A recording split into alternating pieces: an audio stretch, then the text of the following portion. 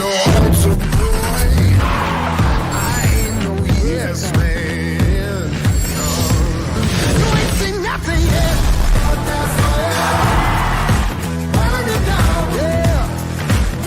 You ain't seen nothing yet. iQOO.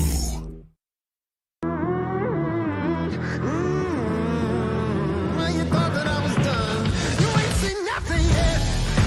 Walk that wire, start that fire, burn it down. Yeah, you ain't seen nothing yet. I go harder, let the sun burn.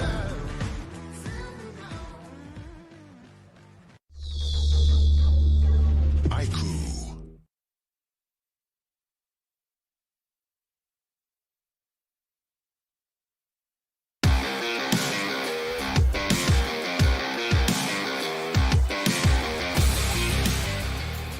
Circle का ये जो shift है काफी अच्छा है, but Hyderabad hydras team एक्सपार्क एक दूसरे के आमने सामने। अल्ट्रॉन प्लेयर्स को स्पॉट किया, शॉट्स नहीं, कोशिश यहाँ पर बगी में बगी टकराई जरूर, लेकिन कोई शॉट कभी कनेक्ट नहीं हो पाया। ये बहुत खराब चीज हो सकती है हैदराबाद हाइड्रास के लिए। व्हाट, अल्ट्रॉन को यहाँ पर शॉट्स लेते रहना चाहिए था एंड कोशिश उसके, लेकिन वहीं पर पीछे से आप एस ब्लैक को देखिए, उनकी तरफ से थोड़े से कवर्स आ रहे थे। कैरी की एचपी कम हो चुकी है। यही फाइट पहले भी हुई थी जब हैदराबाद हाइड्रास के ऊपर पिछले गेम में टीम एक्सपार्क के प्लेयर्स 2 आ गए थे। इस बार हैदराबाद हाइड्रास आ चुकी है एंड चाहते ना चाहते फाइट लेनी पड़ेगी। यहाँ पर मवी को देखिए, एस ब्लैक के ऊपर डैमेज अच्छा खासा दिया था और वहां पर मैंटी को बचाना मेन पार्ट, लेकिन गिल को यहाँ पर स्पॉट किया जाएगा। इनफैक्ट गिल तैयार नहीं थे अंदर जाते हुए।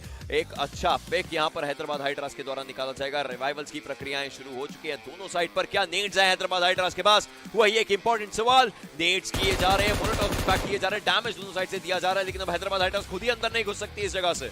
जी बिल्कुल, बट कैरी को आप देखें वो फिनिश हो जरूर चुके हैं, वहां पे रिवाइव नहीं किया जा पाया उनको। गिल की बात के वो जरूर रिवाइव होंगे। स्ट्राइकर एक ग्रेनेड किया वहां पे, फुर्सत से उनको सुनाई दिया वो ग्रेनेड उसी दिशा में उन्होंने किया जरूर। गॉड लाइक की जो स्क्वाड है वो जरूर पीछे से आने वाली है। जॉनथन स्वाइकर को वहां पे डाउन करते हुए नजर आएंगे टीम एक्सपार्क। क्या यहाँ पे थोड़ा सा और रुकने ठहरने की कोशिश करेंगे, देखना पड़ेगा, बट जॉनथन सीधा आगे जाते हुए दिखाई देंगे। मैंटी डैमेज उन्होंने लिया तो गाड़ी ब्लास्टियों के द्वारा मैंटी सीधा खत्म होते हुए लास्ट प्लेयर हैदराबाद के सर्वाइव करेंगे, बट यू डॉग इंडिया बहुत ज्यादा करीब इस वक्त इन दोनों स्क्वाड से। सेंट्रल एरिया में इतनी सारी फाइट्स एकदम से होनी शुरू हो चुकी है। गॉडलाइक के जॉनथन कॉर्पी को स्पॉट करेंगे, इनफैक्ट यहाँ पर फिनिश करते नजर आएंगे। उनकी टीम के पास 2 फिनिशेस ऑलरेडी बन चुके हैं। एस ब्लैक अकेले बचे हुए प्लेयर, टीम एक्सपार्क साइड लाइन्स में। गॉडलाइक के players side by side move कर रहे हैं, लेकिन ऐसा लगता है कि ये लोग फिर से ढूंढने वाले जोन में आ चुके हैं। यूडॉक के देव जो थे वो हैदराबाद हाइड्रास को बाहर का रास्ता दिखाएंगे। टीम एक्सपार्क को देखना पड़ेगा आगे के लिए, लेकिन गिल को तो उनका फिनिश जो है मिल चुका है। 2 फिनिशेस टीम के पास आ चुके हैं अभी के लिए। ग्रेनेडियर का टैग गिल के ऊपर लगता हुआ, गॉडलाइक के नियो का ही नेड, गॉडलाइक के नियो को ही लगता हुआ बहुत दर्द देगा ये नेड। और शायद टीम एक्सपार्क को पता चल चुका है कि सामने क्या हुआ है। प्लेयर्स उधर मूव करेंगे, मामी को देखिए आगे जा जरूर रहे हैं। गिल भी, अल्ट्रॉन भी, सब प्लेयर्स आगे डाउन किया जाएगा। इनफैक्ट अकेले वो डाउन नहीं हुए, अल्ट्रॉन भी डाउन किए जा चुके हैं। टीम एक्सपार्क गिल goes down as well, the fourth one might just follow up as well, क्योंकि स्काउट अकेले बचे 1 एचपी पर। He is surviving somehow. Clutch god आगे की तरफ को मूव कर रहे हैं, 134 गोलियां, बट मैटर नहीं करता। स्टन करके ऊपर की तरफ को जाना चाहते हैं। स्टन जैसे ही पड़ेगा ये ऊपर की तरफ को मूव कर सकेंगे। इनको पता है कि प्लेयर ऊपर है, स्पॉट उसको भी जा चुका है। स्काउट नीचे की तरफ को आएंगे, वापस उन सीढ़ियों पर ही वो विराजमान रह चुके हैं। आग भी है, मोलोटॉव का damage, everything is against Scout and the player might be following down team XSpark. दादा प्रिंस के द्वारा भी ऐसा सीन चीज हो सकता है, लेकिन वहीं पर देव क्लच गॉड को नॉक और फिनिश करेंगे। गॉडलाइक 2 प्लेयर्स के साथ। बिल्कुल, अलादीन का एक बढ़िया ग्रेनेड और उसी के साथ मौली भी आता है और अब 7 सीज निकालते नजर आ रहे हैं। तभी टैक्टिकल को चांस मिलता है अंदर रशिद करने का। Tactical playing so tactically, so beautifully, so boldly, so brilliantly, just want to go in wild. बिल्कुल उनके सामने प्लेयर्स को समझ आ जाएंगे कि प्लेयर है जरूर, उनको पिक करने की कोशिश, बट राइट साइड देखना पड़ेगा। वहां पर एक प्लेयर थे, they go down. Tactical they are out here, but उनके सामने है godlike. They are here to fight the gods और may be become one in Miramar as well. Tactical versus godlike, it's a 4v2 situation. Final circles के around हम लोग 26 minute से ऊपर का मार्कर हो चुका है। नंबर्स एडवांटेज टैक्टिकल के पास, गॉड लाइक उनको कुछ ना कुछ करके खेलना पड़ेगा। क्लच का एक नेड अगर आके जाता है तो नियो को डाउन किया जा सकता है। नियो भाग चुके थे बट सी गॉड किड को डाउन करते हुए नजर आएंगे। God like still in their senses, still want to fight, they still want to win, they want to terminate everyone that there is. Sea god UMP लेकर के आगे जा रहे, bold move may be, well yes he is trying but no, will be taken down. Neo की बारी आती है और नियो को आगे चलना ही पड़ेगा, नियो को आगे चीखना पड़ेगा, दहाड़ना पड़ेगा। दो प्लेयर्स है, 1v2 का सिचुएशन। लास्ट मिरामर में हमने देखा था नियो चूक गए थे बट इस बार नियो को सब कुछ बदलना पड़ सकता है। सामने तो किया जा सकता है। Tactical does it twice, tactical does it twice, tactical आ गए। ये दूसरी बार है जब सेंसे प्लेयर डाउन होते नजर आ रहे हैं, लेकिन ओल्ड वुड के ऊपर ये एक स्टैमिना आता हुआ टीम रेवेनेंट की साइड से ऑलरेडी एक प्लेयर जो है वहां पर हमें नॉकआउट देखने को मिल रहा था। लेट्स सी क्या होने वाला है, बिकॉज रिवाइवल तो हो चुका। ये ग्रेनेड ठिकाने पे जाएगा, सुल्तान हो जाएंगे डाउन। क्या कुछ और बमबारी की यहाँ पर कोशिश रहेगी, लेकिन उससे पहले ही वहां पर डाउन किया जाएगा। कहीं और से वो जो टैप शॉट्स है वो हमें आते हुए नजर आएंगे और टीम रेवेनेंट एक बार फिर से अब यहाँ पर थोड़ा रुकेंगे, थमेंगे, उसके बाद फाइट में इन्वॉल्व होंगे। लेकिन साथ ही साथ जो जोन का श्रिंक है वो भी यहाँ पर आना स्टार्ट हो चुका है। सुल्तान को अभी भी रिवाइवल जो है एग्जीक्यूट नहीं किया गया। चलिए फाइनली वो रिवाइवल एग्जीक्यूट किया जाएगा। Team revenant have got no other options but they need to push. अभी तक कोई टीम का एलिमिनेशन हुआ नहीं है। टीम्स की नंबर्स अब जाकर के घटना शुरू होने वाले। एक और नेट जाएगा, ये नेट अच्छा हो सकता है, दो प्लेयर्स को इनफैक्ट टेक डाउन कर जरूर सकता है। वेल मोलोटॉप भी यहां पर सीढ़ियों पर किया जाएगा ताकि प्लेयर्स को प्रेशर के अंदर डाला जा सके। रेवेनेंट के प्लेयर्स पूरे तैयार हैं इन फाइट्स को अपना बनाने के लिए, फाइट्स को अपने हिस्से में रखने के लिए। कुछ भी करके उनको फाइट्स निकाल करके देनी पड़ेगी। मिस्टर स्प्रे वहां पर पीएस को भी पिक करते हुए नजर आएंगे but revenant they want to push, they are pushing in. वो धीरे-धीरे आगे जा रहे हैं क्योंकि उनको पता है कितना इंपॉर्टेंट ये फाइट उनके लिए निकालना है। ऑनकोर भी सामने से आ चुके हैं, यहां पर टॉप डॉग की तरफ थोड़े से शॉट्स लिए जरूर गए थे। ऑस्टिन उनके पास M4 है जरूर, लेकिन उनके बिल्कुल सामने स्मोक के दूसरी तरफ कहीं ना कहीं उनको क्लियर देखना पड़ेगा। क्लाउस को वहां पर डाउन किया जाएगा। कहां से? सुपारी गैंग के डैडी पीछे से फाइट्स लेते नजर आ रहे थे और उन्होंने क्लाउस को डाउन किया। अगर सही तरीके से यहाँ पर रीड किया गया इस फिनिश स्पीड को तो रेवेनेंट को अभी अंदर जा लेना चाहिए। वेल नेड्स किए गए हैं, डैमेज हल्के से टॉप डॉग को पड़ा but he needs to push in come what may. सामने जाएंगे, एक प्लेयर को स्पॉट किया, एक को डाउन किया, दूसरा प्लेयर उनको स्पॉट कर चुका था। उनकी एचपी बहुत ज्यादा कम हो चुकी है, खुद पीछे आएंगे लेकिन एक और प्लेयर को यहाँ पर ऑस्टिन डाउन करते नजर आएंगे। मल्टीपल फाइट्स आर हैपनिंग और इन सब में फायदा अभी तक रेवेनेंट का है। हालांकि ऑस्टिन की एचपी ज्यादा है, पैराडॉक्स की एचपी ज्यादा है, बाकी दो प्लेयर्स यहाँ पर डाउन पड़े तो उनको रिवाइव भी देना पड़ेगा but crazy he is the last one surviving। हील करना चाहते हैं, खुद को फुली हील कर लेंगे बट उसके बाद क्या वो फाइट ले पाएंगे? Retaliation can he do a 1v4? Exactly वहां पर यहाँ पर टीएसएम को भी एलिमिनेट करते हुए नजर आ सकता है। जी हाँ, यहाँ पे टीएसएम जो वो भी स्काईलाइट गेमिंग को हमें एलिमिनेट करते हुए नजर आएंगे। ऑर्गलेस 5 जोन का डैमेज जाना पड़ेगा जोन के अंदर, लेकिन चिकन रशर वर्सेस ऑर्गलेस 5 ये फाइट हमें जरूर से देखने को मिल सकती है। और अभी के लिए टीम ऑर्गलेस 5 उनको पता है कि जोन के अंदर अगर जाना है तो जल्दी से फाइट निपटानी पड़ेगी, पर मात्र 2 प्लेयर्स हमें देखने को मिलते हैं। वही चिकन रशर्स की बात करें, चारों के चारों खिलाड़ी सर्वाइव करते हुए। एक प्लेयर को यहाँ पे स्पॉट करके डाउन भी किया गया है। ऑर्गलेस 5 can they pull it off, वो एक देखने वाली बात। बिल्कुल सामने यहाँ पर फाइट हो रही है। इनफैक्ट प्लेयर्स को डाउन भी किया जाए, जहां पर ये रुके काफी गलत जगह यहाँ पर रहेगी एंड ड्रॉप शॉट करने की कोशिश but well Kylo it did not work out. In fact ऑर्गलेस 5 को बाहर का रास्ता दिखाया जाएगा। Chicken rushers they are rushing for it, they want it. Players zone के बाहर पहला नॉक भी आ चुका है। आप देखिए टीएसएम की स्क्वाड वहां पर गई एंड पीछे रहे नहीं, उन्होंने अच्छे खासा जो गेम है वो दिखाया जरूर अपनी टीम के लिए। वहाँ पे एक्सेल के प्लेयर माधव उन्होंने गलतियां की जरूर। ग्रेनेड वहाँ भी देखते हैं कि अब यहाँ पे क्या कुछ सरप्राइज देते हुए नजर आएंगे, बिकॉज 2 खिलाड़ी आगे सिर्फ ज्यादा जरूर रहे। ओके, एक ट्रेड भी यहाँ पर हमें देखने को मिल जाएगा। ये अच्छी गेम प्ले हमें जरूर से देखने को मिलता है जैको बॉय की साइड से, बट अगेन वो काफी रहेगा। निसेट को भी वहाँ पर इजीली स्पॉट किया जाएगा। बिल्कुल ऑफ गार्ड वो आ गए थे ओपन एरियाज में, एक्वानॉक्स वहाँ पर मौजूद थे, इजीली उनको पिक करेंगे। अब मैं देखना ये चाह रहा हूँ कि वो जो आखिरी खिलाड़ी अब बचता है टीम CUX RIP मीजो का, वो यहाँ से निकलने में कामयाब हो पाएंगे या नहीं, या फिर उनकी स्ट्रैटेजी रहने वाली है 1v4 क्लच करने की, जो कि थोड़ा मुश्किल अभी के लिए नजर जरूर से आएगा। जिस तरीके से टीएसएम के खिलाड़ी खेल रहे हैं, 3 फिनिशर्स इनके पास ऑलरेडी आ जरूर से चुके हैं और वो एक खिलाड़ी को आप देखिए फ्लिक वाइटी वो यहाँ पर मौजूद है। अगर ये जाते जाते एक प्लेयर को नॉक एंड फिनिश करते हैं तो टीएसएम के ऊपर वो भी एक बहुत बड़ा डैमेज देकर के जा सकते हैं। बट अगेन लेट्स सी कि क्या टीएसएम उनको पाएंगे या फिर फ्लिक वाइटी यहाँ से 9-2-11 हो जाए। जिस तरीके खोज रहे हैं मुझे लगता है मात्र 1 मिनट और लगने वाले हैं और फ्लिक भी स्पॉट किया। देखिए आप वहां से खोज के आ चुके हैं, अब बस यही छोटे मोटे कंपाउंड बचे हैं उसको खोजना बाकी है। फ्लिक अंदर बैठे हुए अभी किसी ने देखा नहीं है और नीचे प्लेयर मौजूद है। एक्वानॉक्स ने देखा नहीं और इसी के साथ फिनिश होते हुए नजर आएंगे फ्लिक वाइटी। चलिए यहाँ पर ओनली ग्लिच के प्लेयर्स की बात करें, टीम एक्सपार्क के बिल्कुल ऊपर आते नजर आ रहे हैं। अल्ट्रॉन की तरफ से थोड़े बहुत नीड्स किए जरूर जाएंगे, लेकिन उनको खुद को सावधान रहना पड़ेगा, सतर्क रहना पड़ेगा, सचेत रहना पड़ेगा।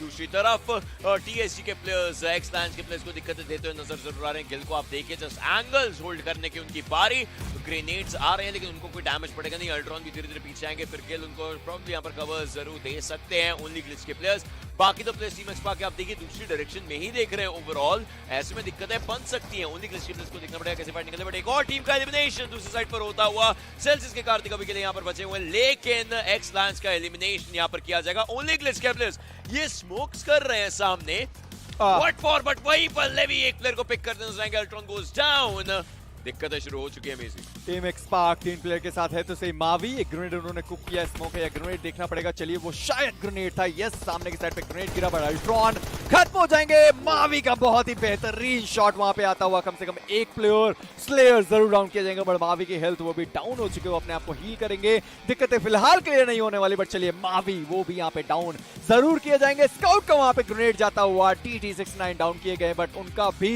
एक ग्रेनेड आया था। ओजी के 2 प्लेयर यहाँ पे डाउन हो चुके हैं। मावी जो नॉक उनको रिवाइव किया जाएगा, स्काउट का एक और बढ़िया ग्रेनेड जाता हुआ, क्या कोई नॉक आएगा? नहीं, काफी ज्यादा दूर है प्लेयर, बट बॉट प्लेयर जो डाउन थे उनको रिवाइव किया जाएगा। वेक्सी दूसरी साइड पे निकल गया तो वो भी डाउन किए गए। जो सामने प्लेयर सारे डाउन थे सब रिवाइव हो गए। 3v4 का एक बार फिर से सिचुएशन चलता हुआ, लेकिन अभी भी कोई एग्रेस नहीं करना चाहता। अगर इनको एग्रेस करना है तो जोन की तरफ को करना पड़ सकता है, क्योंकि वही अगला डायरेक्शन रहेगा। 40 सेकंड का समय, सर्कल और स्पोर्ट्स के पास, ओआर के प्लेयर्स भी जोन के अंदर, टैक्टिकल के हिटमैन सर्कल के अंदर अपनी जगह बनाते हुए। टैक्टिकल के जो किड हैं बहुत ज्यादा पीछे अपने ही टीममेट से। हैदराबाद हाइड्रास कुछ प्लेयर्स सर्कल में, कुछ प्लेयर्स बाहर, बट स्काउट के ऊपर एक नेट जाता हुआ DT69 का, and there's the rush. Only glitch के प्लेयर्स अब तो रश ही करना चाहते हैं। मावी को भी डाउन किया जाएगा DT69 के ही द्वारा। गिल अकेला प्लेयर बचा हुआ यहाँ पर। सोल के प्लेयर्स 7C के ऊपर रश कर दिया। Is this actually a revenge game by Soul? जिस तरीके से वो खेल रहे हैं 7C के प्लेयर्स ने पिछले गेम में सोल के प्लेयर्स को एक डाउन किया था। It's a chaos that is happening। Veeru भी ऊपर मूव करेंगे, सारों को इनफैक्ट डाउन जरूर किया गया था। वीरू अकेला बचा हुआ प्लेयर है। दूसरी तरफ एलिमिनेशन होता है टीम एक्स का। Veeru, what was he doing, what was he doing? Soul की स्कोर इसी के साथ फिनिश होते हुए बराबर स्थान पे 3 फिनिशेस उन्होंने निकाले जरूर है, पर वीरू चलिए इसी के साथ सोल एंड टीम एक्सपार्क दोनों का एलिमिनेशन हमें देखने को मिलता हुआ। ओआर के प्लेयर्स को समझना पड़ेगा कि ये फाइट कैसे निकाले। वेक्सी को रिवाइव जरूर दिया जा रहा है उस स्मोक के बीच में, बट ओआर के प्लेयर्स तैयार जरूर रहेंगे अपने लिए ये फाइट अपनी बनाने के लिए। वहीं पर आर स्पोर्ट्स के प्लेयर्स प्रेशर बनाने के लिए आ रहे हैं। आदित्य एक प्लेयर को डाउन जरूर करेंगे, M249 का अच्छा इस्तेमाल किया जाएगा। इनफैक्ट फिनिश भी यहाँ पर करेंगे, नंबर्स अपने हिस्से में रखने के लिए 12वां फिनिश ओआर के पास आता हुआ। आदित्य 5 फिनिशेस रख चुके हैं। उन्होंने अपना बैकपैक जो है वो हटा दिया। Is on rampage mode. Well yes he is.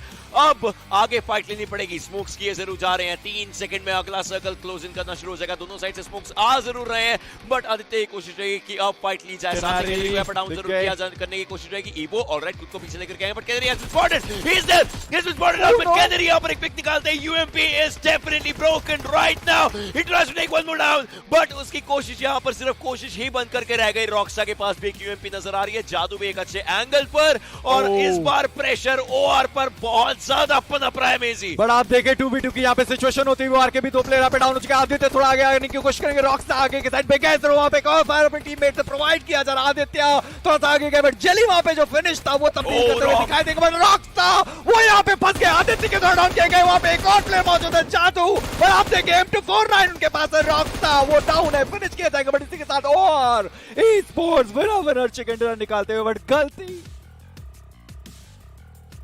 वहां पर एक फाइट जो वो जरूर से ब्रेक डाउन होती हुई हमें नजर आ सकती है, जहां पर 2 टीम्स एक दूसरे के काफी ज्यादा नजदीक आ चुकी है। जी हां, team 7C versus team enigma जो फाइट है वो इनिशिएट होती नजर आ रही है, जहां पर एगी को अभी के लिए डाउन कर दिया जाएगा, पर टीम एनिग्मा का जो प्लेयर्स है वो भी यहां पर क्लोज इन करते हुए। यहां पर आप देखिए 7C के प्लेयर्स को भी डाउन जरूर किया जा रहा है। एक-एक करके नंबर्स कम करने की कोशिश दोनों साइड से हो रही है। स्प्रे गॉड यूएमपी लेकर के आगे जा जरूर रहे थे। वेयर डिड दैट बगी come from? Well, spray God को एकदम से रुकना पड़ेगा यहां पर, लेकिन एक-एक करके प्लेयर्स पर प्रेशर डाल रहा है। एनिग्मा के आखिरी प्लेयर बचे हैं। They did not have a good day, और एक और बार एनिग्मा का दिन खराब बनता हुआ। अभी इकलौता प्लेयर बचा है। 7C ने अपने प्रिंस को खोया जरूर है, बट कोई मलाल नहीं रहेगा। Spray God, Aladdin Sarang 3 finishes इन्होंने निकाल लिए, लेकिन लेकिन एनिग्मा उन पे बहुत ज्यादा दिक्कतें आ चुकी हैं। एग्जैक्टली हमने पिछले मैच में भी देखा था मीराबार में, वहां पर एक 1v3 का सिनेरियो हमें देखने को मिल रहा था जहां पर अच्छा खेले थे बट वो क्लच जो है वो पूरी तरीके से पुल ऑफ नहीं कर पाए थे।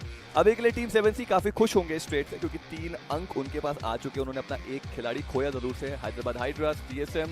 अभी दोनों ही टीम जो है वो जोन का डैमेज हमें लेते हुए जरूर से नजर आ रहे हैं। टीम सोल की अगर हम बात करें थोड़ा मुश्किल है बिकॉज एरिक्मा के अभी वो जो सोलो मैन स्टैंडिंग थे वो वहां पर जाएंगे एंड उन्होंने वो फिनिश सिक्योर कर लिया। टीम सोल ने अपना पहला खिलाड़ी गवा दिया, चारों खिलाड़ी यहां पर मौजूद थे। चलिए एक फिनिश इनके पास जरूर से आएगा।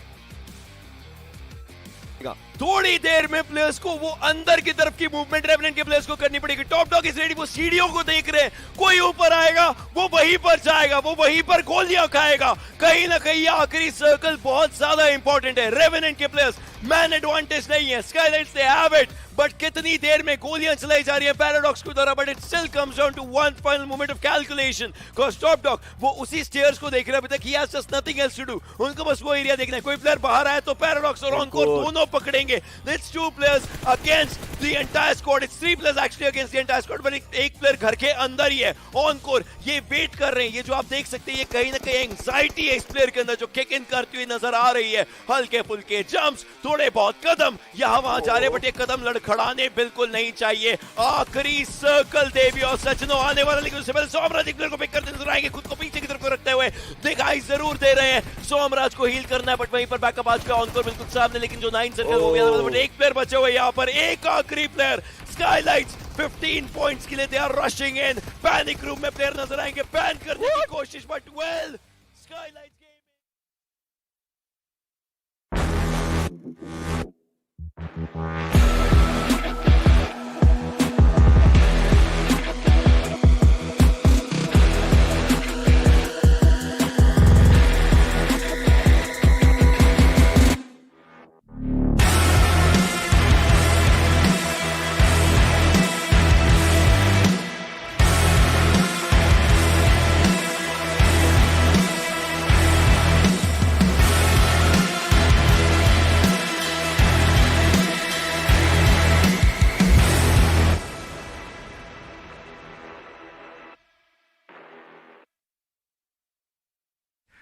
Hello and welcome to the iQOO Battlegrounds Mobile India Series 2021. Well, we're in 2022 now. I never thought about that. But anyway, my name is Angad Singh Chahal. I go by The Experiment, and joining me is a gem of a person, but we know him better as Floki. Oh yeah. Floki, day 1, semifinals have been done and dusted. And boy, while some have toppled, some Goliaths have fallen, but again, we still have 3 days of action in store for all our lovely viewers. Absolutely. While Goliath might have met David, the rest of the story is still being unfolded over here. So no quick conclusions just yet. David still might prevail. Maybe Goliath could prove to be a bit too much for him. But yeah, definitely a day for the Davids out there, it seems. We saw Tactical Esports getting themselves a first place finish.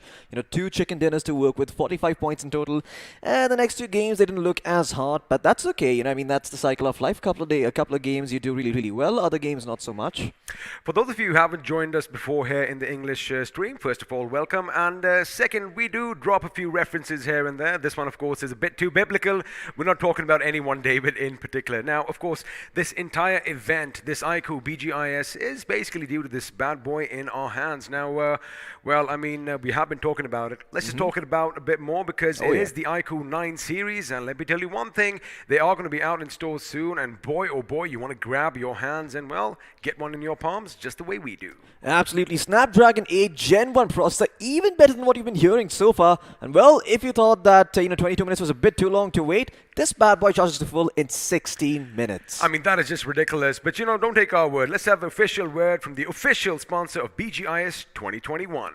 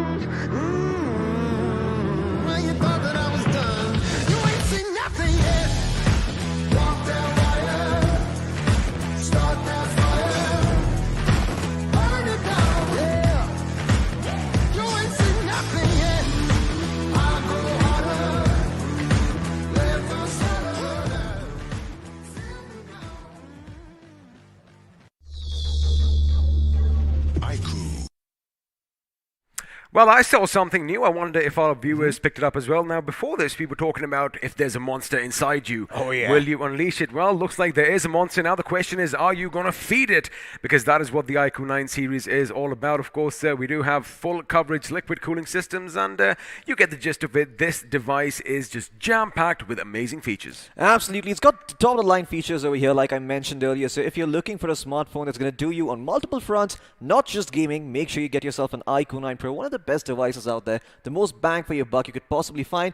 And guess what? It's got two fancy cameras to work with too. Why just have one when you can have two? Also, you guys must be wondering, hey, wait a second, why do you guys have different phones this time? So the thing is, I don't know how he got his hands on that one. So that is the iQOO 9 Pro. This is the iQOO 9, but let me tell you one thing. Both are bad boys. Now, we are coming back to what we are here for, all the action. But the question is, what are we fighting for? Well, it looks like we are fighting for a massive amount of money as the prize pool is popping up. And don't blink twice because it is all legit. There are no typos here. We are going to be fighting for a whopping 1 crore rupees, half of which goes away with the first place winner. You know, I would absolutely give that impressive whistle right now if it would actually pick up on the mic, but I don't think I'm capable of doing that whistle in the first place, so I'm just gonna let my words do the talking instead. First place winner is getting 50 lakhs, second place with 25, third place with 10. You get yourself top 4 over here, and you're basically set for the rest of the year if you use your money wisely. I mean, that is a big amount of money to win, but of course we've also got rewards for everyone down the line up until the 16th place, and then we've also got rewards for the players who stand out from the others. Well, of course, you always have those individual prizes as well, but let's have a look and see how this money is going to be distributed because, well, you got to make some points if you want to get to the top of the leaderboard, and there you have it, the point distribution up on your screens now. Of course, first place walks away with 15, second gets 12, third gets 10, and I'm sure you get the gist of how things are going to work out. Now, if you do end up in the 8th to 12th position, you're going to walk away with 1 point, and if you finish in the 13th to 16th, you get nada. Absolutely nothing at all over here. The place to be is in that top 6, because once again, if you look there, you get yourself 4 placement points to work with, and everyone else below you, a good solid 10 teams, are going to be behind you in terms of those placement points, so you get that extra buffer going for yourself. Well, now that we know how the points are going to be distributed, let's have a look and see how the maps are going to be distributed as the schedule is popping up, and well, like I said, you better know your A, B, and C's. Absolutely. We're going to be going off and kicking things off for the day with Group A going up against Group B on Erangel. We've got Group A versus Group C on Miramar. We've got Erangel once again where Group B will face off Group C. Then A versus B on Sanhok. B versus C on Miramar again. And we've got ourselves A versus C on Erangel to end the day. Well, memorize your alphabet, folks, because you're going to be needing him. Are you sure you got that right? I thought it was A, B, B, C, A, C. I'm just kidding around with you. Of course, he did get it right. And, well, to kick things off, we are going to be starting the action down in Erangel. And now the question is it going to be a slow start or an explosive start? Well, we're going to have to wait and find out because if we talk about day one, let me tell you something. We had, we got our money's worth over there because action did start out early. I mean, there were some moments when we were like, come on, guys, just go for it. Just go for it. But, I mean, keeping that aside, let's have a look and see how the teams did after day one because remember, only 16 are going to go forth to the next round. That is the grand finals. Absolutely. Skylights Gaming topping the charts by the end of the day with 58 points to work with a single chicken dinner in hand. OR Esports in close pursuit in second place with a total of 58 points, having more number of finishes, but placement points are what's prioritized when they are tied in terms of points, so they will have that second place spot over Skylights Gaming. R Esports in third place as well. We've got TSM, Godlike, Tactical, the Sapari Gang, and 7C Esports over here in the top 8. Once again, an interesting mix of teams over here. An interesting mix of teams indeed, but again, as if history teaches us anything, it's not going to be like this for the rest of the semi-finals. Now, let's have a look and see what's on page 2, because, well, we are going to have 9 to 16 popping up on our screens, and let's see who makes the cut, because for now, Team Exo are going to be in the 9th position with 38, Revenant in 10th, Reckoning in 11th, Team Chicken Rushes with the only chicken dinner on this page in the 12th position with 27 points. Absolutely, and I believe that is the only game where they performed out of their mind, getting themselves, that chicken dinner and 27 points in one game. Every other game, they scored nada, 0. So keep that in mind, keeping an eye on these guys. We got Team X Lions in 13th place, Only Glitch in 14th, Oculus 5 and Celsius Esports in pursuit as well. Everyone very, very close to each other in terms of points from that 10 to 16th spot. 29 to 24, not a very big spread over here. So any good performances by these teams will push them up even further. Now, this is where you don't want to be, because if you end up on the third page over here, well, chances are you aren't going to go forth through the grand finals now. UDOG India are going to join us on this page with 20 points to their names. Enigma Gaming, Old Hood Esports, big names coming up. Seoul are going to be in the 20th position. However, their last game was a lot better than what they did, well, previously during day one. Now, let's see if they are going to come with something different this time around. 21st, we have 247 Gaming, Hyderabad Hydras in 22nd with 7.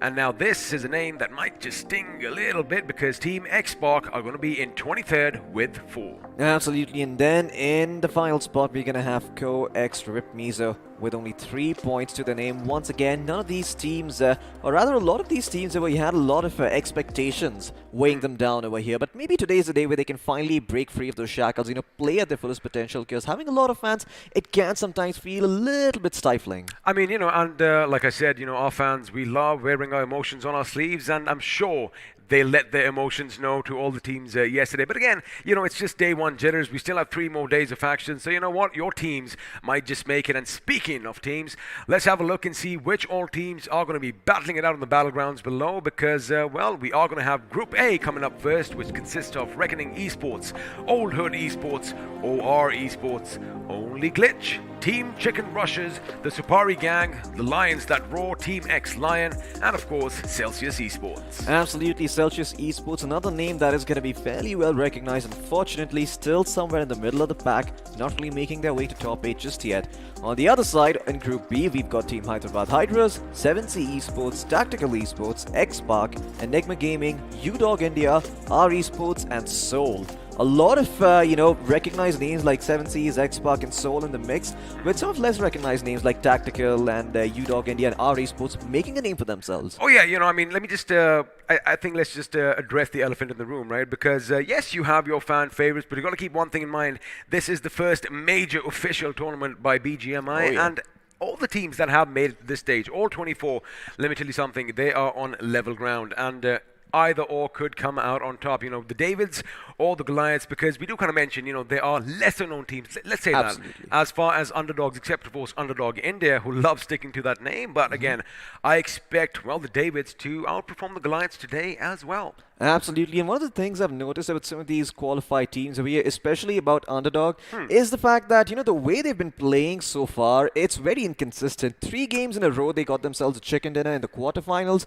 Then, it seems that they haven't really have kicked things off over here in the semifinals yet. And that too in their matches in the quarterfinals, I believe 3 games, they just went forth without getting too many points. So, once again, it's going to take time for these teams to activate a little bit. See, again, we did talk about this, right? I mean, it's about the momentum. If they have the momentum, if they have that drive, they are going to be pushing forward in every game. But now in the semis, they might be actually going up against their heroes as well, because all of us have the same thing. We've been watching a lot of these lads on our screens for quite some time, ever since BGI took India by storm. And, well, sometimes the nerves do come in and the shakes do start happening. But again, that is what separates the champions from the rest, because if you keep a check on your nerves, well, glory and greatness is what awaits you at the end of the tunnel.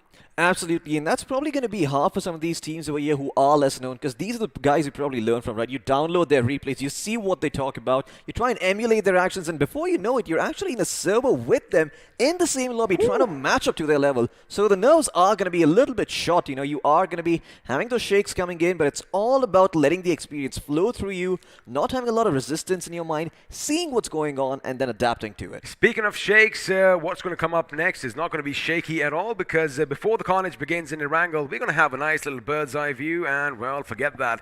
We're going to go down low through the streets of Pochinki. Now, the thing is, we never see too much action over here. Hopefully, today might just be a different affair, because, well, I want to see some carnage in Pochinki, the heart of Erangel, as my boy Sparrow likes calling it. Oh yeah, absolutely, the heart off the map in Pochinki. But once again, haven't really seen a lot of teams dropping in here. Yesterday we've seen Skylights Gaming being the ones prioritizing Pochinki, because they know for a fact that no one really likes dropping there. Now this is something that other teams will pick up on. I don't think they can get away with it consistently, so they better have plan B in their back pocket. But when it comes to some of these other teams over here, they do seem to be going fairly uncontested in terms of drop locations, and I don't think there's any incentive for these teams to go for those drop location clashes just yet. Oh my goodness, I mean, talk about bird's eye view, talk about, level shots. Now we are going to be dipping down underwater as well, and looks like the cameras that they are using are pretty water resistant, and well, we know which team is going to be dropping down in Water City this time around. Elsewhere, we have a look and see what's happening at George Paul. Now, of course, no one's going to be running around just yet, but sooner or later, if day one of the semifinals has taught us anything, at least 2 or 3 teams are going to be jumping down in said location. But the thing is, Floki, they don't seem to lock horns early on. They all want to make sure they get to the circle towards the end and, make sure their players are still intact. Absolutely. I mean, that's going to be the number one priority. And I think a team that did that really, really well yesterday, a prime example of it is Tactical Esports. They prioritized those placement points. Over the course of 4 games, they had a total of 45 points.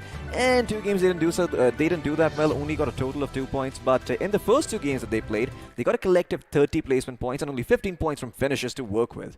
Well, now it's going to be time as the big bird is going to take to the sky for the first time on day 2. This, of course, is match 1. It is Erangel. It is Group A up against Group B. And, well, let's have a look and see where the flight path is going. And judging by what I see right now, everyone is going to be a bit happy because looks like, Floki, we are bisecting the map in half. Absolutely. Every single part of the map is going to be accessible unless you're the odd kid, standing around in the corner who likes to go towards Zarki, in which case, well, you're kind of screwed. But, there's always Severny right nearby that you can drop into. Not a location that a lot of teams like going towards, actually. I mean, it all depends on where the first circle forms too as well, right? I mean, yeah, you might want to go for those distant locations. Yes, you might not see any opposition early on, but then, oh boy, when you have to get in your convoys and when you have to make your way to the circle, the thing is every single tree, every single rock is going to be an obstacle that you think, oh my god, is that an enemy? Because, you never know where someone could be hiding. But for now, speaking of those distant places, looks like one team are going to be heading to their spot, which is split between Kalmeshki and Stolber. And those are the rising stars we know as our esports. Absolutely. Our esports have certainly been turning a lot of heads over here and have dished out a fair amount of damage so far, not going to lie. So, I mean, if you take your eyes off them, they might just go away, sneak their way into this grand finals and maybe even clinch, a podium finish. That would, of course, be the dream for them. But, of course, they've got a lot of things to do before that and the circle to contend with as well, as it is fairly interesting. Although, once again, don't get your hopes a little too up. Otherwise, the BGMI gods, they might be listening. You know what we're not saying, right? We're not saying a specific thing. I mean, let our esports do what they want to do at said location. And, we'll come back to that later. But for now, if you have a look, a lot of teams are going to be dropping close by. And we might just see something happening south of Pachinki. Well, forget that because looks like Tactical Esports are making a little bit of a tactical retreat elsewhere. OR Esports do have control on one of their favorite drop spots. They love the school. They love the apartments next to the school. And usually, depending on whether they hear some commotion up north in Rozhok, well, they might just lock horns with some bad boys soon enough because Rozhok is going to be occupied. Well, not really, because OR have a little footing in Rozhok as well. Absolutely. OR have had a bit of a footing everywhere, it seems. So they are going to have a decent spread going on.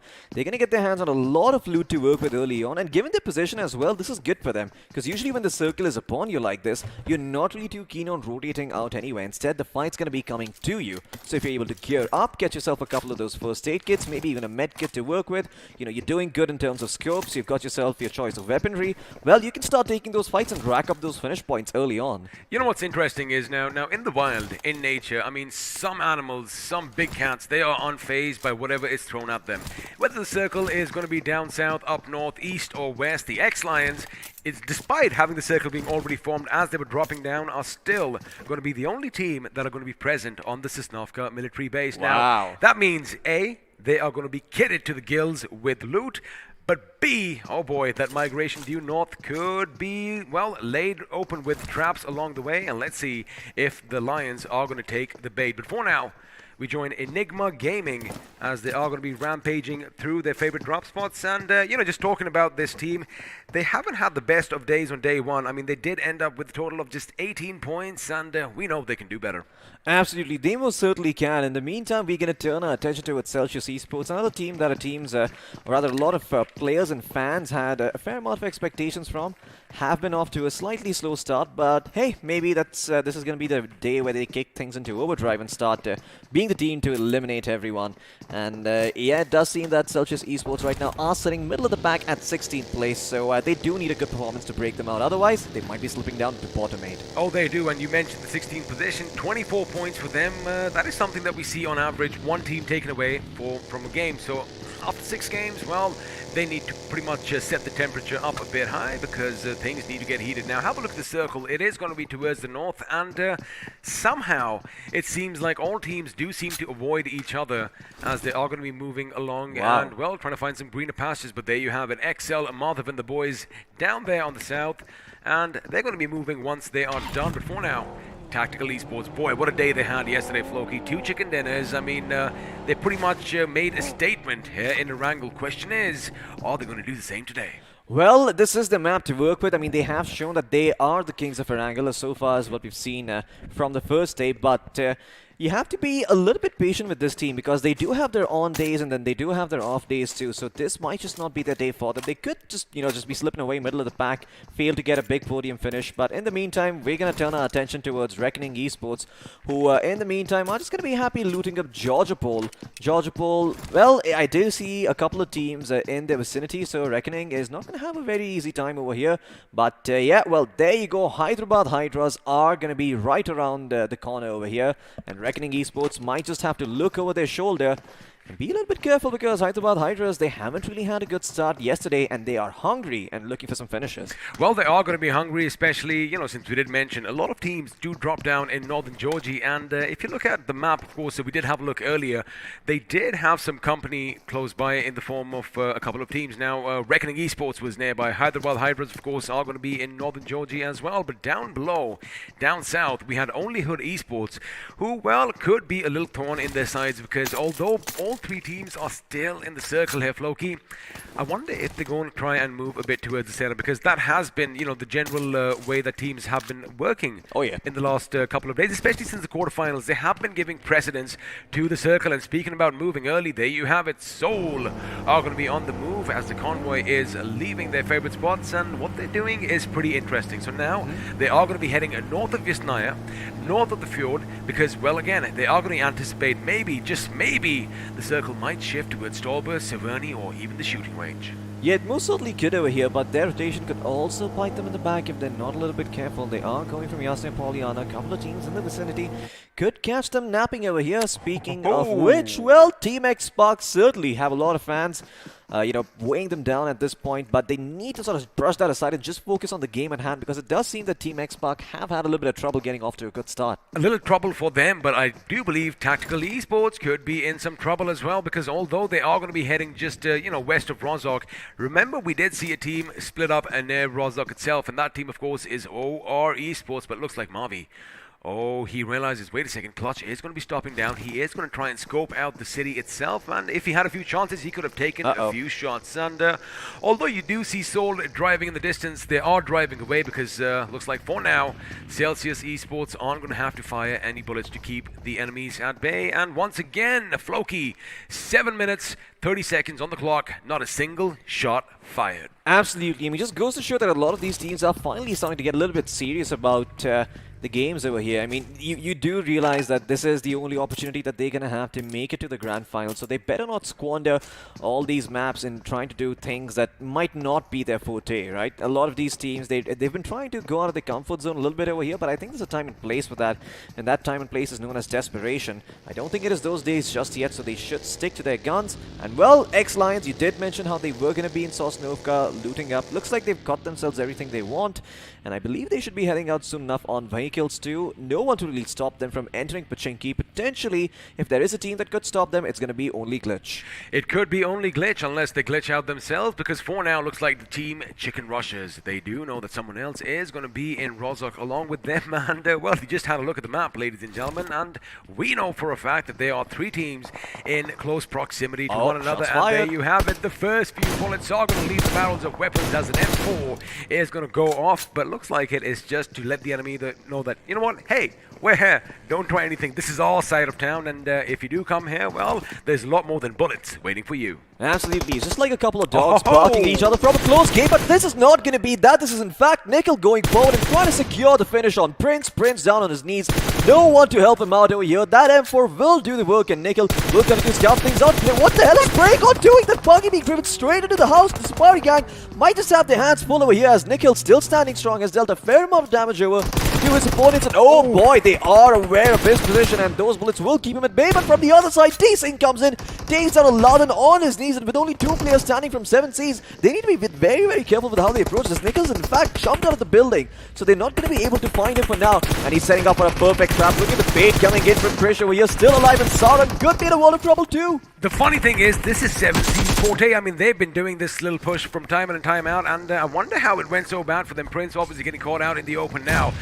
Oh, but Spray God is the last man standing, and now the enemy knows that, you know, there is only one left upstairs, and sooner or later, all 4 of them are going to be rushing in. Question is, are they going to do that, or are they going to set him on fire? No. Well, Spray God is going to be burnt to a crisp, and well, that is going to be just a bit too roasted for him, as he is going to be made into chicken, but not the kind of chicken that we were expecting. And with that 7C Esports, Floki out in the 16th position, I mean, this is just unprecedented, especially since we saw them at this same location yesterday, wiping out a team all by themselves. Absolutely, 7Cs are a very experienced teams. These are guys who are trying to be a little bit under the radar over here. So a very uncharacteristic mistake by them, trying to start off the day by firing on all cylinders. Instead, they just end up self-combusting and blowing up. The circle shifts once again. It is going to be a further knot up towards school. And Sevonian's told boy to the mix over here. So the circle is looking promising, no matter where it finishes, except for maybe Yasna or Pollyanna. We're going to have some very, very interesting terrain on our hands. Well, speaking of interesting terrain, it looks like Nickel's buggy is the right vehicle for that terrain, because had it been something else, maybe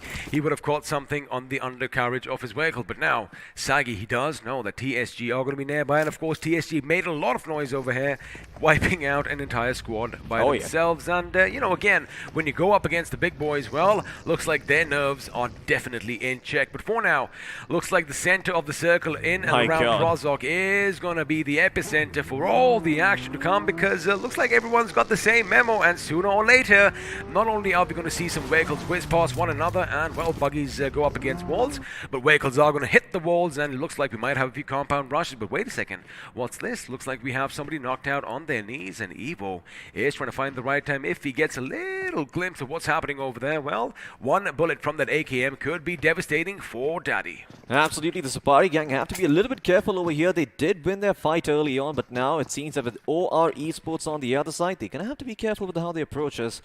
The 8x scope on Evo really keeping them in check as of now, as they do realize they've got some long-range capabilities, so venturing out without a plan, it could be extremely problematic, and they might not be ready for the fight that's to come. Daddy, he has been instrumental in TSG's success yesterday. I believe he got himself around 10 or so finishes, so kudos to that man for really putting up a good show, especially considering that yesterday he was the first person to be knocked out in the first game itself. But hey, maybe this time around TSG can actually get the start that they've always wanted. They've already got 4 finishes to their name. I wonder if you noticed something now. Of course, since we are going to be spectating Gil, if he pans over to the left, we did see OR in the distance. Now, the funny thing is, here, Floki, OR have 3 members in the compound, but one of their boys is about at least, I'd say, 700 to 800 meters away. There you have it. Thank you so much, production. Look at OR Jelly right next to Dream from Celsius. And again, he is on a scouting mission, yes, but the circles should be shifting up. There you have it. So it is going to work out for them now. Since he does have that vehicle, he's making a lot of noise. He's making a lot of commotion. Celsius knows someone is over there, which means Celsius could be on the back foot. They could be a bit defensive, and now there you have it. OR coming in full force. Jelly making sure he holds down the fort for his boys. Absolutely. I mean, you have to look at the circle and realize there's a lot of open ground over here, so you need to get yourselves towards a decent spot, maybe a little bit higher up, so you get to choose where you get to take those fights from. And have a look at all the vehicles on the left of your screen. I mean, sooner or later, they are going to have to play bumper cars here, Floki. We should see some Comagate in action. Absolutely, we most certainly should. But in the meantime, there is also an airdrop right in the smack dab center, which Celsius Esports will get their hands on. But in the meantime, we're going to turn our attention towards Old Hood, who are surrounded by a bunch of teams over here. It seems that to their right, they've got themselves, I'm not too sure who that is, but they've got another team in the vicinity. They've got Reckoning Esports to their right over there. The Hyderabad Hydras as well joining the fray over here. And Reckoning Esports eating a few pot shots, could be in trouble, but it seems that they will be able to get themselves towards that dreaded high ground, and they will have the option to pick and choose their engagements. Or will they? it's problematic. So down with the DP28 at that distance. Can't find so many knocks to work with. Two players already knocked out for Reckoning Esports. Mr. Spray trying to make his way out of there. He is leaving them all for dead over here as Reckoning Esports will cut their losses short and let them finish off the two stragglers that they did manage to take down. And Holded Esports, they're going to get two finishes to work with. But in the meantime, Hyderabad Hydras on their backside, they have to be a little bit careful. If they step out a bit too far forward, they too could be shot in the back. Now, the funny thing is, I wonder why Sultan did not shoot at Mr. Stray because, well, he could see the vehicle. Again, he was trying to make sure that, they come in for the revives. That's why he held that trigger discipline. But now, all is going to be forgotten because although Maxi is still open, although he might just catch a glimpse of that gentleman on his knees as the vehicle goes boom, Mr. Spray could be coming in for some much-needed respite. Now, the smokes are going to be deployed, and Abrar is going to join them as well. Elsewhere, Weeru from Stone is going to do some tactical work off the zone as Hitman from Tactical Esports is brought down to his knees. But for now, Holded Esports are going to be relentless as Abrar is going to be taken down as well, and looks like the Sultan is going to be swinging as he does have three finishes, potentially three finishes to his name, and there you have it. In comes the push. They know there's only one man in the smoke. It's going to be Claus. It's going to be a Christmas present for him because looks like the enemy heard the commotion. They might have responded just a bit too late, and Mr. Spray is brought down to his knees. But wait a second, they have an enemy amongst their midst. Yeah, Masiomi is still standing strong. He's trying to take the fight, but unsuccessful. Claus almost goes down. No consolation prizes here for the side of Reckoning Esports. And well, is that a nade coming in? No, that's a smoke that they've dropped to try and make sure the res does come through. Tactical, in the meantime, once again, taking a page out of 7C's book, being under the radar, prioritizing positioning instead of taking fights. Even if they do see a fight, they would much rather have the information and instead capitalize on it a little bit later when they know they've got the good position to work with. Well, it looks like the team that started things off, the Safari Gang, are going to be in a fight again because they are taking on Only Glitch. Botslayer has been brought down. 69 is on his knees. And, well, Daddy, you are in a little bit of a rush over here. But you know what? I'm going to let it pass right now because he does make it the circle. He is going to circle around the enemy. And now this could be devastating because from above, he could be raining down death. Where you go. The finishes one, making sure that DT69 is put 6 feet under. And now he knows where the enemy is. Question is he going to get some help from his teammates? Because, well, he is in a precarious position. There you have it. A grenade is going to come in. Krish is going to be laying down some lead from afar, but he's got to be careful because Levi is on point to make sure his teammate is covered. Absolutely. Now, this is still a good bait and switch setup coming in from the Sapani Gang while everyone else is focusing. Daddy, oh my god, why are they moving out here? This makes no sense whatsoever. Blaze, you were the one who fired upon Daddy. Try to make sure he gets knocked down, but instead they go right back into their crosshairs, into the open and get knocked out over here. Not the way they were imagining themselves going out, but Tactical Esports might not be long for this world as Enigma Gaming, well, they smelled something in the air and they are going to chase it like a dog behind a car. And now Hitman is going to blow up his own to make sure Enigma can be thrown off their tails for a little bit. Wild 69 in the meantime going to be tagging along on this buggy. This is very, very risky coming out from the man. In fact, they are lacking a front wheel, but they should still be able to get themselves towards safety. The thing is, Floki, although they know the enemy's position, right? Two of them went in the buggy. If somebody got up in the grass, well, they had their teammate with their crosses trained on them, but there you have it. You called it. Wild 69 is going to be brought down, and it's going to be Rex who's going to be roaring from Enigma. Now, the positions are going to be a little problematic. Again, random fire coming in, and well, if you get those hit markers, you might just get a finish. Elsewhere, Tactical Hitman with a big grenade, which goes boom. Eggy went down, and well, lucky for him, Sagi is going to be on hand to make sure he tries to give his teammates some help. But now, Tactical Esports, I mean, if they just pop out over that horizon, they could see the enemy as grenades are going to be flung on either side. This could be devastating. This could be big. In fact, it was Eggy who lost a little bit of his HP. Absolutely. Eggy's going to be able to get himself back up on his feet thanks to Sagi's help there. So Enigma, they still have to be a little bit careful with how they approach us. On one side, they've got Celsius. On the other side, they've got Tactical Esports. And even though Tactical Esports have lost one member, their position is still strong enough to keep the side of Enigma at bay.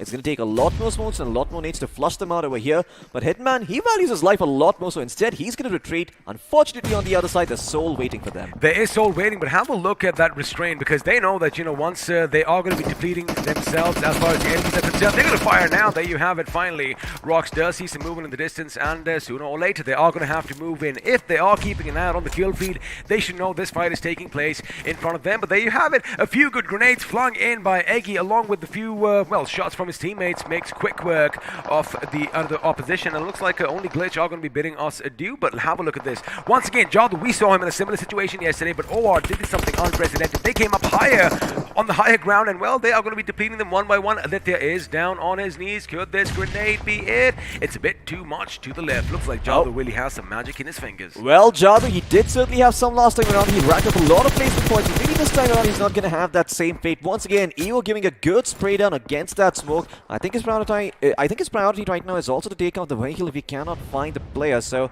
he will much rather, disable their mobility instead of going for the finish itself. Oh, Team X Spark could be in a lot of trouble over here. Hyderabad Hydras do take the fight to them, but it does seem Team X Spark will live for now. Couple of smokes coming in. Scout should be able to get back up on his feet. Lucky for Scout that he is in that down slope. And have a look at how quick Gil was with those smoke grenades. The moment he went down, he already started popping them in his location. Now, they didn't hit the target, but of course, it's going to distract the enemy because we know what happens, right? If you see some smoke in the distance, well, you are going to take a few shots at it. Now, Hobby picked up his teammate, and now again, just the same thing I was talking about. If you see some smoke, well, chances are you are going to find a few bullets whizzing past. Now the circle shifts a bit, well, towards the center. It is going to implode in on itself, and Enigma still stuck between the rock and a hard place. The rock being Celsius on one end, and well, Soul being, breathing down the next from behind. For now, it's going to be Scout OP who is back up on his feet, and now looks like the Lions are going to come under fire. Absolutely, the Team X Lions need to be a little bit careful over here. They don't have a lot of real estate to work with. They could simply be flushed out over here by Scout's DP-28. At this distance, sure, it's going to take a couple of times the bullets to reach them, but once those cars explode, X-Lions, all their mobility options are going to be gone, so they better think on their feet because, well, if they don't pop the smokes now, they might only not just lose their vehicle, but also lose more smokes in trying to rotate in towards the center of the circle. Scout doing a very, very good job of keeping them at bay, but it does seem that a few shots are being rattled off in the distance. He is a little bit spooked. Fortunately for him, Team X Spark are going around the corner to check what the commotion's about. A vehicle explodes in the distance, and I believe that is one X-Line member being taken out over here. This is super risky coming in from them. Again, you got to keep one thing in mind. If the enemy can shoot at you, you can shoot at the enemy as well. But for now, it's going to be Madhav and Yoda. They are going to be pushing up on CL's position. Jumboy goes down. Yoda hits the deck with that AK, and now the reload is going to come in. He still has a few enemies nearby, but looks like they are going to be dealt with because Vampire, oh, the sun definitely did burn him, and looks like the chicken rushes. Wait, are they out of the game, or do they still have a few members alive? They do. They still have a few members alive in that shack because it is going to be Notorious and Sniper going up against XL. Oh, that is devastating. That could be big. Yoda could be taken down, but it's Simple who is brought down in the blast radius, and now the follow-up grenade comes in. It's a bit too long, but it's going to be perfect as Samurai goes down again. Now Sniper, he's going to be thinking, wait, do I pick my teammate up or do I go in for the finish? Well, he is going to try and lob one more grenade. If it goes boom, he could take down an entire team. Meanwhile, on the other side, Soul trying to make their way into the circle. Absolutely, Soul have been rather quiet this time around, but this time they will eliminate Enigma Gaming, get 4 finish points to their name, and in the meantime, Team Hyderabad Hydras also have been knocked down. Team X Spark looking to borrow a page out of Soul's book, despite not having Scout and Ultron. Mavi and Gil trying to make it work, but Gil will also bite the dust, and Mavi will be taken out as well. It's old Hoodie Esports at the helm on the other side. The previous fight looks like Sniper from Chicken Rushes was taken out by Celsius again. It's a free-for-all over here, as within the blink of an eye, we are now down to 8 teams, 26 people still alive. Claus, you better hop, skip, and jump, which is exactly what he does, and now he is going to take some much-needed cover. Unfortunately, the blue is going to first force him further in. Now, Hyderabad Hydras, they do have those nooks and crannies for cover, but looks like the blue zone might just force them out as well. Celsius are looking good. They are getting a few finishes, and talking about looking good, Karthik was taken down by the Lion himself. Soul again, Floki. They are a different beast today. All 4 members alive, 4 finishes to their name. This could be a massive game, but just as I say that, Viper is taken down, and I do believe a grenade bounced a bit too close for comfort just next to him. Absolutely, you is now going to be tasked with trying to defend the members of Soul while Viper gets back up on his feet while they try and heal up. Couple of 4 shots, refired from the smoke. He will be able to connect.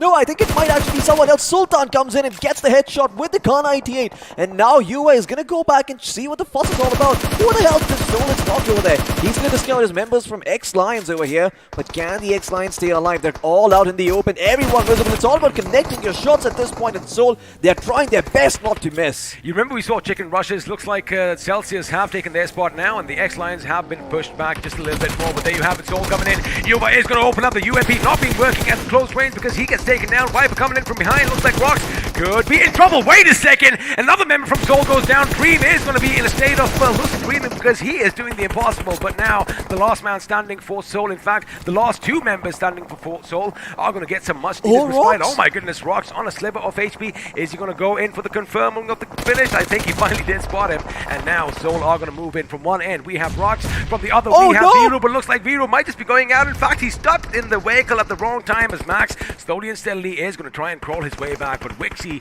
is now only going to be survived by one more teammate, and that is Karthik. The problem is, Floki, oh my goodness, they basically have no cover as Rox taken down by the Warrior himself. Absolutely, Rox goes down, and the Crazy is also going to be taken out here from the side of UDog. Fearless, the man to do it with the DP28, but the X-Line still trying to fight their way out. Yoda is Warrior, he will not fall just yet.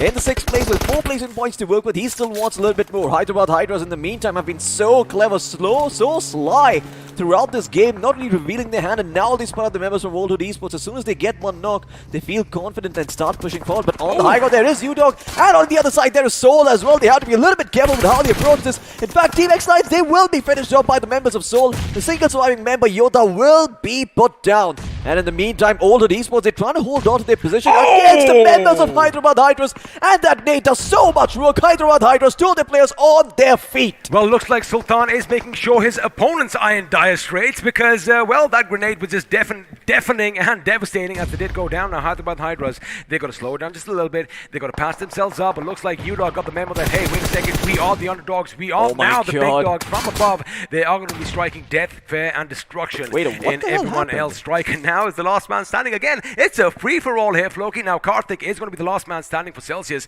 but Viru knows where UDog is. I'm sure Dave is going to be flinging something in his direction, and just as I say that, a grenade goes boom, and now Viru could spot Karthik. Karthik, you better have your sound sense, but before Karthik will be taken out, Dave from UDog make sure he sends Soul packing. Absolutely, Celsius Esports, they're going to have UDog to thank, even though they're the ones being gate-kept by them. Karthik is going to get an extra 2 placement points for free, all thanks to Dave's vigilance once again. Now with DP28, looks like Fearless is not planning to give Hyderabad Hydras any more points. He's like, nah, you survived, you got 2 points, that's all you get. You are now going to be shown the exit door, and Rambo is about to toss a nade to do just that. The best thing is, we've seen Rambo and Fearless, but now they have Dave to work with as well, and it looks like that grenade is going to be a bit too long. He's going to readjust his throw, and Karthik might just burn. My god. But he might just be run over, but looks like he made a bit of a mistake. Fearless was taken down. Karthik is going to have the upper hand. Lucky for Fearless. Well, Dave was on hand to make sure he picked his body up, but now Striker, from the distance, from the shadows, he does know what's happening. Wow. He is just getting ready to strike. In fact, if Rambo and Dave do come in, he might just spot Claws. He does spot Claws. He shoots. He gets the knock. Can he convert it to a finish, though? Yeah, that's the question. I mean, in fact, Striker is the only person keeping UDog at bay from reviving Fearless up, so Striker's position is very, very key at this moment right here. As long as he doesn't peek out, he's going to keep the entirety of UDog at bay. And UDog, you can see, these guys, they want to go in, they want to get Fearless back up on his feet, but Striker will get a little impatient. He will find members of Oldwood. UDog will be the ones to get the chicken dinners. They finally wake up on day number 2, and they start things off with a bang. With a bang, I mean, there's nothing underdog-ish about them because, like we said, they are now in the big league of their own, and looks like someone did finally get the memo. I'm glad they were actually listening to us yesterday because, well, UDog India, this is what we expected from you, getting the job done. I do believe they end the game with an impressive 10 finishes. Wow, that is a lot of points going their way. I mean, you know, just starting the day off with a chicken dinner, it has to be feeling good. A surge of confidence probably for the side of UDog India, who once again haven't had the hottest of starts. These guys were down in the dumps yesterday, but like we said, it's a new day, it's a new dawn, it's a new opportunity for these teams to try and make their way to the top. Also, if you just kind of notice something, the teams that didn't do too good yesterday, they were finally stepping up. I mean, Seoul, we are going to be, you know, talking about the elephant in the room. Now they were at 13 points in the tables yesterday, and it looks like they are going to rack up a few more today. But again, I like the fact that the aggression is coming in. I like the fact that the confidence is there because they did push up on the enemy's location, wiping them out, which means, you know what, they are ready for a fight. Now, if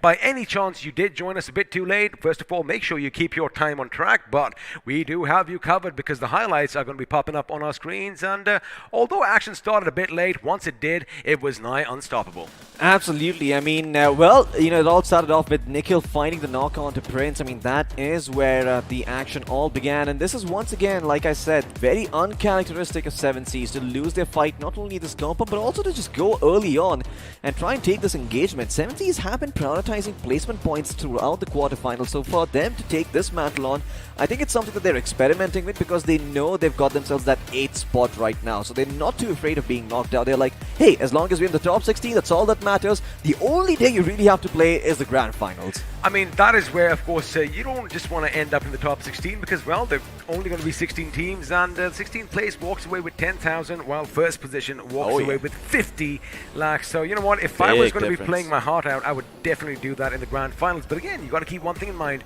Out of these 24 teams, Floki, only 16 are going to move forth, and boy, oh boy, it looks like some teams might just miss out. But again, this moment over here, we were talking about it. OG, they were doing everything right. Daddy's position was known. I mean, but then look, again, what did Blaze just like randomly forget? Is that amnesia? What am I looking at? what I think happened over here was, have a look at the smoke that is closer to the enemy's position up top, right, towards Daddy's position. He thought his vision would be obscured, but turns out, well, he is going to be, he'll have to readjust a little bit if he goes through the highlights and goes to the replay, and well, it does his homework. But elsewhere, Tactical, oh boy, now we did expect them to run away with things, but when you have three teams pretty much bombarding you with grenades from either end, I think it's going to be a little bit too difficult. Yeah, I mean, it seems that Enigma just had the upper hand over here, but the good news is that, well, not for the Enigma fans, for the Seoul fans out there, that they came in and they were the ones who put Enigma out of their misery. I mean, X-Pac, not sure if the same can be said about them. They've been having a bit of a rough start over here at the semi-finals, but hey, maybe they are about to get into the groove in the upcoming game, so you never can really say, right? With these bunch of players, you never know when they're going to start popping off. X-Lions, I mean, they did really, really well. You know, Yoda, he was all by himself and he survived for a long time, but at the end of the day, there's only so much you can do when you're one player going up against, I don't know, 25 others. Absolutely, and the thing is, you know, they were always in the worst of the situations. So, I mean, even if they did manage to get a few finishes out of this, I do believe they do end up with 5 finishes. You know, I wouldn't really blame them because they did end up in the 6th position as well. So, a few points coming the way of X-Lions. Now, this is where Carry was instrumental with his grenades.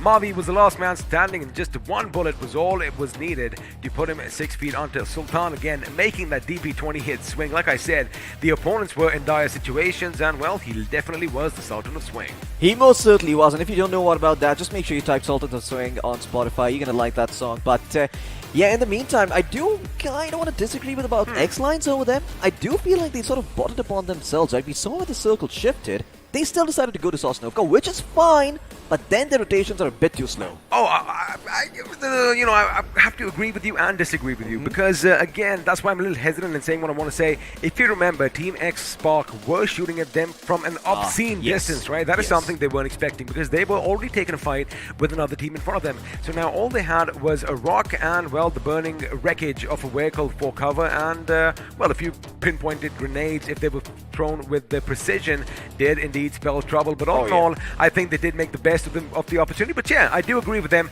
They did drop in Sosnovka. And, well, you know, we do say a few things are going to be consistent or constant in life. Death, taxes, and the fact that the X-Lions, they are going to be roaring on the Sosnovka military base, regardless of where that first circle is going to form. Absolutely, and if you're keeping track, you might just find there are not just, you know, 3 things being consistent. There's a lot of things. Just keep in mind every single time we say that phrase, you're going to be racking up the number of things that stay consistent. We actually said a few things, haven't we? We have. I think finish points are consistent. I think placement points are consistent. At least 2 things remain consistent, right? Death and taxes, which, well, you and I are learning about now. The second part, not the first. Anyway, let's have a look and see how all the other teams did because, well, although UDOG India did walk away the winners with a whopping 25 points, 10 of which came from finishes, I do see a couple of teams doing better than they did on day 1. Absolutely. I mean, Altered Esports in second place with 21 points, and Hyderabad Hydras too, just, you know, waking up on the right side of the bed, doing their workout, having breakfast, 17 points to the name to work with. Celsius Esports in fourth place as well with 14. You got Seoul in fifth. Wow, not something I was expecting to see over here, but once again, a great breakout performance by Seoul in fifth spot with 12 points to work with. You know, of course, there are a lot of Seoul fans out there, but just have a look at this. So, yesterday out of 6 games, they have 13. Today, out of 1 game, they have 12. Now, of course, it's nothing to write home about, but they are on the move, they are on the rise. Now that we've had a look at how the teams have done, let's have a look and see which one man or woman is going to be standing head and shoulders above everyone else. And well, the man who made that DP28 sing, it's going to be Sultan from Old Hood Esports. Absolutely great work coming out here from Sultan, just being the MVP for his team. And well, there's also 4 other players in his wake. We've got Striker for the win from Hyderabad Hydras. You got Yoda, who survived until the very end on the side of X-Lions. You got Dave as well from UDOG, being very responsible for a lot of those key finishes that allowed them to move around the map a little bit more. And Nikhil from the Sapari gang with 3 finishes and 705 damage down. You have to remember, this man was under assault by all members of 7 Seas, and he still managed to stay alive to the very end. Dropped out of the house and just played them around like a fiddle, man. Oh, he did. And, well, speaking of a fiddle, well, I have another reference. I'm going to hold on to that for now. Now, let's have a look at a few more facts and figures as the match summary is going to be popping off. And, you know, I don't think a lot of grenades were used as compared to day one, but we do have 89 grenades that were lobbed. They were either smoke, they were either fragmentation, or they were incendiary. Well, not incendiary, the flashbangs, I beg your pardon. However, only 4 made sure that the enemies were put 6 feet under. Absolutely, and one of them was a Molotov, if you were paying attention. I believe it was one of the 7 Seas members who caught fire. Well, there you have it. Incendiary was correct in one way or the other. Absolutely. Well, the longest finish distance very, very close to 300. You got 298 over there. Healing knocks and finishes, nothing to write home about. But this is a stat that I love seeing change. Airdrops being looted too this time around. I think we saw one very early on when the circle shifted further up north. Celsius were the ones to get it. And then there was another team that got an airdrop. Didn't quite pay attention to that one. Now, the funny thing is, you know, when that airdrop did fall from the heavens above, it kind of seemed like all the teams were heading for that one particular airdrop itself. But before that, let's have a look and see at the finish to damage performance graph, because although a few teams have pretty much done, you know, equally well, it is pretty even, Steven. A few of them haven't done that well. Oh, yeah, I mean, well, I am going to be the ones to cherry pick them out and call them. The 7 Seas, Tactical, you know, Reckoning, R Esports, Only Glitch and Chicken Rushes. A lot of the teams who did really, really well yesterday seem to have had a bit of a slow start today. So in the end, like Thanos always said, balance in all things. But hey, maybe by the end of it all, I might disappear and someone else might join in. That could be a possibility, or, you know, again, no one really picks and chooses as to who is going to be wiped out. Maybe I could be going out in the next game, and somebody else could be coming in. Well, I guess one of us are going to have to bite the dust. Just keep that in mind. Is it going to be you, or is it going to be me? Well, Is this the beginning of a little bit of a rivalry now? I think so, Should but here's the thing. I actually prayed to the gods last night, so they're probably on my side. And I knowing, you know, the kind of atheistic, agnostic, well, fiend you are, I probably got the gods' favor over here. So I'm probably going to be staying here. You might not. Alrighty, well, regardless of who stays and who goes, I got to tell you one thing. We still have 5 more epic games in store for all you lovely viewers. And, well, the action has just begun. Now, if we talk about the old guard, if we talk about the big teams, I'm sure all you Soul fans are going to be happy. X-Spark, well, they need that little bit of a spark. They need a little bit of a push to make sure that, you know, they get things rolling. But again, a lot of chances left in the day. Now, before we do switch Rue a little bit, because, oh man, do I really have to go right now? I think you might just, but I'll do one thing. You've got some more things to talk about. I'll do one thing. Before then I leave, I'll do one thing. I'm going to put 2 players up against each other. I'm going to pit them up against one another, as the player face-off is now going to be popping up on your screen. And, well, at one end, we have U-Dog's Dave. And at the other end, it's the striker himself. It's Striker for the win from Hyderabad Hydras. Absolutely. Striker for the win with 819 points of damage done. He's got 3 assists to his name and a singular headshot to work with. Once again, I mean, this was not really supposed to be his game, but in the end, Striker, he saw the opportunity, he went up against Oldhood, took them out, secured a total of 4 points for his team. And on the other side, Dave from U-Dog, just overall solid, you know, performance coming out by him. He had what I would call a lot of those impact finishes that allowed them to move in, that allowed them and gave them some wiggle room to work with in terms of their positioning. Speaking of Dave, let's do one thing. Let's bring his teammates in as well, because now I'm going to be putting up 2 squads up against one another, and I'm pretty sure U-Dog India could probably be in one of them. But before that, let's put the spotlight on them, or let's do one thing. Forget the spotlight. 50-50. What is it Forget gonna the be? spotlight. Yeah, let's just go and let's put 2 teams up against one another, because at one end you have U-Dog India, the winners of the game with 10 finishes, but looks like Old Hood Esports etched them out as far as finishes are concerned. Yeah, absolutely. You got U-Dog India with 10 finishes to their name. Oldwood with slightly more finishes, but also more damage done with 11 and 1,700 points of damage. You got 5 assists on the side of Oldwood, 7 on the side of U-Dog, 1 headshot each. And of course, U-Dog got the chicken dinner, so they have a higher survival time. But once again, you have to remember, Oldwood Esports, in the end over there, they kind of just, you know, gave it all up. They didn't really pay attention to their flanks. They weren't watching out for those trees on the high ground. And I think they got a bit too complacent there as a result and got picked off. That 1v2 should have never happened coming in from Striker, if I'm being perfectly honest over here. Oh boy. All right. I mean, I love your honesty and I appreciate it. Now that we've had a few squads face off, let's actually shine that bright light on one of them, because now the spotlight is going to be on U-Dog India. And, well, this is just one game, 10 finishes, 1527 points of damage. Absolutely. U-Dog India with a solid breakout sharp performance, for them. Of course, day one not going that well. Unfortunately for them, or rather fortunately for them, in the next day they have started things off with the chicken dinner. And once again, this is just like the Euro we saw in the quarterfinals, right? First 3 games, nada, zero, nothing at all.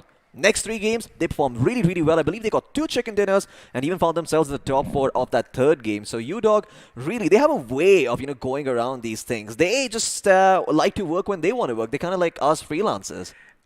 Aha! I like that. I like that. You're not supposed to tell your trade secrets out, but anyway, let me just tell you one thing. Now, if that is the case, that means UDOG India might just walk away with the next 2 matches as well, because they are going to have that momentum kind of pushing them a bit forward. I do apologize. My mic is a bit too far away from my mouth. Now, again, all these teams, they are entertaining us over here, and they are giving us our values worth, right? Oh, yeah. Now, let's do one thing. Let's actually give away something to all the lovely viewers watching, and all you have to do is, vote for your favorite team and win some amazing BGMI merchandise. But Floki, how do we do that? Well, this time around, we're going to do it by the method of complete RNG. No skill needed whatsoever. All you really have to do is just click the link, sign up. It's that easy. Just a couple of buttons have to be typed in. You put in some basic details, pick your favorite team to win, and who knows, you might just have some merch waiting for you, before this tournament ends. And I kind of want to know what you're going to be having at the end. So do tell me and do let me know on Instagram. Now, before I disappear from your screens, because apparently he's got some cloud over here, let's have a look and see how the teams are doing after, a few have played 4, a few have played 5, but for now, it is going to be OR Esports at the tippity top with 6-3, but keep one thing in mind, Skylights Gaming is still 1 game behind. Absolutely, you've got them with 58 points to work with, and Skylights Gaming, if they have a solid performance, they will reclaim that throne for themselves. OR Esports in 3rd spot, but once again, a lot of these teams that you are seeing in those top 8 have not really played a game over here, so it might not be fair to judge them on just a performance based on this. UDOG will move up to top 8 though, and I think that's good news for them. And you got to keep in mind, they did end day 1 with 20 points. Yes. And if you do get 25, looks like you are going to be frog leaping over everyone else. And again, goes to show one good game can make it or break it, because I love the fact that the competition is so razor thin. But now, as we have a look at the second slide, again, have a look at that 7C. Well, they are going to slip down just a wee bit. 40 points for them. Celsius Esports in 10th with 38. And in fact, they share the same thing with Team EXO. However, you got to keep one thing in mind. In case of a tie, precedence is going to be given to chicken dinners, after which it's going to be position points that get more importance than total finishes. Absolutely, and we keep working down the line until we run out of stats to talk about, at which point it is probably going to be a coin flip, but that is a statistical impossibility, as I like to call it. Seoul moving up in the world with 25 points to their name, finally moving up and potentially making their way towards top 16. They could do so indeed, because again, only a few points do separate them from that threshold. Now, wow, one good game can basically make it for them, because again, just to remind you, they did get 13 yesterday and 12 in 1 game today, which means, of course, we all know they do have the potential. That is why they have made it to the semifinals, and let's see if they still have it in them to take them all the way to the grand finals, because again, just reminding you, yes, you do have the old guard. Yes, you do have these teams that you have, pretty much known for quite some time now. But again, the newer teams, man, Floki, they are hungry. And again, you never know. We might just be looking at the next scout. We might just be looking at the next mortal. And one of them could be walking away the kings or queens of the iQOO BGIS 2021. Absolutely, and speaking of iQOO, they're the ones who made this tournament happen, so show them some love out there, man. This 1 crore rupee prize pool, it couldn't be coming through without them, especially for all the teams that you're cheering from that have made their way here from the open qualifiers. These guys are the ones to thank. Well, if you want to know a little bit more about them, I will tell you they've got a Snapdragon 8 Gen 1 processor to work with, and it only takes 16 minutes to go from 0 to full on this baby. So yeah, if you're looking for a phone, if you're looking for something good, do get yourself an iQOO 9. But don't just take his word for it. Let's do one thing. Let's have another word from the official smartphone sponsor of the BGIS 2021.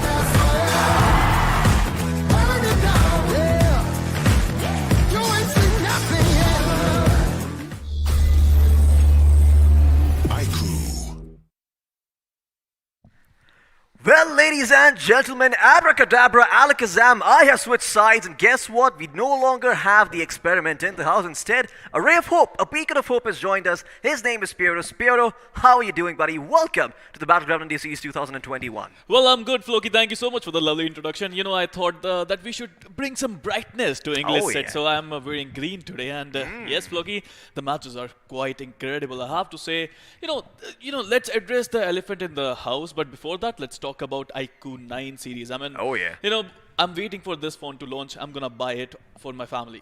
Well, I mean, this is one of the best phones out there if you're looking for something that is going to do you on multiple fronts, like I said earlier. It's got some great cameras, it's got some great specs to work with. A Qualcomm Snapdragon 8 Gen 1, you can see it on your screens right now. A full coverage liquid cooling system. Now, that is not something you see very, very often. A liquid cooling system that big basically means that this phone is going to have to work overtime to get overheated over here. It's also got a 120 watt flash charge, and I do want to correct myself because they do charge to full, I believe, in 16 minutes, or sorry, in 18 minutes and not 16. So, yeah, 2-minute difference there, but still a lot better than 22. So, if you're looking for a better phone to get your hands on, the iQOO 9 Pro is the way to go.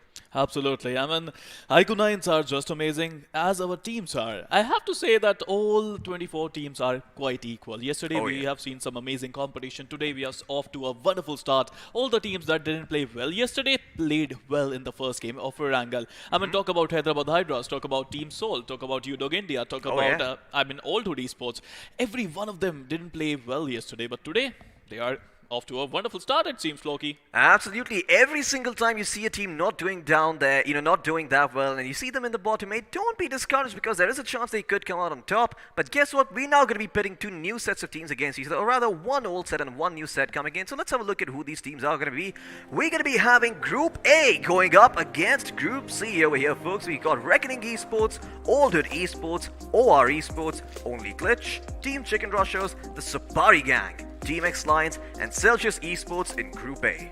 Well, again, Celsius Esports making a strong comeback today. We always talk about Celsius and we always say from bottom to top, and now they're here, and we have Group C now joining them. We have Godlike Esports, Scarlet Gaming, Oglis 5, Team TSM, 247 Gaming, Team XO, Revent Esports, and RIP Mizzo joining them in this group. Absolutely, you got some very, very strong teams in the mix over here. TSM, Godlight, Oglis 5, XO, Skylights, 247. Every single name, I mean, every single time I say something, memory just flashes into my mind. A memory of them playing out of their minds and performing at the highest level. But you know what the sad part is? Some of these teams are going to have to be eliminated in that 13 to 16 spot. And I can't wait to see who that's going to be, because that is going to make for some very, very interesting storylines. Of course, a couple of these teams have been doing very, very well. TSM, Godlike having a great start. Other teams, not so much. I mean, I am looking at you, Rip Mizo. They are at the bottom of the table. And if they're there right now, what could they do to improve? Do you think they just need to calm down, or what is it? I think yes, I think they need to calm down. You have to stick to your basics, right? Of course, we have seen some amazing performances coming in from them in quarterfinals, and I think if they can do the same thing, they're going to qualify. It's not a big deal, right? I mean, we are saying it's not a big deal. Yeah. But let's talk numbers, Floki. I mean, after 16 games, if you can get 120 points, I think you're going to qualify. Well, absolutely. I mean, this is the mathematician right here, folks. So, yeah, if you do manage to get yourself 120 points over the course of these games, you will end up qualifying to the grand finals. Might being the keyword over here, of course. It's so much easier said than done, right? We always say, just 10 points per game. You just do that and you get yourself in the grand finals. But doing that is a task in and unto of itself. So, yeah, a lot of these teams, they're going to have to just make sure that they stay, ears perked up all the time, because they might just hear something rustling in the grass, and it could be Viper from the way things are going, as he too had a great performance along with the rest of Seoul today. And I think so far the day for Seoul fans is looking a little bit promising, but we will be focusing on the other group for now. We're going to be focusing on the members from Godlike and TSM. TSM as well, they had a very, very sick performance coming in from the third round and the quarterfinals to work with. The only team to get 46 total points. Do you think there's another team that is going to beat that record? Well, I think Godlike is one of those teams who can beat that record. But right now, if you talk, I still feel TSM is warming up. Maybe today in Miramar, they could just go all out, Floki. They most certainly could. In fact, guess what? Soon enough, we're going to be jumping into the desert dunes of Miramar, seeing what that map has in store for us. As I do believe there's going to be lots of clears, there's going to be a lot of DMR and sniper rifle action. So, yeah, if you enjoy that kind of stuff, don't miss out this map, because this map, well, it's got something for everyone. In fact, after what we saw yesterday, I have a strong feeling we might see some early engagements happening. Well, car clashes, drop clashes, I think it's a part of Miramar right now. You know, it's a big map, it's a desert, and a lot of teams love to play in Miramar, especially those teams who have a lot of experience in Miramar. They just come and they just want to get a lot of value out of it. And talking about value, Floki, I feel it's all about numbers, right? It's all about points. If you can get some decent points after 2 games, after 3 games, you will get some momentum, you'll get some confidence, and then you can build forward, then you can easily qualify. Absolutely. I mean, it's all about that momentum, like you've mentioned. So even if a team is not doing that well right now, they start peaking towards the 3rd and 4th day, they can carry the momentum forward into the grand finals, you know, ride that wave of confidence. And once again, you want to be the team that peaks in the semifinals. You know, none of your performance matters up until this point, as long as you perform out there in the grand finals and take home that massive 50 lakh rupees prize for first place with you and your teammates. So yeah, that is what is at line over here. A lot of these teams are eyeing up that top prize, but unfortunately 8 of these teams are never even going to get the opportunity to make any moolah whatsoever. So yeah, cutthroat competition over here, and if you don't want to be in the bottom 8, you better start playing. Well, in the end, the top 16 are going to qualify through to the grand finals, and to be honest, Floki, I think we are going to witness some really good comeback stories now. I mean, a lot of teams, they're not off to a great start. We talk about Team Seoul, we talk about UDOG India. Oh, yeah. They're making a comeback. Yes. Even though that's a mini comeback in the first game, if they can continue with that momentum, boy, are we up for a really good comeback today? I think we most certainly could be. You know, we got some very, very interesting teams over here. Although for the time being, Seoul as well as UDOG, they are going to be taking a bit of a break. Instead, we're going to be having a look at the members from the side of, you know, Group C over here. We've got the likes of TSM, we've got the likes of Godlike, got a lot of good teams playing here. So make sure you cheer for them and make sure you feel, or make them feel your support in chat. And well, it looks like the flight path should be up on our screens in just about a bit. And my co-pilot Spirit, please tell me, where are we flying from and to? First of all, let's take a moment to realize the beauty of Miramar, and then let's focus on the plane path. It's starting near Trailer Park, going towards, I think it's running through Minas Generalis, going in the northern regions of Impala. It's a quite northern side of a plane path where it would be difficult for a lot of teams if they want to go towards Chumasera, Minas del Valle, Valle del Mar, and the southern island as well. But Floki, I believe that, as you were saying, we might witness some drop clashes here. Yeah, we most certainly could expect a lot of drop clashes to happen given the flight path. Now, it does bisect the map a little bit, so as long as you're not a team that likes to go towards Val del Mar, you should be okay. But if you're the team that likes to go to Val del Mar, well, then you better get going quick, because otherwise you could be in a world of trouble. It's all about mind games, right, Floki? I mean, yesterday we saw teams, they have done their homework, and now if you want to topple someone, if you want to play with someone's mind, you can go to some different drop spot. You can, you know, do something different and, you know, make things more crazier, it seems. Absolutely. I mean, you most certainly could try and go for some drop clashes over here.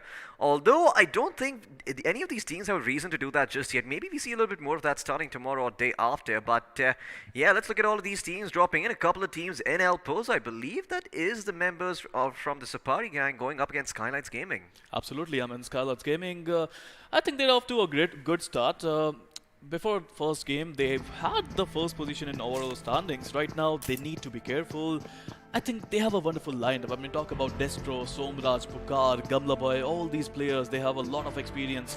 And, you know, with experience comes great responsibility, and I would love to see if they are going to take early altercation with TSG, because, you know, yesterday we have witnessed TSG. They are a very aggressive team. They don't care about position points, it seems. They just want to get some finishes. Absolutely. TSG is all about those finishes over here, and Skylights Gaming, in stark contrast to them, are a little bit more opportunistic, right? They like to be close to the circle. They like to be in a good spot before they go out there gun swinging, and they're very, very, you know, they have a vision of what their aggression looks like. These guys are not just out there buck wild trying to rack up finish points. Instead, what they're looking for is to be aggressive, you know, find a couple of finishes and then move on to something else. So what is that something else that the Skylights Gaming have set their eyes on? I think that's going to be the major question to answer. Well, looks like Celsius Dreams could be in a world of trouble. The sniper will be able to find him. Reload coming in from Paradox, but he should most certainly be able to secure that finish. His Dreams should be biting the dust soon enough. Winchester finish? Are you kidding me, Floki? I mean, this is a rare sight, but I think Celsius dreams turned into a nightmare because Revenant Paradox managed to get the first finish. Talking about Revenant, I mean, it was not a great day for them. It was an average day for Revenant, and you know, as their players, as their fans who are trying their level best, I think they want to get a lot of points today. Yeah, that was a very, very fast first pick coming in here from the members of Remnant Esports. Paradox, of course, getting the credit for that with the Winchester. But at the end of the day, it is also going to come down to how quickly they can rotate out, because I don't think they are, well, in the best spot right now. So they're probably going to try and move out to greener pastures here. Of course, it doesn't get too green out here in Miramar, but you do like to go towards places that might be a little bit more populated and that might have a little more loot to work with. In the meantime, we're going to turn our attention back towards El Pozo, where it does seem that Skylights Gaming as well as the members from TSG could be locking horns soon here. As Pokar, well, it seems that he's out on a bit of a mission trying to scout things out. Has got himself a helmet, a level 2 backpack to work with. Nothing out of the blue, but nothing too bad either. If a fight breaks out, he most certainly can join in. But yeah, at this distance, they would like to have a couple of DMRs and snipers on them. The question is, do they have any right now? Well, the question is, I mean, quite correct actually, Floki. I would love to see if they are going to have some sniper action going in for them. But talking about their performance so far, they got 35 position points. They got 23 total finishes with a chicken dinner as well. Total points, 58. I think they're off to a wonderful start, Floki. And right now, they don't seem to be too concerned about TSG, who are close by. Absolutely, and the bigger thing that you need to remember about Skylights Gaming is the fact that they are one match behind the other teams who have just played, right? So, yeah, Skylights Gaming, if they win this match, they're once again going to be cementing their position firmly at the top of the leaderboard. Or even if they're not able to win this out, but just get themselves to a decent spot, rack up a couple of finish points, they will be doing all right. Daddy, though, I'm not too sure what he's up to at this point. It doesn't seem like TSG have much of a choice except for maybe trying taking a fight against the members of Skylights Gaming. Although, if they want, they can try and go for the longer path around, but if you could have the minimap right here, I could tell. Very interesting story, a story of how no matter where TSG go, they are going to have to sort of take a fight to try and make their way inside the circle. Well, it's not going to be easy, as we can see the map, and I think the fans would be able to see the map really soon. But talking about TSG, I think they're looking for some vehicles right now. They don't have any, and we just witnessed them marking some vehicles. So I would love to see if they can get some vehicles now. And the rotation, as you was talking about, is not going to be easy. Here you go. They found a vehicle, and they are coming to pick up their players. Now let's switch our attention towards TSM, Team Solo Mid. It's a wonderful team, Floki, who are really aggressive, but you know, it's the pressure of semifinals. I would love to see if they are going to be aggressive today. Absolutely, Team TSM, they have to you know, start bringing in the boom over here. The performances have been quite decent so far. I do believe they even got themselves a second place finish in one of the games yesterday. So yeah, if they keep this up, they might be looking at a couple chicken dinners soon enough. But yeah, Shadow OG, he's got himself the M4 to work with, a very versatile weapon, and the pan as well to block things out. And in case, you know, they are a 4v1 in the end, we might be seeing some pan finishes coming through, but I will shut my mouth right here, otherwise the BGMI gods will hear me. Well, they have to hear you now, Floki, because we all love some good old pan action, it seems. I mean, from quarterfinals, we have seen a lot of teams using pans. Maybe they're just playing mind games, maybe they're just having fun. Talking about mind games, talking about having fun, we have Godlike in front of our screens. Jonathan, Neo, Z-God, and Clutch God. All the gods come down in a single team, it seems. Absolutely, Godlike Esports. Well, you have to remember their map on Miramar yesterday. They had a very solid performance in the end, getting themselves the second place spot. I believe it was against the members of Tactical. It was Neo and Z-God.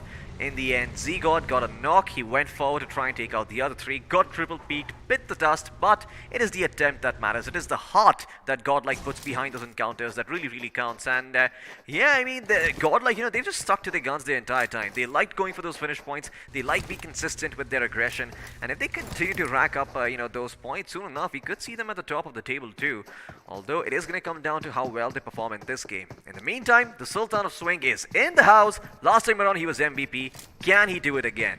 Well, he can certainly, because that was not his first iQOO MVP, if I'm not wrong. I mean, in the quarterfinals, already he got one iQOO MVP, and now, if I'm not wrong, that was his second, and I think he can get more, because he is that kind of a player. Meanwhile, if you have a look at OR, Look at the spread there, Floki. All My four God. players are looting separately, which is a great thing. No one is near them. They got a lot of points to their name. They are the table toppers, if I'm not wrong. Yeah, OR Esports, I mean, they are the table toppers at the moment, but not by a big lead just yet, so they probably want to get a couple more points to cement their position there. In the meantime, Encore from Revenant is going to be going forward to scout things out.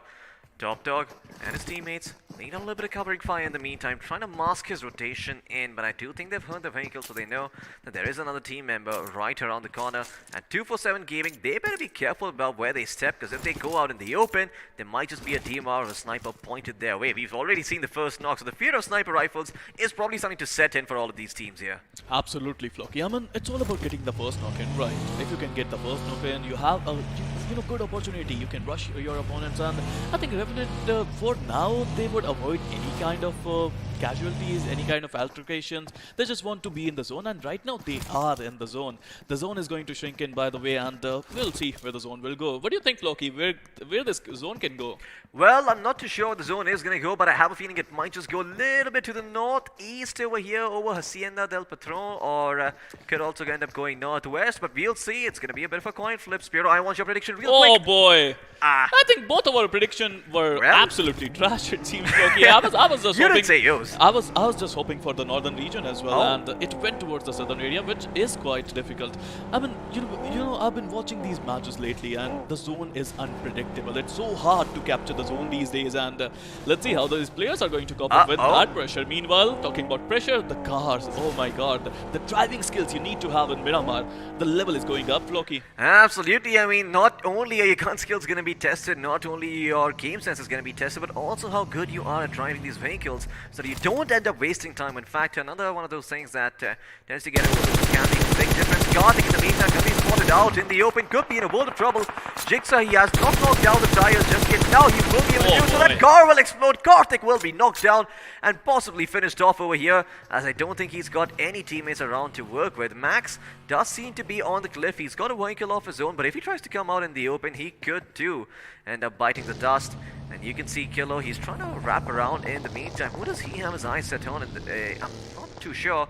Oculus 5 looking to go in for some of their own action, as Bomber 2 in that vehicle is trying to find some information to work with. I believe this is near Hacienda del Patron, and yes, it is them behind Circus Esports looking to steal that finish away, and they will be successful. Bomber will get the credit for that, not the members from the other side. Well, in the meantime, 247 Gaming and Revenant Esports, they will lock launch, and it seems that Revenant are not going to come out on top, as 247, they take the fight to them and get those knocks and finishes. Well, I was not expecting Revenant to rush 247 Gaming. They got the first knock in, they managed to rush in, but they lost a player, and I think they're going to lose Austin Bot X as well. Paradox trying to smoke his way in. He wants to make sure that he can revive Austin Bot X. Pooja is knocked there as well, and I think this is going to be great altercation for them. 247 Gaming, they already got a finish to their name, and they're looking good, Floki. Oh yeah, they most certainly are, and you can see it call from this distance, just firing upon all the members of 247 Gaming. Yam trying to go inside the smoke, maybe drop a couple of first aids for Austin to heal himself back up, but yeah, we'll see what Revenant's plan is going to be over here. For now, with the man disadvantage, I think they should mostly be rotating out back towards safety, but that may or may not happen. Couple more smokes being dropped. Not too sure what those nades are for from Paradox. I believe he's scouting out a couple of members, or at least anticipating 247 Gaming to push over here.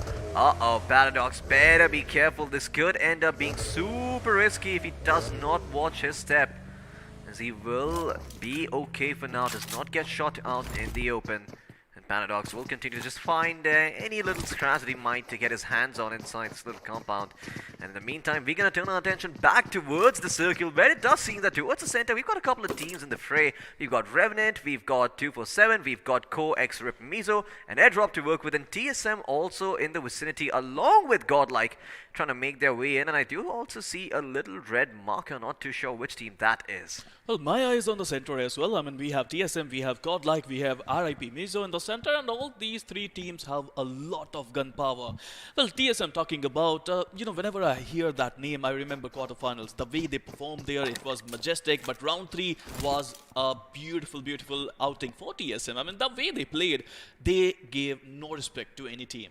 Oh yeah, they most certainly didn't give any respect to anyone, but the circle is once again going to shift a little bit up north towards Picado and San Martin. Once again, going to be playing with all of the feelings over here. As first it goes down towards the south, then it goes further back up north, trying to overcompensate for its mistakes of the past. Well, we forgive you, Circle. You have been forgiving. This time around, show something interesting. These clips on San Martin, they're going to be very, very important to work with, and right now TSG and Reckoning Esports, they are making their way there. That's a beautiful spot. I have to say, Scarlet's Gaming got a really good high position on that mountaintop. But yes, as you mentioned, a couple of teams are coming there. I think all three of these teams can fight it out for that mountaintop. Meanwhile, talking about TSM, finally they found, I think, Aldo Esports. They were trying to get the first finish for themselves, and iQOO certainly on the back foot, and he would perish in by the hands of Clutch God, it seems. Oh yeah, Clutch God will be able to find himself one finish to work with over here with the mini 14 that DM are doing a fair amount of work. Aquanox is out in the open, has to be careful, but it doesn't seem that Oz will even know where they can find a pawn from. And Klaus will be able to get back towards safety. Crazy though, sort of caught here between a rock and a hard place. He's going to need some more cover to work with. Does he have smokes? Can he get himself out of the situation? That is the question to ask. In the meantime, back towards the cliffs, near Picado, we've got 247 Gaming going up against TSG, and TSG are looking to push, but look around the corner, they might have to be careful because Reckoning Esports are also making their way to this fight. 247 Gaming inside the compound. In fact, one of the TSG members will be knocked out. A frag missed thrown from Daddy will force him to move out of that spot. And he will be able to stay alive for a little while longer, but another frag comes in. No, that's actually a molly on the back line. I don't think Daddy will be able to connect. Oh boy. And now Pooja pushes forward. It looks like finally 247 Gaming will take the fight over to TSG, and TSG, they might not have the answers that 247 are asking the questions for. In the meantime, Arceus has to be a little bit careful because there is Reckoning Esports around the fray over here, and it does seem that TSG Nikhil will be the last member, or rather the second last member standing. There is still Desync in the vicinity, but I don't think he wants to come in and be part of any of this action. Well, absolutely. I mean, he's trying to flank his way out, but meanwhile, Nikhil would get one knock, but he gets retaliated knock on himself, it seems. Desync is the last man standing, and I would love to say if he's going to come, because I think the best option for Desync right now would be to survive and flank to get some decent position points. Absolutely. Well, we'll see if Desync can live long enough over here, as well, his teammates are no longer to be found. Ever 404 showing up there in the meantime. And Reckoning Esports, well, this is the best opportunity that they could have to take a fight against the members of 247 Gaming. They still aren't ready for another fight. They're still looking to heal up, looking to reload their weapons, lock, stock, and barrel. And we'll see if Reckoning Esports are able to punish. In the meantime, 247 Gaming, they're going to go back to their default spots inside the compound on the right.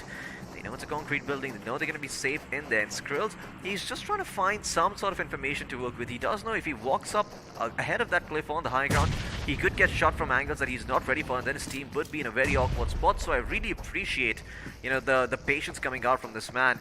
We're going to turn our attention to the circle in the meantime, and it does seem it has shifted a little bit further towards the center. Well, now Reckoning, they just wanted one knock. If they could have gotten one knock there, they would have rushed in, but I think the zone is going to be a key factor now. They have to focus on the zone, they have to give respect to the zone, and if they can enter the zone, it would be really nice. But right now they're pushing it, trying their level best, but Skrills just getting knocked there is not working for Team Reckoning. Oh yeah, Mr. Spray as well is going to be down on his knees for the prone trying to live, but looks like he will be able to stay alive for a little bit longer, not share the same fate as Skrills. Maxi going to drop a nade. That is a nice nade. It does deal a fair amount of damage over, but the question is, do Reckoning have the position to capitalize? In the meantime, oh my god, that nade could have been devastating if Abrar decided to push, but he did not. Will stay alive to sing for another day, and Abrar will reload his weapon now. 247 Gaming, they have healed up. Their members not doing too bad in terms of HP. And Mega Arceus, well, he's going to drop a smoke to try and find a way out towards safety. Another smoke is going to be dropped. In fact, he's going to be dropping tons and tons of smokes to make his way towards a better place over here. And Skrills will also be revived from Maxi OP, taking advantage of the fact that 247 Gaming have laid down these smokes in this general area. And now Maxi prepping up a nade by himself. Is it gonna find its mark? I'm not too sure if it will. It will be tossed and does not connect. 247 Gaming still standing, but in the meantime on the other side, Team XO, they're gonna go up against TSM. Not a fight I was anticipating, but a fight I definitely want to watch. In the meantime, it seems that we do have two fights breaking out over here. 247 Gaming is the one we're gonna be focusing on. Pooja down on his knees. It looks like Mr. Spray is going to be going down himself too. Rahul is going to be the ones responsible for it. And now a fair 3v3 3 over here. The UMP in hand, Rahul does fire up a couple of Oh, shots. boy. Abroad, got retreating away, and Reckoning Esports, that might just be all she wrote over here, Spear. In fact, it does seem that Yam is still standing, but Rahul has his work cut out for him. He will secure one finish to work with, but Pooja might just bleed out on the other side. Now Skrills is the last man standing. He's trying to revive Maxi OP, and I would love to see if these two champions can take out 247 Gaming. I mean, Pooja is the last. I'm really sorry about that. Rahul is the last man standing in this vicinity, and I think it's going to be a 1v2 situation. Rahul coming in. He's trying to rush in. Maxi taking the DP advantage. Skrills is also there. He gets first knock. He gets the second one. Oh, wow! There you go. What a knock! What a clutch coming in from 247 Rahul. But was it enough? No, he would get knocked out of the zone, it seems. Yeah, unfortunately for him, it's not the opponents that get to him. It is going to be the blue zone. Fortunately, his teammate is alive. Could potentially res him back up, but no, I don't think that's going to happen considering it is the fourth circle about to close. And only Glitch, in the meantime, have been eliminated by OR Esports, and TSM might be sharing a similar fate soon enough as well.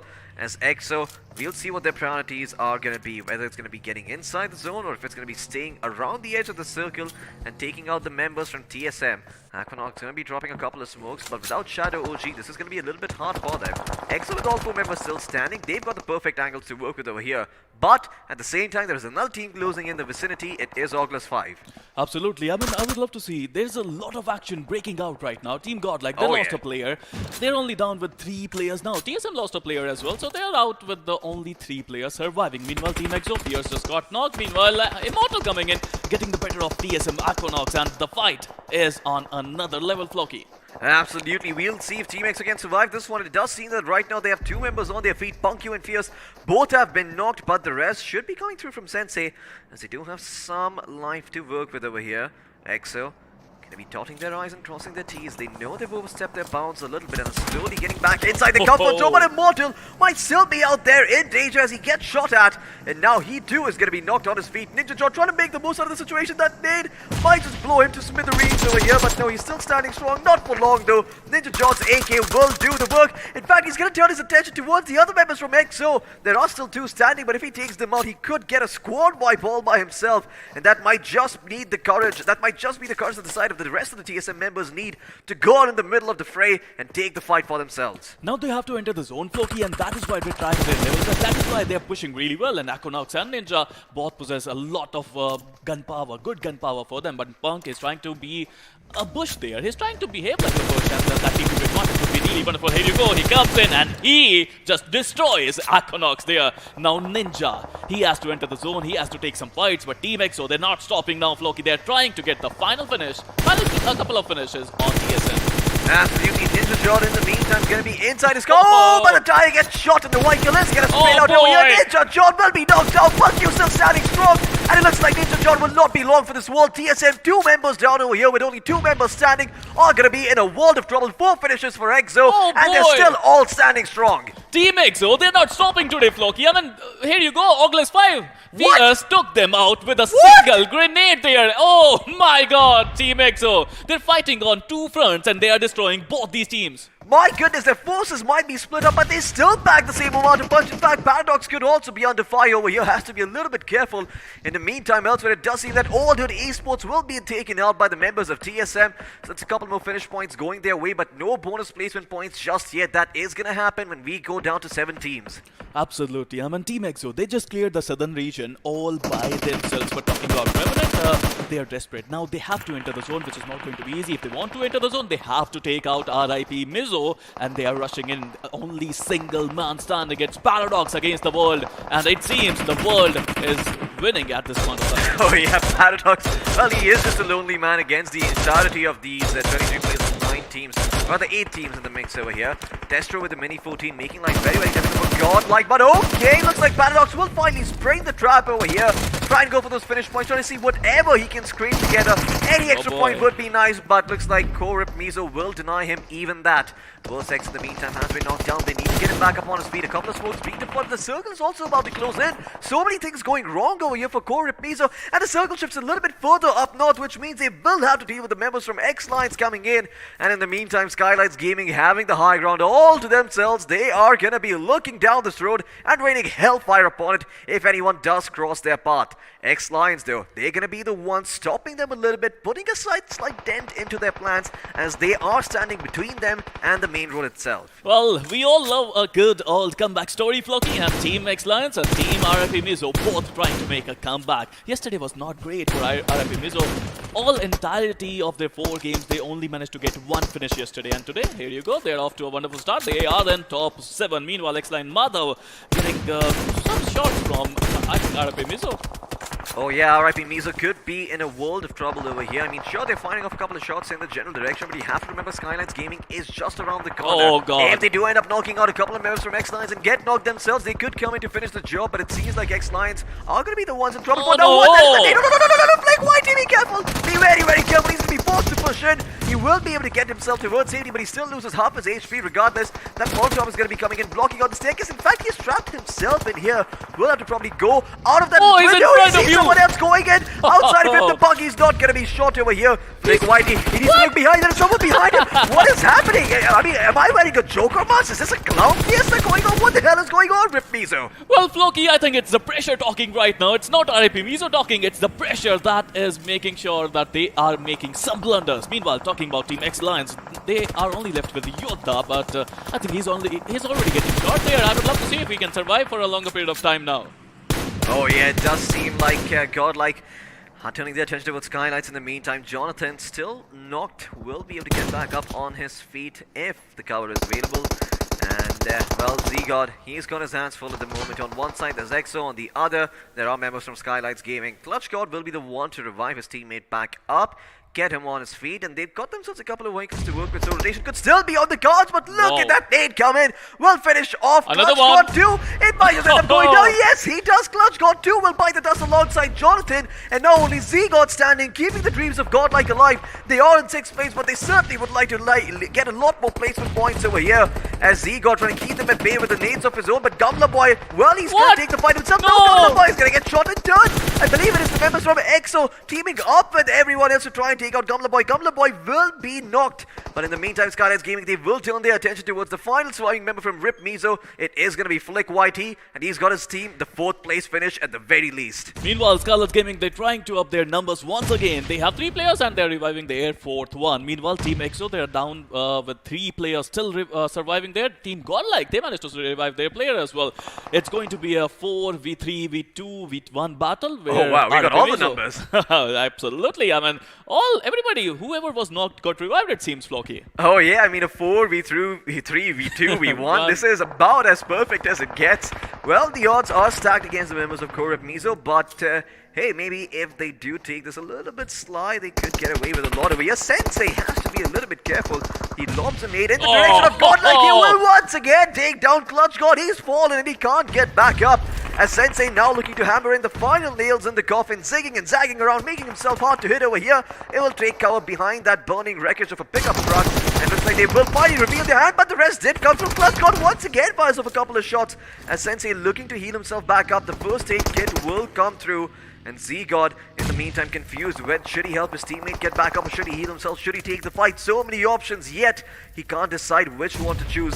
Sensei, in the meantime, should be coming in with the push by himself as Pakar has his eyes set on the airdrop over there. And Sombra will be fighting some cover. Sensei will put Godlike 6 feet under. Godlike are out in 4th place. This is all they get over here. EXO Fierce could be in trouble as well as Skylines. They might just be taking the fight to them. What just happened there, EXO? They were trying to focus on Godlike, but here you go. Scarlet Gaming coming in from the backside, and they're looking really good. Just Destro is getting shot at, but he would still survive. Meanwhile, the EXO on the back foot. Final 2 teams remaining. It's going to be a 4v2 situation with EXO on the back foot, and here you go. Scarlet Gaming looking for a winner. Chicken dinner. Absolutely. Skylines Gaming, just one member standing in their way. It's going to be Fierce, but I think his fangs have dulled by now.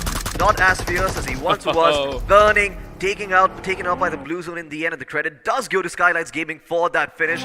Great performance coming out from them.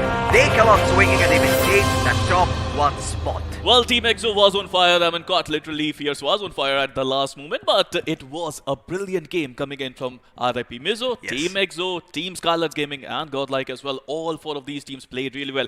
I think we can add X-Lions as well. Oh yeah, X-Lions also played really, really well. You know, they started off the day a little bit slow, didn't have the best of performances, but now they're stepping up to the plate over here, and they certainly are making a name for themselves, turning a few heads in their way, as even EXO had a very, very good performance, like you mentioned. So yeah, congratulations to all these teams, because they are going to need those points. You know, they're not doing all that well as of now, but with these performances coming up, they're going to shoot right up towards that top 8 spot.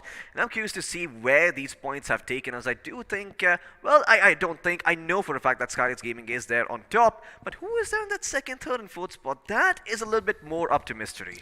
That's a big question, Floki, and we would see just that. But before that, let's have a look at what happened in this one. And I have to say, action was just amazing. I mean, we have seen some amazing clutches in this one. We most certainly did. Let's have a look at them again in the highlights in case you missed out on the action. It all started off with a good old Winchester. Rusty, but boy, does it still work. Dreams got cleaned up, and that was all she wrote for him. Oh boy, Floki. I mean, if you see it like that, yes.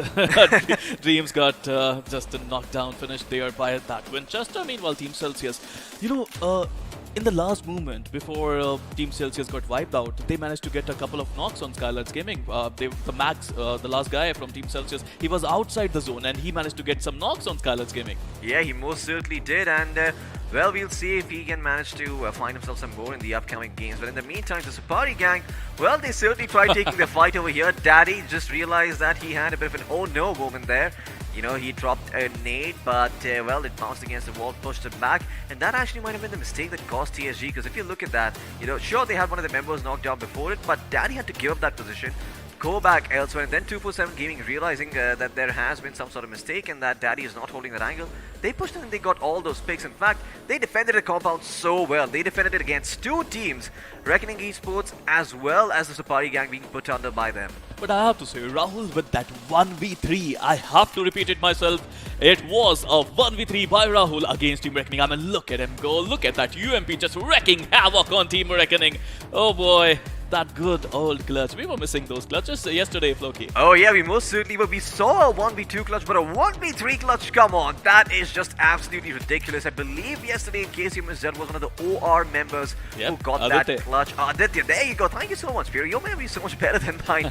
But yeah, even Skylights Gaming had a very, very good performance over here, of course, getting themselves that chicken dinner. And once again, you know, it's almost like I've always said about Skylights Gaming. They're very opportunistic. They don't take every fight that comes their way. Instead, they wait very, very patiently for their prey to walk into that perfect trap, and that is when they spring. In short, they are very smart. They know how to play this game, and it's showing clearly. Like, they don't play, you know, they don't take part in unnecessary fights. They just wait for their opportunity to come in. They take the fights when it's in their favor, and they win those fights.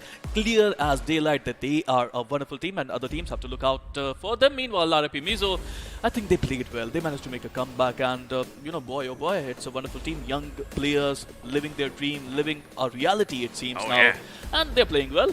They most certainly are over here, and it does seem that Team X-Lions also had a very good performance, like you mentioned. You know, Yotha did his very, very best. Last time around, he was the only member standing from his team, so they try to stay alive as long as possible. But I think this has to be the most satisfying moment for Skylights Gaming, taking out the members from Godlike over here. Look at that nade. I mean, Clutch God, I just don't think he was long for this wall. I think he was revived 3 or 4 times by his teammate, and every single time he got revived, he either got shot back down, he either got needed back down. Something or the other just wanted him on all fours crawling about. Well, Godlike faced some really good old nade music, it seems, Floki, and I mean, it's really hard to survive when a lot of nades are coming your way, and Godlike faced that today.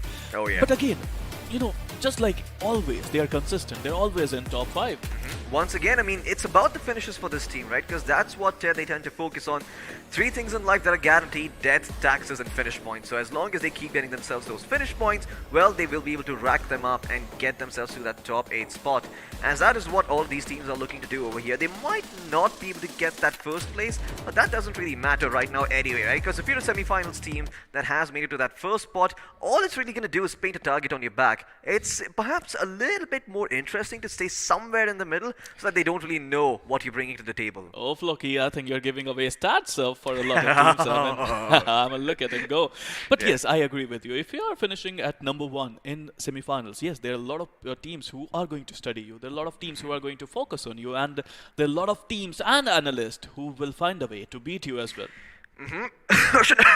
But yeah, in the meantime, we're going to be having a look at the point standing and seeing where these teams are over here.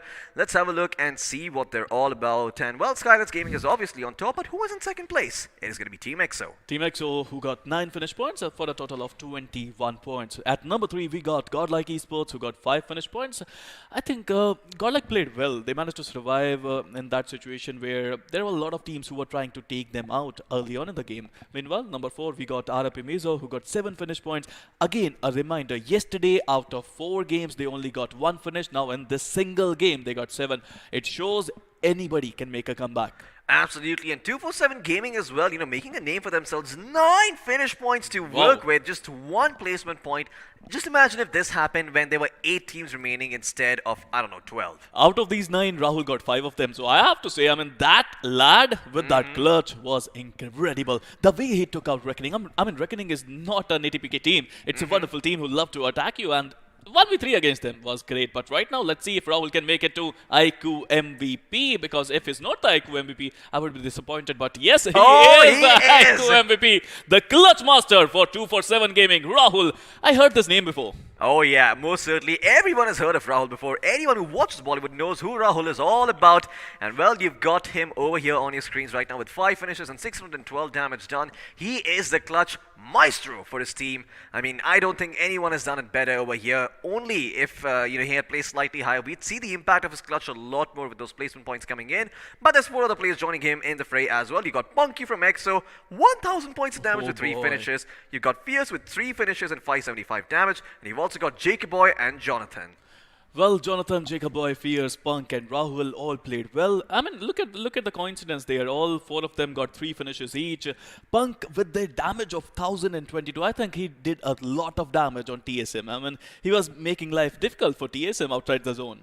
Absolutely. I mean, he really was making life difficult for TSM, and EXO, they single-handedly kept them at bay over here. But I do believe we've got a couple of other standings reading. No, never mind. We're gonna be having a look at the match summary instead. Out of 104 grenades that were popped on the map of Miramar, which is kind of unusual, 5 resulted in finishes. That's a big number for Miramar. I mean, in Miramar, we were yesterday, if I'm not wrong, that was 40. In the 40s, we saw some nades used, but today it was just great. Total healing as well, it is up to 8,256. Total knocks, look at the number, Flocky. 70 people were knocked in that game. Absolutely slow. So many knocks coming out, and I believe at least 4 of them just go towards the way of God, like on one member itself. Clutch God gets back up on his feet, goes back down, gets back up on his feet, goes back down, gets back up on his feet, gets eliminated. That is the end of the line for him over here. 8,200 healing done as well, so above average healing considering it's Miramar. No big surprises there. But now, let's have a look at the finish to damage chart and see what those numbers look like, as I wonder if there are any Burj Khalifas in town. Nope, not today, but we do have a couple of teams standing out from the crowd. You've got Skylights Gaming with, I think that is 1,800 points of damage. Yes, that is. You've got Godlike with 1,500 points of damage. You've got TSM with 1,300. You've got 247 Gaming with a perfect even 2,000. How do you do that? Points of damage. I don't know. I mean, it is a surprise, just like that 1v3 clutch. But you've also got EXO with 2,300 points of damage done. So EXO managed to damage a lot of teams, it seems. I mean, they got 9 finishes to their name. Meanwhile, if you have a look at Revenant, they only got 2 finishes for the damage. Look at the damage they did. Almost 1,100 damage for them. RAP Mizo, if you talk about 1,485 damage for 7 finishes, now they're back in action. And I would love to see if RAP Mizo could be consistent today. Absolutely. I really want to see RAP Mizo play out of their minds and start, doing some hard work soon enough, because this is a team that we saw a lot of early on, right? Everyone was having high expectations from them during the early rounds. Quarterfinals as well, they played really, really well. It just seems that they have taken their sweet time to get into the groove, but they finally are starting to get there. 7 finishes, 1,400 damage, things looking up for RAP Mizo. But they cannot afford to slack down here, because as you can see, even the Juggernauts are starting to awaken over here, and they're going to stop cutting corners and play their refined game that you're going to have a very, very hard time breaking against. If you're a team that does want to beat them, you have to bring your tippy-top shape over here, because otherwise you could be in a world of trouble. Well, it's time to surpass your limits, Floki. I mean, every team would be looking to surpass their limits. It's time. It's the greatest stages of them all, and if you are going to qualify, I think you could be the best 16 teams in India. Absolutely, you could be in the top 16 teams in India, but first we're going to be having a look at some of the players that compose these teams, pit them against each other. So let's see who it's going to be in the player face-off. I think I know who one of them is going to be. The question is, who is the other one? Well, never mind, it is not Rahul in here. It's instead going to be Jonathan from Godlike and Punkyu from EXO. Well, again, both got 3 finishes to their name, but look at the damage that Punk has delivered. 1022 damage for 3 finishes, 1 assist, 1 headshot. Meanwhile, if you talk about Jonathan there, I mean, 457 damage. He's just warming up, isn't he? Absolutely. I mean, Jonathan is just getting warmed up over here. Unfortunately, you know, if there is a stat that just that does show how many times you have been revived, it would probably go to the way of Clutch God. But we've got some other stats ready for you guys. We have the squad face-off coming up soon enough on your screen. So let's see who is going to be up there. It's going to be Skylights going up against Ko Rip Mizo. Pretty much even Stevens if you talk about finishes, if you talk about damage, 1485 damage in the favor of RIP Mizo, 1898, almost 1900 damage coming in from Skylights Gaming. Again, they managed to get the chicken dinner. Look at the number of assists there, a whooping difference of 8 assists. Skylights Gaming getting 9 and RIP Mizo getting 1. Absolutely. I mean, Skylights Gaming once again solidifying the fact that they are a team. You know, there is no I in team. All of them like to play together. Every single time I have seen Skylights Gaming, yes, a couple of players do stand out, but it's not like the others don't pull their weight. They actually set each other up for success over here, and that is the reason why they have consistently been at the top since the first day itself. But there are a lot more games coming in over here, so soon enough we might see a couple of new contenders coming in and dethroning them from that top spot. What do you think, Spiro? If anyone can remove Skylights Gaming from that first place spot, who is it going to be? It could be all the 23 teams. I mean, if you ask me, every single one of them has that Diplomacy. capability. Not really. I mean, not now, Flocky. I mean, I respect all these 24 teams now. Absolutely. I mean, the way they qualified. Quarterfinals were amazing. They managed to qualify through to the semifinals, and anyone can win. I'll repeat myself. Anyone can be the champions of iQOO BGIS. Absolutely. Any one of these 24 teams can make their way to the grand finals and clinch that final prize. 50 lakh rupees, by the way, Spiro. Life-changing Wow. money right here. I mean, that could just mean you play all the BGMI in the world that you want to. In fact, we have got the overall standings ready as well for now. So let's put some more context to what we're saying over here. Skylights Gaming going to be on top. No question about it. 80 points to their name. Look at that. And that is with only 5 matches played compared to some of the other teams over here who have 6 matches played, who are esports in the second spot with 68 points and Godlike in third with 63. Now that was the second chicken dinner coming in from Scarlet Gaming. They got 30 total finishes, 50 position points, total of 80 points. Again, the number of position points, it's just massive, Floki, and that clearly shows that this team is playing on a different level. Number 2, we got OR Esports with 68 total points. Number 3, we got Godlike Esports, who are consistent today as well, Floki. Absolutely. Godlike Esports as well, having a very, very good performance, and Tactical Esports and the Supari gang, somewhere or the other, do seem to be struggling a little bit. But hey, there's still a couple more games to go. There's still 4 games remaining in the bag, and maybe they can pull a rabbit out of it if they do stay consistent. Let's have a look at the next side though and see who is it going to be from that 9 to 16 spot. It's going to be UDog India with 1 chicken dinner and 45 points to their name, but in close pursuit at number 10, you've got Celsius Esports with 44 points to their name, and well, they could certainly overtake UDog India had they more games, because UDog India has played 1 less game than them, so it does look like right now the point standings are going to be a little misleading. Well, again, in the end, every single team would play 16 matches, and after those 16 matches, top 16 will qualify. I think let's have a look at the last slide, the danger zone, I would say, Floki. August 5 at number 17 with 27 total points. Number 18, we have Only Glitch with 27 total points. Soul, they have played 1 less game than Only Glitch. They have a total of 25 points. Oh yeah, 25 points to work with over here for the side of Soul. Certainly moving up in the world. Team X-Pac though, that is just painful to look at. 24th place, 6 points to the name over the course of 8 games so far. Well, I have to say, I mean, after 5 games, they got only 6 points. They are the only team who are in single digits, it seems, Wow. Loki. I mean, the only team, I have to say, and they only got 1 position point. I mean, I don't even know what's going wrong for them. I mean, I think you kind of just, hinted at the problem. You did say they only have 1 position point so far, and it seems that that is the problem with this team right now at the point. They don't seem to be prioritizing their positioning and their placement points, and as a result, they're playing for finishes, and that too, they're doing it in a very haphazard and in a very sloppy manner. Yesterday I can't really fault them for that one fight they took against Godlike also on Miramar, but I believe it was sort of a bait setup. You did point out to me later on that it was a bait setup coming in with the nade. He knocked himself out, so everyone else came pouring in. And yeah, Team X Spark, it does seem that not only are they drawing the short end of the stick, they're also a little bit confused with what to do right now, because they've tried everything, but nothing that they're throwing against the wall is sticking. What do they need to change? Look, it's simple. I mean, Team X Park, we all know they have quality players. There's no doubt in that. But I think they need some form. They're out of form, especially Gil. He's a kind of a player. We all talk about Mavi, we all talk about Scout, but I think it's Gil who acts like a glue who takes this team forward. But for now, he needs to get back in form. Well, it looks like we are going to be cutting to a short break for now, folks. Looks like this might just be the break that Team X Spark also needs to revitalize themselves for the next match. So stay tuned. You're watching the Battleground India Series 2021.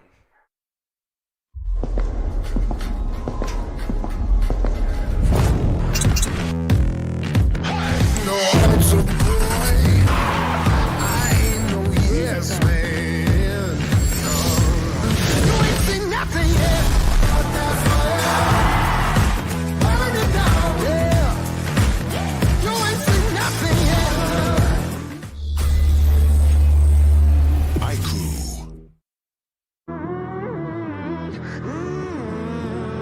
Well, you thought that I was done.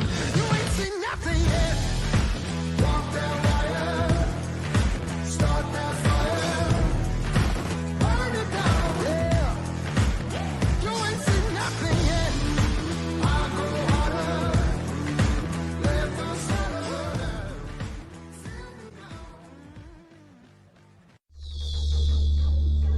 iQOO.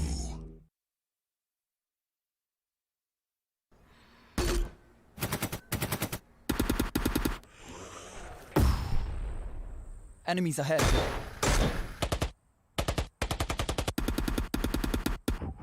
No more non-stop gaming. Introducing Battlegrounds Mobile India with OTP control, 3-hour limit, and other gaming checks. Battlegrounds Mobile India. Game responsibly.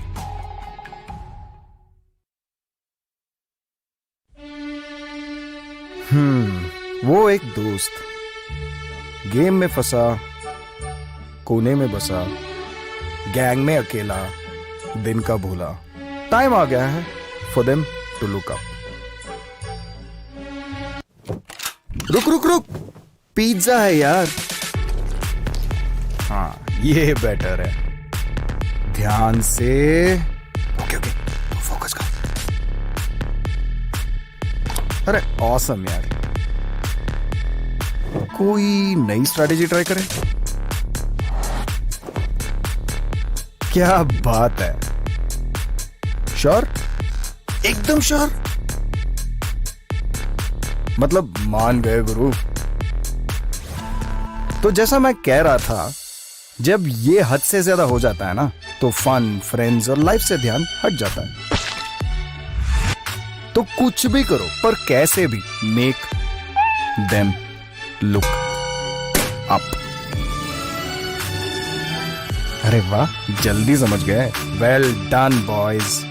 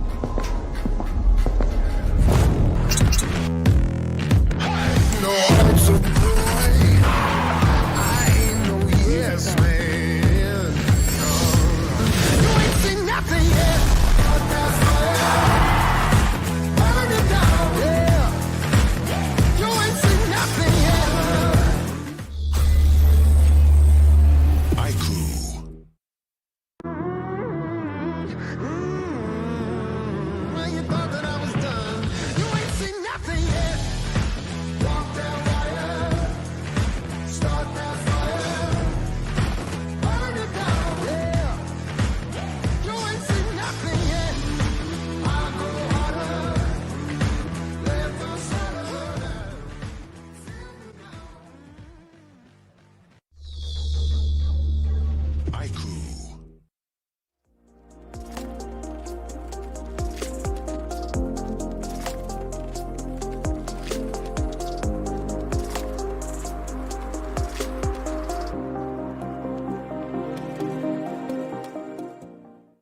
Hello and welcome back to the iQOO Battlegrounds Mobile India Series 2021. Now there is a bit of a switcheroo between the casters because, well, I am in this time, I guess. I'm the one who's the odd one out. My name, of course, is Angad, the Experiment Chehal.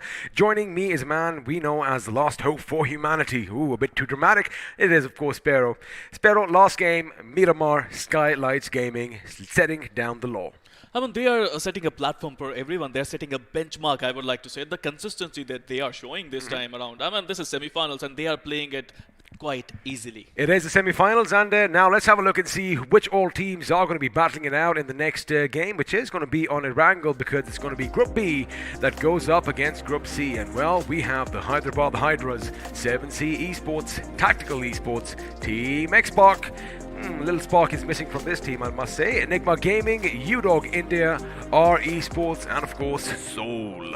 Well, Soul is back in action. I think X-Park would love to be in form this one. This is a very important game for them, and if they don't make a comeback, it would be so hard for them. Meanwhile, have a look at Group C. We got Godlike Esports, Skylights Gaming, Orglis 5, TSM, 247 Gaming, Team EXO, Revenant Esports, and RIP Mizo, who are eventually back in the game. They're back in the game, and looks like Miramar is their forte for now because, again, you know, they made sure, Sparrow, that they had all 4 members alive till as long as possible, and well, that is how you get the job done. But again, you know, as far as Team Xbox is concerned, I am going to say something.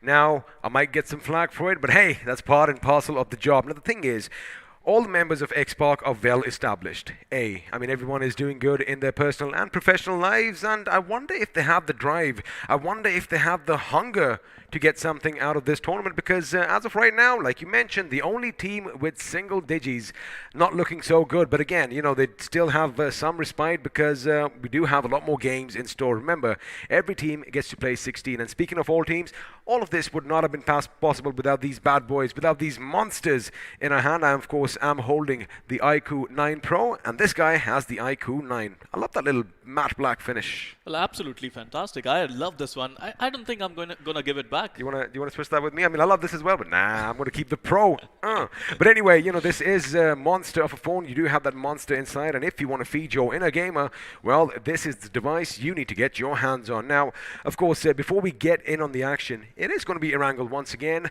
What ought we now to expect? What can we expect? Like, are we going to see something like in the previous game, some slow action? Because remember, it is Group B going up against Group C this time. Well, it was slow in the first few minutes, but after that, it was chaotic, XP. And you know what we can expect? We can expect some chaos here in Erangel as well. I mean, of course, these two groups, they want some points. There are a lot of players who are down, but they're not out yet, XP.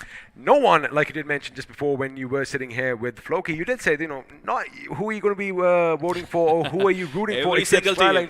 Every single of the remaining 23 teams. Because again, even for a team like Team Xbox, now we know if they get the ball in their court, well, they could pretty much wipe out the entirety of anything that comes in front of them. But the question is, are they hungry enough? What do you think? Well, I think they are. I think they're just out of form right now. They just want to focus on some position points. They need to focus on their basics. I mean, we all know Mavi, right? He's a great IGL. He knows how to take his team in the center of the zone. He just has to start doing it. There you go. He has to start doing it again. You know, the thing is, we know these players. We know where they come from. We know all the backstories about them. Like he mentioned, Mavi is, of course, one of the most renowned IGLs in our country. Scout is the jack of all trades. Gil is going to be fantastic when it comes down to gunning all the opposition. And Ultron, well, again, that guy is a mystery. But boy, oh boy, when he kicks in, he really does deliver quite a punch. Now, again, my question is whether they're hungry. I guess we're going to find out sooner rather than later. Now, before we do jump in again, I do believe I have a few questions in store for you. Now, in the last game, I was watching it pretty much by your sides over here. And, you know, it all came down to the final fights. I mean, we did have the little bit of a Mexican standoff. Godlike, in fact, you know, opening things up a bit early as compared to day one. I mean, how do you think that came on? Did they come in with the plan that the moment they are going to be, you know, jumping in, they're going to be guns a-blazing? I think they wanted to be aggressive, but the problem for them right now in that map particularly was a lot of players were trying to bamboozle them with nades. That didn't work out for them, XP. I mean, imagine you have a place, it's Miramar, you can't hide, right? If your place is you known... can't hide. Yeah, you can't hide. I mean, it's all about information, and I think Scarlet's Gaming and Team EXO both knew the position of Team Godlike players. Also, they did, anticipate that they were coming in, and they actually kind of moved around. They used the terrain to their advantage. And again, I'm going to say this once more. You got to know your map. You got to know every single nook and cranny. You got to know the terrain, because if you know the terrain, well, half the battle is done, because you know exactly where to place yourself. Again, we've seen something in Miramar, right? I mean, you might be engaged with a team that is yay far away, but from yonder, from afar, tuck comes a shot, and down goes one of your boys. Well, it's Miramar for you, and believe me when I say that some DMR action is pending. We are yet to see some really good DMR shots. We are yet to see some really good sniper shots, and this one, I have that feeling that we can see. But you know what? Erangel is not known for DMRs. Erangel is not known for snipers. I love this but shot. You know what? Erangel is known for? It's known for some crazy zones, and I'm looking for that. And it looks like your wish just might be granted here, because we did start off in the water under this bridge, of course. And again, I love what production is doing. Oh my goodness. I mean, I don't want to see any more death, destruction, and carnage on this map. Let's just have a look. And for the next 30 minutes, let's just drive around Erangel. Let's just do that. Let's actually visit every single city, every single town, every single trench from wars of the past. And, well, all that is left are all these dismantled, big guns. Well, I wish they could use these guns, but they can't. I mean, all these players, they have to. Yes, XP. I mean, with all these amazing weapons, I think we are going to witness some really good chaos in this one. Forget these artillery guns. I mean, normally with the grenades itself, our boys are, pretty much calling an artillery strike, because one after the other, you have grenades going boom, boom, boom, boom, boom, and more often than not, a lot of people blow up with them. Well, I agree with you on that. It's not the gun, it's not the equipment, it's the player that Yes, is sir. using them. And we have some really champion players. They are really amazing players coming into party. And boy, oh boy, it is going to be a party. It is going to be a party indeed, because for now you don't want to be, sent sleeping, as that bed is going to suggest on your screens right now. And my OCD is kicking in. Someone rearrange that carpet, please. But while everyone is going to be hustling and bustling and running and, well, just trying to psych each other out on the spawn island, in about a few seconds, ladies and gentlemen, the game is going to begin. And you know what? Let me see if I can time it perfect, because in about, let me see, 5, 4, 3, 2, 1, boom, everything is out. Oh my goodness, the game is about to begin, as the big bird is going to take to the sky once more over the green luscious plains of Erangel. But my Capitan, where are we flying to? We are flying from Novorupnoe, I think just northern side of Novorupnoe, towards Gadka. It's going to be an amazing plane path, if you ask me, because there are a lot of regions that are outside the reach of these players. Yasnia, Rozok, Sevani, Shooting Range, Zerki, Stalbard, Kameshki, and all the northern regions are out of hands. I think you might have missed a few. You want to take another try? Of course, the longer the distance, the more difficult it does become. But again, that's where your knowledge of all the car hotspots that comes in play. If you know where your vehicles are, and well, if there's no one else around, you could drive off to greener pastures. Well, it's all about drop clashes now. Team Revenant going towards Novorupnoe. There is no competition for Revenant in Novorupnoe. Nobody's going there. They can loot freely. They are free. But you know where my eyes are glued on? My eyes are glued on our esports. They're going towards the military base island, and the way this team is playing, XP, I have to say, they are surprising a lot of people. Oh, absolutely. If you do talk about our esports, Canary, of course, is going to be singing his sweet song of death. We do have a hero amongst them and a rock star as well, but all the magic does come down to Jadu. I mean, where there is sun, this guy is definitely going to shine bright. But again, I like the fact, if you saw in the last game, right, the plane path was a bit towards the north, coming down between Kameshki, ending at Primorsk, and well, the circle is going to be atop this thing. But our esports, they are versatile. They adapt to the situation, because last time we saw them way up top in Stolber, and looks like they might be in the position X Lions were, because, well, the circle is way to the top. And do you notice anything out of the blue?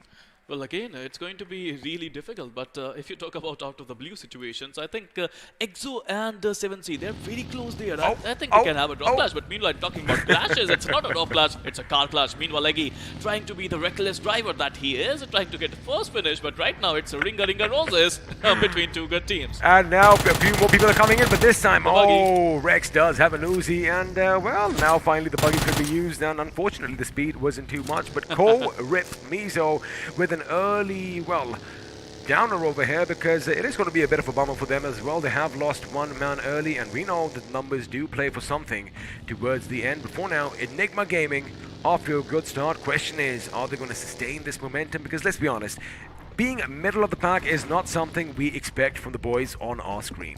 Well, absolutely. Team Enigma is a wonderful team. They are known for their aggressive nature, but I think they are also warming up. I mean, there are a lot of teams who are warming up. There's still days, there's still time left XP, but if they think like that, I they're want going to action lose. now, Sparrow. To be honest, if they think like me, they're going to lose. Well, there you have it. Normally, Floki is the one that I would say, you probably listen to this guy, but Sparrow, do not think like him. Do not listen to him, because... Hey, listen to me, but don't think like me. Listen to him by all means, of course, just don't think like him. That's why, again, Sparrow, you and I, we're in the same boat. Had we thought the way we thought, we aren't there on the screen. We are over here sitting on these comfortable couches, casting for a living. I mean, I do carry Ocean Sharma once upon a time every single day. Oh, I mean, I've seen that. I mean, you know what? I'm going to be joining you in some BGMI action sooner or later. But now let's just have a look at the circle, because, well, we do have a lot of teams coming close to one another near Georgia Paul. Now, I do see UDOG, I do see TSM, I see Hyderabad Hydras, and my friend Sparrow is going to point something out. Now, I see Team X-Park, the bottom dwellers. Right now, they are in the center of the zone. And,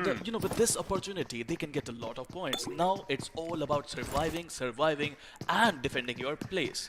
Speaking of Team X-Park, have a look at that. Now, we know that they are going to drop down at the Water City and the underlying areas, surrounding said city.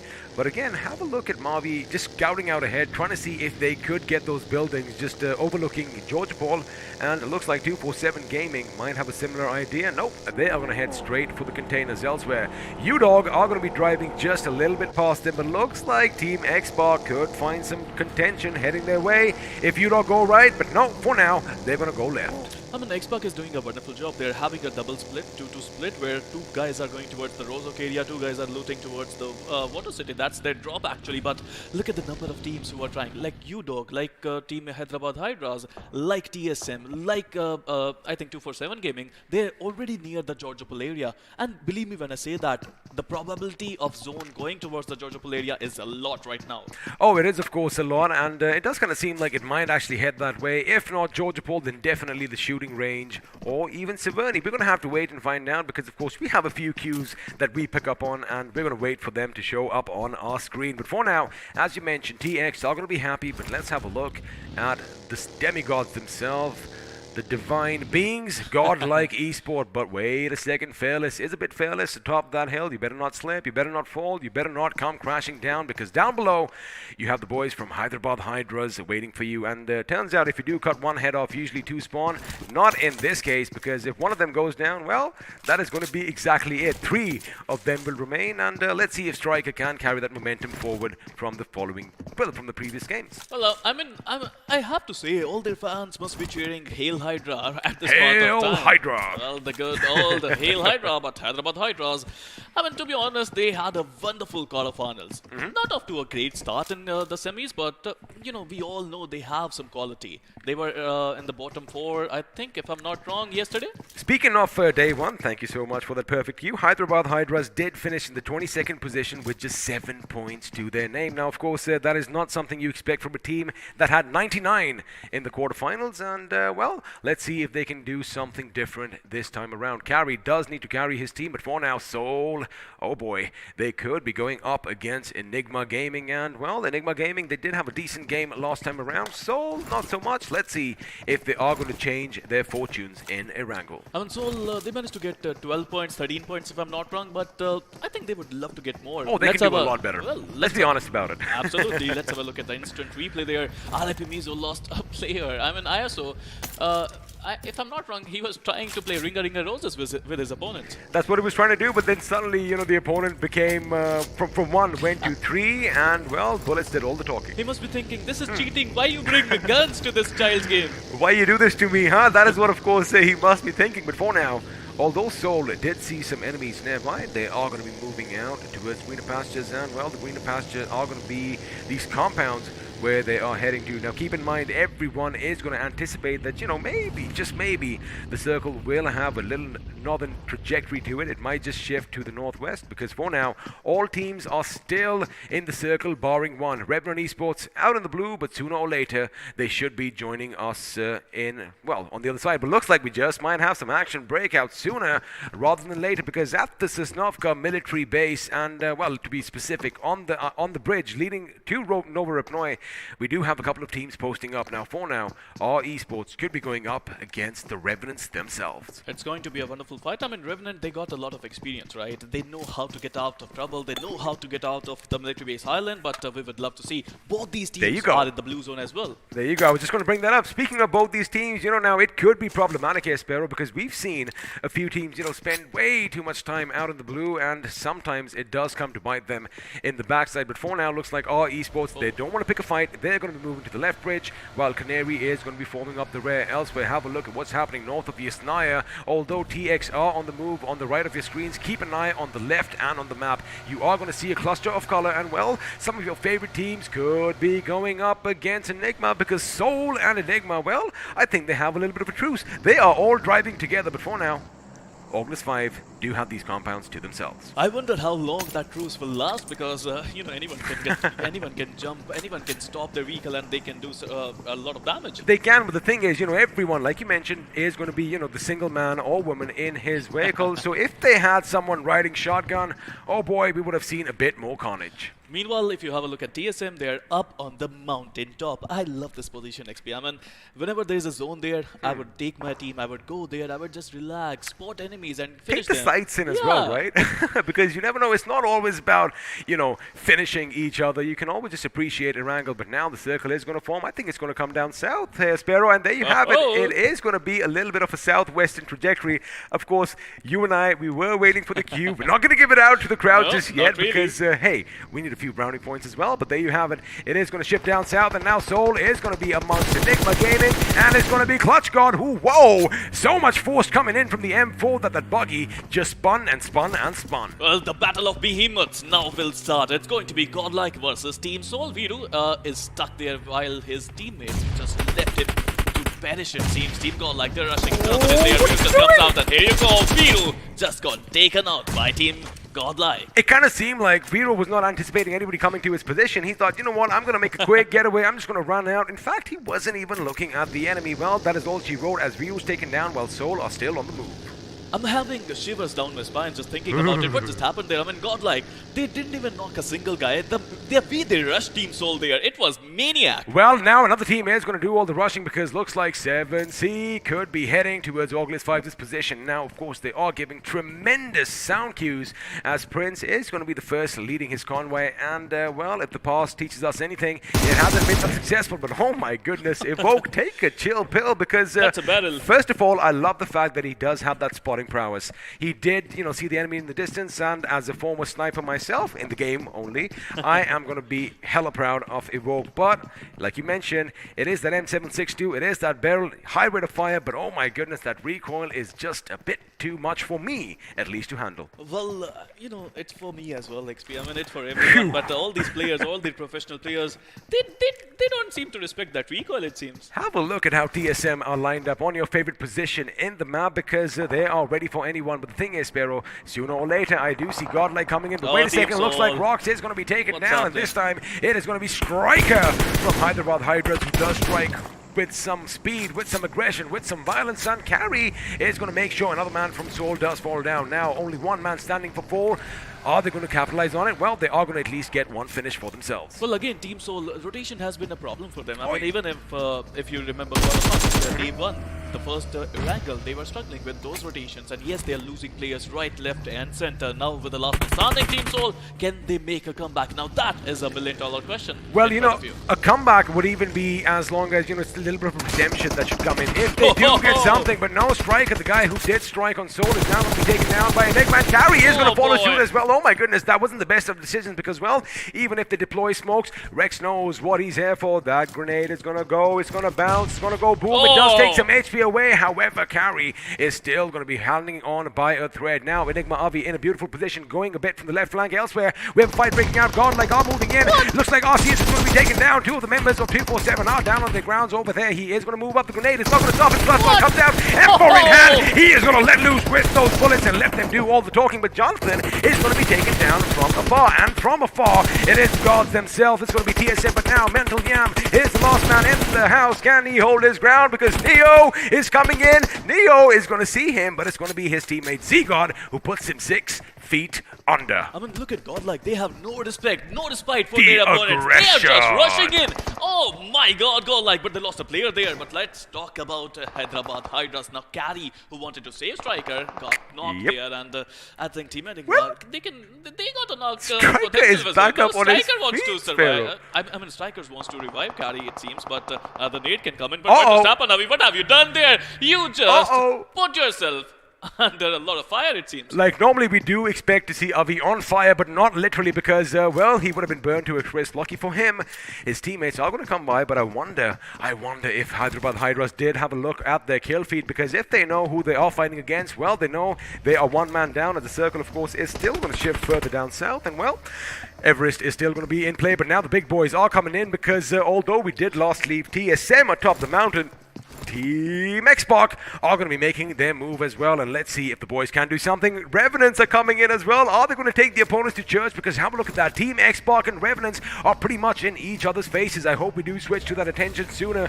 rather than later, although I do love seeing all these beautiful vehicles out here. I want to see some carnage. I want to see some action as, again, against our Lord's team, Hyderabad Hydras are still a 4-man squad. I mean, look at the number of players who are in the vehicle at this point of time. There are a lot of rotations happening, and I would love to see if rotation clashes are going to happen as well. Meanwhile, Team X-Pac and Revenant both off to that eastern end of the zone. Meanwhile, TSM, they're shooting every single team, it seems. I mean, when you are atop the mountain, you're going to have a massive target painted at the back, and, well, looks like 7 Seas Prince is going to be taken down by U-Dogs. Dave instead. There you have it, Shadow. He is going to hit the deck. He's going to be nice and calm, and of course, if a few bullets do come his way, all he has to do is skedaddle out of harm.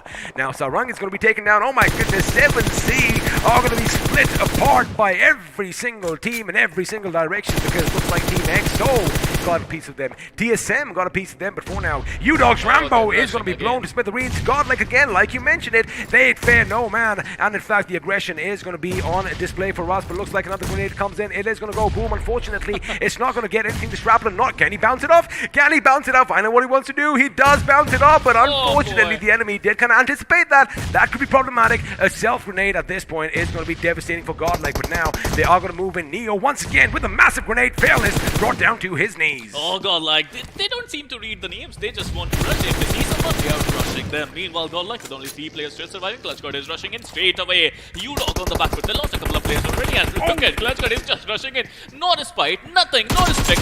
I mean, nada. Nada, but over here, Clutchguard is going to be taken down. Now there are 2 members down as Dark is going to be moving in. He is going to be in the shadows, and now he is going to be amongst the thick and thin of the smoke. Keep one thing in mind, Fearless and Rambo, the big dogs, are down. But again, Godless are only going to survive by 1 man. Neo, all the weight is going to be on his shoulders. Neo is going to be spotted, and there you have it. The Goliaths have fallen, ladies and gentlemen, and it is so poetic that the team that did get them are called Underdogs India. Another circle is going to shift a bit towards the north. The hospital is going to be in contention with parts of Western Georgia as well. Boy, oh boy, Godlike's aggression, it seems, Sparrow, got the better of them. Well, absolutely. U-Dog India played really well, and, you know, it's all about defending your territory to the fullest. But meanwhile, if you talk about Enigma and Soul, they can't go up, it seems, and I mean, Hey, hi. They must be saying hi, hello to each Oh, other. he might get some footing over here. He might get some footing over here. Viper, you better watch out because looks like Rex is going to do something. In fact, you know what? He is going to throw a grenade, and in about a few seconds, the grenade is going to come in. Viper, in the nick of time, does find some footing for himself as well. And now he is going to hide behind the little crevice that we do see. But the thing is, he is the last man standing for his team. But the question is, for how much longer? I'm an XP, you call me Hope, but I think Viper is the hope of Team Soul at this point of time, and he's trying to survive. He's trying to do his level best. But talking about Team EXO versus TSM, EXO Punk managed to get a knock on TSM player. Now, we did see Shadow, of course, atop the hill with his M4, you know, hitting the deck, laying prone. But looks like we got some sharp shooters in Team EXO as they did do some damage. Now, Team EXO, Viper, you better hit the deck. You better go further deep now. That is exactly what he's doing as Mavi is going to come under fire as a fight is breaking out between Hyderabad Hydras and Team X-Park. And looks like it is going to be in the containers as well, the place which every single viewer is going to be knowing about because, well, this is where all our journey started once upon a time. Now, we do have a few warehouses separating the two teams on either end. We do have a couple of members down, but looks like they are going to be picked up. Oh, Striker, you better watch out. No, he cannot, because Gil with the precision is going to get a knock, and now the push is coming in. Ultron is going to be taken down. Scout is going to be taken down, and it's all thanks to one man who is the ace up the sleeve of the team. His name, of course, is Aces Black. The captain, the IGL of Team Hyderabad Hydras, doing his job pretty well. He managed to get a couple of knocks in, and you know, that was so crucial, XP, because if not for that, Team X-Pac would have rushed in. Team X-Pac thought all the opposition were in that one warehouse. That is where all this staggered positioning comes in really handy because they did not anticipate someone to be out in the containers. Now, X-Pac and Hyderabad Hydras have to be careful. I'll tell you why. Because if they move to the other side of these warehouses, well, look at that. TSM could be in position to lay down some lead on them. U-Dog could fire upon them as well. But for now, Striker is going to change his position while HH are making sure all the members are back up. Question is, are we going to see a push or is TSM going to come in and stab them in the back? Well, on the hindsight, I think I can see Soul Viper still surviving there, so that's a great thing for Team Soul. I'm pretty sure he's not going to join this fight anytime soon. Well, he is not, that's for sure. Meanwhile, Team X-Pac, they need some points. Right now, they have 0 finishes, and if you talk about Team Hyderabad Hydras, they got 2 finishes of their name. Both teams have 4 of their players still alive. You know, if you ask me, I think it's all about the zone now. They're not going to fight until the zone is here. I mean, you know, I wouldn't really blame them, but if the circle does shift away from them, well, the containers can only give you so much cover for so much time because now Hyderabad Hydras realize, hey, wait a second, TSM are nearby, and on the other side, I do believe another team is going to be hitting up Western Georgia, and that team is Enigma Gaming Scout. He is going to lob something, and there it comes. It's going to be a bit too short, and, well, Carry, all he has to do is not even bat an eyelid because, well, he didn't have to. Now, EXO are going to be on the bottom of your screens right now, but the circle might just shift a bit towards the west, and there you have it. It's going to be north. It's going to be a bit towards the west. Enigma Gaming in prime position to rack up a lot of finishes. Out of nowhere, Enigma found themselves in the center of the zone, and I was wondering, meanwhile, from behind, Solo Mid just took out Skylarks Gaming. The table toppers are out of Erangel, it seems.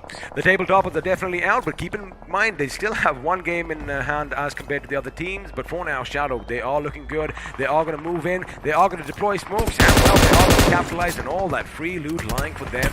You pick up TX under fire. Ultron hits the deck in the nick of time again. This is something that we did anticipate elsewhere. It looks like the Revenants are taking the fight. Well, the moment I say their names, looks like the Revenants won't be preaching today because OL just took them to church.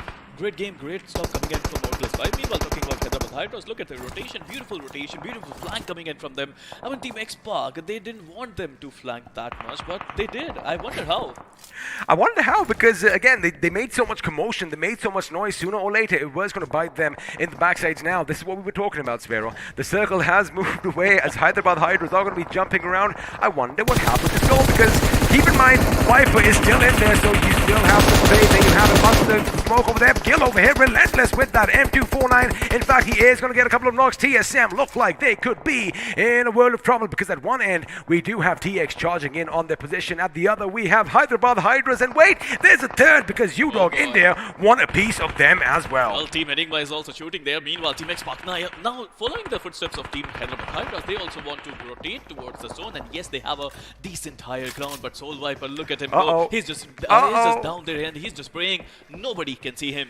Well, speaking of U-Dog, they are going to be out in the 13th position with 4 finishes to their name as Team Xbox again looks like they might have spotted something. No, they're deploying some smokes. They want to make sure they are safe as possible because looks like this is the perfect decision coming in from them. Even if that vehicle does topple over, it doesn't matter. But wait a second, Viper with some aggression over here. A little bit of an underestimation, but he is going to be stuck there. Well, he did try his best. Question is, does he have enough first aids as the Revenants are going to be taken out as well? We did see that earlier on our screens. Now, Team Xbox, I'll tell you one thing, they do have a good position. However, they are going to have to contend with a few teams that skill, hop, skips, and jumps, and well, he makes it to safety. Absolutely, Team Xbox still surviving. I mean, this is just amazing, right? The surviving skills of all these teams, even Team Soul, Team 7C, Team TSM, and Team Soul. As I was saying, he had no first aids to his name. He only got 1 medkit. Well, finally, Viper Soul is going to leave his body, but for now, Flick, ooh, he could be in a good position. He could strike with some deadly precision, and in fact, that could be venomous. But of course, it is going to be our esports, and it looks like they might just be aware of, well, there might be a few snakes in the grass, but there you have it. Canary is going to be taken down. In fact, Flick is going to flick with his thumb. He gets another knock. There you have, that is 2 for him, and now it's going to be Rockstar. He does take some damage. Hero is going to go up against him. Hero goes down again. Flick is going to be in godlike mode right now because he's got 3 knocks for RE, and now can he get the last one? He doesn't have any first aids, but lucky for him, he does have that massive med kit, and as soon as he gets his HP to full, have a look at it. He is going to move in. He is hungry. He knows the clutch is going to be there. Switches to the M4, sees the enemy. Oh, he hears them for sure, and now he hears the enemy. Rockstar just might have made a massive mistake over here because although he is trying to make an escape, let's see if he gets some precision shots. Rockstar's going to spin. Oh my goodness, but Flick is going to make sure he finished what he started, and there you have it. He is taken down. Oh my goodness. I can't believe my eyes. I mean, he managed to knock 3 players. He didn't even get a single finish from there. Well, you did tell me one thing. Looks like CEO Rip Mizo definitely waking up. All the fans of Mizoram in the chat must be elated, but now it's going to be fierce. Who's going to be fierceful? He's just slaying down lead in any single thing that he sees. And Zigsaw could be in trouble, but of course, lucky for them, they do have a little bit of a wall cover. Enigma, 1 good grenade could be devastating, but Tactical are making the move in the enemy's position, and well, they are taking it by storm as Hitman is going to give Rip Mizo a run for their money, but for now, they are in a different building. Well, Tactical again, they have 4 players still surviving, but look at Enigma. He's still there, he's still holding on his own, and I would love to see if he can get some points. If he can surprise Tactical, that would be just amazing. Now the thing is, Tactical might think that, you know what, all of these are the members of the same team. Little does he know that, you know, that is actually another teammate standing up there because Eggy is going to come in from afar, and in fact, through the buildings, through the window from the other side, he's going to make sure the Tactical Hitman is taken down. Now Avi is going to be priming that grenade up. Eggy is going to come in and make sure Wild 69 goes as well. Enigma are not going to make a move. This is now all on Avi. Is he going to go down? Yes, he does. He is going to go down. He fires. He does shoot. The Scar Rail does not connect with anything, but now the reload comes in, and well, this position has been given away. Hold on 1 second over here as everyone is going to pass themselves up. I don't believe he has enough grenades. I mean, with semi-hardcore mode on XP, I think they're just hearing a lot of footsteps there. They don't know what's happening at this point of time. They need to survive. They need to get some finishes, and it's all chaotic at this point of time. Boom goes the grenade as Jacob Boy is going to get Hitman down on his knees once again, which means, well, he is going to be bleeding out a lot faster. Now, again, I'll tell you this again. Tactical are going to think that, wait a second, all these guys around me are in the same team, but looks like Gil wants to play as well, as he is going to be fighting his own fight elsewhere as Carry is taken down. There you have it. Jacob Boy is going to move in. That smoke is going to secure his vision. He is going to whip out that M4, lay down some lead, but from afar, someone else is going to do all the shooting, and well, they are going to reverse their tracks and head back inside for some much needed cover. That's a close call coming in from them, but the nade is going to come in. Clutch is cooking a nade, and if he can put that nade in this compound, this is going to be a very important one. Meanwhile, the zone is going to be the most important thing, and the zone is in Georgiable City. That means Team EXO, they have to travel. They have to cross that road if they want to enter the zone. Oh, they have to travel across no man's land here, buddy, because for now, looks like Team Xbox are going to make the move. And again, Tactical Hitman, finally, they've had enough of Bobby. They're like, you know what, there is just one man up there. We are going to go and deal with him. But it looks like Rip Mizo took a little bit of damage as well from elsewhere, because now Tactical Esports, oh boy, they finally have the building to themselves. For a few seconds, we might just see some respite, but elsewhere, Ace Black again, the IGL unleashing hell as Scout OP is going to burn. But over here, Ace is Black is going to find a similar fate. Well, he's burning as well. Meanwhile, Team Xbox, they love to to come in. Meanwhile, Team Enigma also there. Team Tactical, they want to enter the zone. Team RAP Mizo, they want to enter the zone. This is going to be so chaotic. Meanwhile, Ultron with that Cuddle, he does not even have a single medkit to his name. Well, he doesn't have that, but let's see if he has to use them, because if he does all the shooting, well, it's going to be good. Looks like Team EXO are going to make their move. Immortal is going to be on the other side of his wall, while his teammate is going to be a bit further back, bleeding on his knees, and looks like Sensei, oh my goodness, all that patience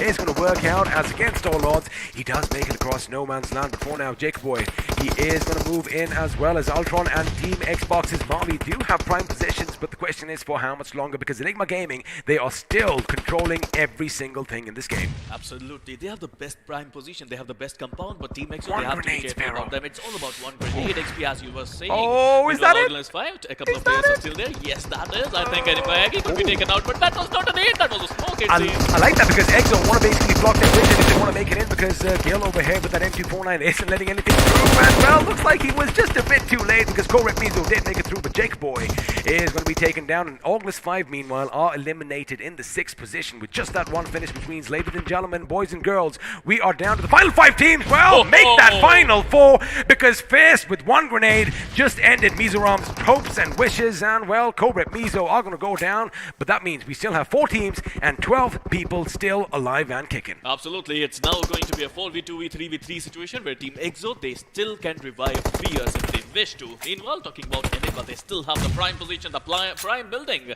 and if they can defend that, they are going to get a lot of value out of it. Meanwhile, you were asking about hunger. Team Xbox, they are hungry and they are in top 4. I think they definitely heard me, and you know what? I am glad. I mean, I can take all that flack. I have thick skin, bring it. But I love the fact that they are going to wake up. And again, like I said, they aren't going to be complacent. They can do it, Sparrow. If they can just get a couple of few finishes over here, they can actually get the job done. Now, Enigma Gaming, they are in prime position. But again, like I said, one good grenade could spell trouble. Is it going to come in from TX's way? Is it going to come in from EXO's way? Because again, look at all that smoke being deployed. Someone might make a move. The question is, do they even have a nade? Because I don't think so. I saw something come in. And it's going to roll down just a little bit. And it's still rolling down. It's still rolling down. But it's a smoke again. What's happening over here is... They don't have a nade. They don't have grenades. They don't have Molotovs. They don't have anything. But they do have a tremendous amount of smoke grenades. And with that, they are going to try and keep them guessing. There you have it. Sensei is going to be the one. And with that, all it took was one little push. Rex is down on his feet as 3 hungry members from Team EXO are going to be rampaging, ravishing their way through this house. But looks like Sagi is going to be taken down. Beautiful positioning. But finally, it was given out. Now Eggy comes in. He shoots. He's on the enemy. And with that, he's going to make sure he finishes what he started. Oh my goodness, how the tables turn. Team EXO had the upper hand, but for now, it's only Sensei alive and kicking. Well, the master of everything, the IGL is going to push in. Now he's trying to revive his players, but as soon as Enigma is done reviving, they're going to rush it. Yes, they're rushing in. It's Sensei, the last one standing versus 2 players of Enigma. Aggie losing a lot of HP there, but he's still surviving somehow. Meanwhile, Team EXO, they just got taken out by Team Xbox. There you have it, and of course, looks like Mavi is going to make sure that Hyderabad Hydras are going to be exiting as well, which means it's down to the final 2 teams. Team Xbox, they know that the enemy is depleted, and looks like the memo did get through. They are going to prove me wrong. They are hungry, and now Eggy, they have given them some time to respite, but again, the blue zone is going to force them out, and now it is a waiting game. Have a look at Mavi, have a look at Ultron behind the wall, while you still have one man standing over here. Gil, making sure he does something, but looks like shots are going to be fired. In fact, both teams do exchange a little bit of damage, but for now, it's all a waiting game. And the first one that makes a mistake, well, he might just lose everything. Now, Enigma, they need this knock. It's already in Xbox favor. They have the numbers game advantage. Enigma, they want to get this first knock down, but they don't have that HP. They don't have... Oh, they're throwing pans now. They're throwing the kitchen sink at Team Xbox, it seems. They're going to the kitchen. They're finding whatever they can. All the nuts and bolts are going to be throwing out. There you have it. A few flashbangs are going to be sent out as well. Now, the thing is, the circle is going to implode in on either team, both sides. Mavi coming in. He might just get up. He might just lay some shots. And it looks like Gil is going to be taken down. And Rex, he better patch himself off quick, because again, he just has that 2 first aids, but it looks like he is going to get it out now. The smokes have been deployed. I doubt Gil is getting picked up. Oh, I saw the head. I'm sure Rex saw the head, but Rex did not see Mavi's position, and there you have the last man. Eggy goes in, he jumps, he shoots, but he is not going to be able to take down 2 members from Team Xbox. There you have it, ladies and gentlemen. The team that was at the bottom of the table, the team that had just one single-digit points. The team that we all were asking the question, are they hungry? Do they have that drive? Well, they proved us wrong. They proved all of you wrong because Team Xbox just won their first chicken dinner. Well, they are hungry, they are starving, they are famished, whatever you can say, XP. It seems like they are back in action as well. What a game, what a rotation coming in from Team Xbox. And I was talking about how they're going to rotate into the zone. Team Hyderabad Hydras, they were in front of them. And oh boy, Team Xbox, they managed to survive this one. Teamwork makes the dream work. Now, I do believe they only have 7 finishes, but again, this is that momentum, this is that push that they needed, and they might just make it to the very end. Now, of course, if you missed any of the action, question 1, where were you? But we do have you covered as the highlights are coming off, and as Pero, you mentioned, a little game of Ringa Ringa Roses right at the beginning, but somebody cheated. I mean, I also was, he must be thinking, okay, this is Ringa Ringa Roses, I can play well, but oh my god, someone brought an Uzi to that game. What happened there? We're all talking about Team Soul. I don't know what happened. I mean, 3 of their players got stuck in the rotations. Alright, I see what happened over here with Viru. Now, we thought that Viru just came out of the house, without even knowing that anybody was there, but a grenade, there you have it, did kind of force him out. Now, had he stayed in, it could have been a different story, but for now, they were wiped out a bit too early for their pleasure.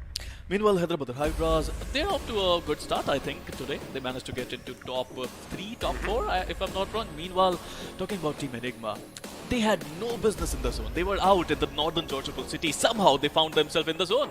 They did indeed, and they did rack up a few finishes as well. But Godlike, oh boy, we saw this push, and Clutch God was like, you know what, you're gonna throw grenades at me. I'm gonna run past your grenade, put you in the ground, and then let the grenade go boom. But then from the distance, Mental Yam almost finishing what they had started. But sometimes all this aggression does seem to catch up, which we are going to see on our screen sooner or later. And this was the moment Avi was like, if that bottle does hit the windowsill over there, well, all that fire is going to rain down on you. Now over here, Godlike were in a good position. In fact, they were just had one man from UDOG left standing. However, for some reason, they hesitated just a second too long, and well, they paid a heavy price. UDOG, they've been patient. It was a 4v2 situation for them. 4v3, I might correct myself, but the way they defended that territory well, it was just amazing. It was pure class. But this is what I was talking about. TSM, they were trying to enter the zone. It was not easy. Orgless 5 managed to do it really well. I mean, they are back in form as well, XP.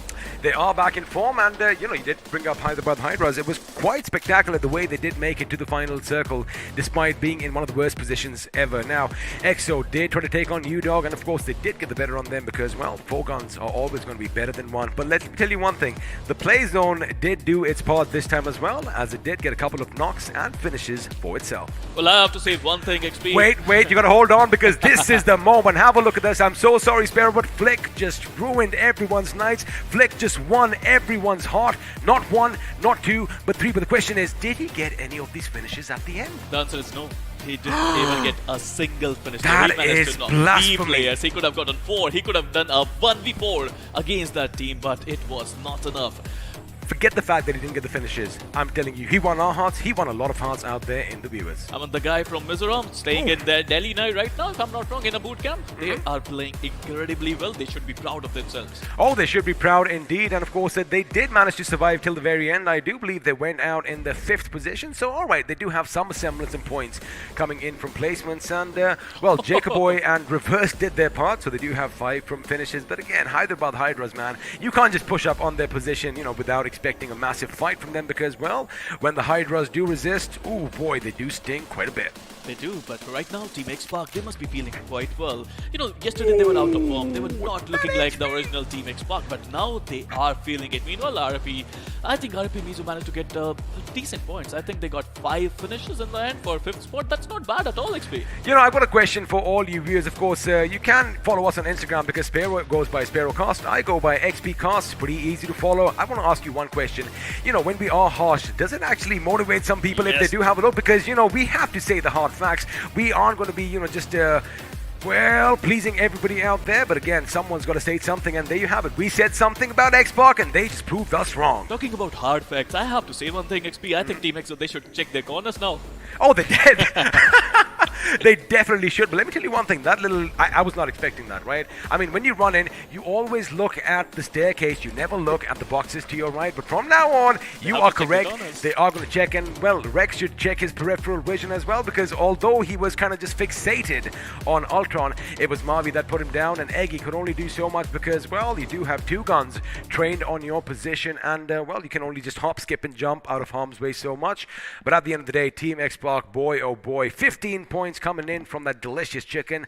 7 from finishes, if I'm not wrong. I should think they walk away with 22, a massive leap from where they were when we met them last. Well, ladies and gentlemen, with the power of BGMI gods that have vested in me, I would like to say one thing. Vested in us. Sorry, Finally, I am part of the team. I wanted to say one thing. This tournament is now open. Every single team has performed. Every single team has performed, but let's just see how well they performed, because the point standing is popping up on our screens now. Now we know who the winners are. I do believe it's going to be 22 points. There you have it. Thank you, Indian education system. I am still doing good.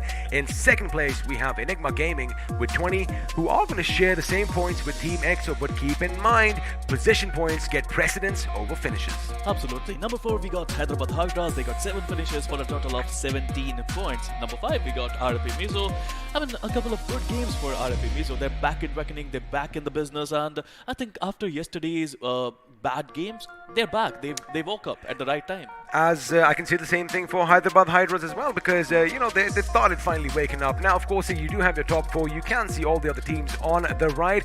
Now, let's have a look and see who is going to be crowned the iQOO MVP and take away that coveted mantle. And there you have it. Looks like you did mention, you know, some teams did wake up, and it's going to be Fierce who is going to be leading the charge, as Team EXO's Fierce is crowned the iQOO MVP in this game. He's playing really well for his team, I have to say. He got 4 finishes, 377 damage, but to talk about top 5 players, not even a single player managed to get 5 finishes. So it's not a one-man show, it's all about teamwork. Yes, and sir. The full form of team is as simple as it may be. Together, everyone achieves more. Okay, also it makes the dream work. That's all I know, because you know, you are much better with acronyms than I am, but you're absolutely right. Together, everyone achieves more. There you have it, guys. Just put this in your brain, just imprint it. Together we do achieve more. Of course, this isn't a solo game, even though we do have solo performances, you know, helping them out. Now let's have a look at a few more facts and a few more figures, because, well, the match summary is popping up, and whoa! What? Hold on. Wait a second. I mean, somebody check that number, because 142 grenades were used this time, 6 of which ended up finishing people. Is it real? Is that an error? That's a mistake. I mean, you might want to ask it's production not. again, and this might be the highest that we've seen thus far. Total healing of 9,615, 81 total knocks, 81 total knocks, XP. Again, I mean, this is just ridiculous. This is the highest number of grenades that have been used in any map, and, well, I do believe one of the higher knocks that we've seen. I mean, last time, in the last game, when you and Floki were casting, 70. I saw 70, and I thought, whoa, that is a lot of knocks, but looks like 81 is going to be a bit more. And lo and behold, Sparrow, 4 airdrops were looted, which means finally they are going for it. But I have one question, buddy. When is someone going to pick up that BFG? When are we going to see the AWM in action? Well, Arctic Warfare Magnum, maybe in Sanhok. No, I'm just kidding. Maybe in Miramar it would come in. But talking about, I think we are going to topple some records there as well. Let's have a look at FT performance. Let's have a look at those tall buildings. Well, speaking of the tall buildings, like you like calling it, the finish to damage performance graph is popping up on your screens, and, well, looks like everything is going to be in height order except a couple of teams in the vicinity. Now, although your winners are Team Xbox, they aren't topping the charts as far as damage and finishes are concerned. However, a chicken dinner is a chicken dinner. I mean, I have to say one thing. I mean, look at Godlike. If they're going to rush everyone just like that, I'm gonna. If I see anyone in that, in that costume that Jonathan wears, I'm gonna run away. Oh yeah, because chances are, even if, you know, they do lose their members one by one, they're going to rush Jonathan you. is just going to be rushing you like a maddened bull. And, well, you know what? Let's not lie. That is what we love seeing. But again, that was the finish to damage performance graph for all of you, and it does seem like a few teams are finally getting the memo. They are finally understanding the essence. They are finally understanding the weight that is the semifinals in the iQOO BGIS 2021. Because again, with each and every passing game, the chances to qualify to the grand finals diminish that much. It's getting heated up. I can feel the atmosphere getting heated yes. up. The numbers are rising. the players are putting their 100% effort, and every single one of these players are performing now. I don't see even a single team who's playing, averagely these days. Speaking about players performing, let's do one thing. Let's take two of the best in this last game and put them up against one another because, well, we are going to have the player face-off. But the question is, who's going to be on either side? Well, on one side, we do have Sensei from Team EXO, and on the other, it's going to be Eggy from Enigma. Well, you always talk about my name. I have some information about Sensei as well. It's a Japanese name as well, which means master. Really? Yep. I wonder if I've ever heard that name before. Of course, this is just playful banter between us. Sparrow just loves poking me, and I love returning the favor from time to time. Yes, Sensei, I agree. Arigato. Now, anyway, coming back to the thing, 3 finishes for both of them. Decent amount of damage, pretty equal. However, Sensei, the master himself. IGL as well. There you go. And the IGL. I guess, if you are the Sensei, chances are you are going to be the IGL. But let's do one thing. Let's pit 2 squads against one another. And let's see if you are going to be right in the chat. Is it going to be your favorites? Because it is going to be Team Xbox finally making a play over here in this graphic, and they go up against the Hyderabad Hydras. I mean, look at the damage of Hyderabad Hydras. They managed to deal a total damage of 2,451 as comparison to 1504 for Team X-Park. But in the end, X-Park, they managed to win the chicken dinner. And that's what it's all about. At the end of the day, the aim of the game is to make sure you get a lot of finishes, you make sure you rack up all those points, and, well, the easiest way to do so is to get that delicious chicken because, well, it gives you 15 straight off the bat. Absolutely. They managed to get 7 finish points as well. And, we were talking about X-Park. We were talking about they're not able to get any position points. They got 15, the best of it. They got 15, and I do believe sooner or later the momentum is going to be building up. And once that ball keeps getting bigger and bigger as it rolls down the hill, well, nothing can really stop it unless they hit a wall. Now, the thing is, are we going to have a wall in the form of some other team? We're going to have to wait and find out because, again, it is way too early to call which teams are going to be moving on to the grand finals. Now, we can't do that, but what we can do is we can shine the light on one particular squad, and, well, let's see who it's going to be. It's going to be Team EXO with 12 finishes to their name. Well, with a damage of 2,102, I think they played really well. Team EXO, they had a really decent position, but again, I would say they should check their corners. They had 4 players still surviving there.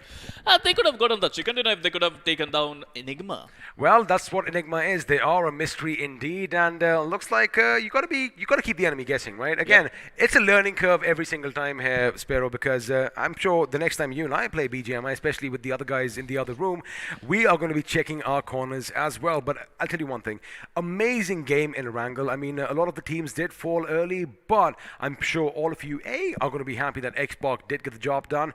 But let me tell you one thing. Teams like Godlike, the aggression on display was phenomenal. Teams like R Esports, almost getting the job done. Well, they did fall to one man who, is good at all those flickings. Of course, I'm talking about CO Rips Flick YT. The way he played is incredible. I mean, even though he didn't get any finishes, I think that would give him a lot of confidence. He can do it again, and if he can do it again, it would be wonderful. But right now, let's have a look at overall standings and see who and what teams are on top of the table. Yes, it is going to be Skylarks Gaming with 18 points to the name at number 1. Now that all teams have pretty much played an equal number of games, looks like they are still going to edge past the opposition, like you said, with just that 1-point lead over Team EXO. But boy, oh boy, Team EXO, they are making some waves. In 3rd position, we have Godlike Esports. No chicken dinners, but 70 points to their names. You know what I think? I think Godlike is looking to break the record of TSM. I mean, the way they are playing, they're not giving any respite to anyone. I mean, yeah, but again, what TSM did in 3 games here, Sparrow, is something that none of these teams have been able to emulate since. Now, of course, let's see if that happens in the grand final, but for now, Godlike are going to be just 8 points ahead of TSM. Again, the competition, ladies and gentlemen, is just a bit too close to call. Now, in the 8th position, you are going to notice that you do have a team with 2 chicken dinners, although in the finish department, I would say that they are lacking just a wee bit. But again, it is tactical esports, and they don't like going for the finishes. They're tactical. They like playing tactically. There you have it. They like their rotations. They like moving into the circle. But let's have a look and see what's happening on page 2. Well, it's simple. They are tactical. If they have the zone, they are going to get a lot of value out of it. Number 9, we got UDog India for... They got a chicken as well. They have 49 total points. Number 10, we got Celsius. They're turning up the heat. They started at the bottom and now they are here and now they are playing so well with 44 total points. Number 11, we got Enigma Gaming. They are back in action, it seems, today.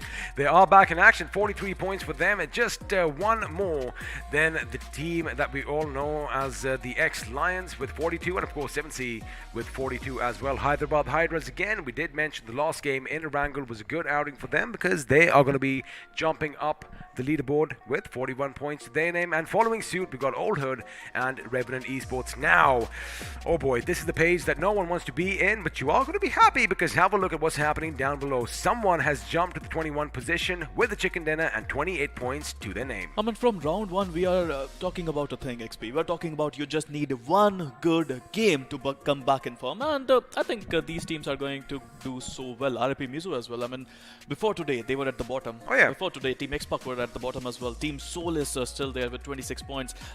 All of them have played 6 matches now, XP. They need to step up. And if you have a look, despite the fact that Chicken Rushes and Xbox, they have that one extra chicken dinner to their names, you know, as far as finishes and position points go, it is pretty even, Steven. They are playing the same game that we have been used to, you know, seeing them in the past. But I do believe it's the fresh meat, it's the new blood that are doing things a bit different. And, well, I think that there are 2 options for the old guard. Either they adapt and change with the new ever-changing times, they become a bit more versatile, or they do what they do best and just amp up the aggression just a wee bit more. Another thing that I noticed is it's all about consistency now. It's all about consistency. If you're consistent throughout these 4 days, you're going through. If you're not, I think the competition is such such high level right now, XP.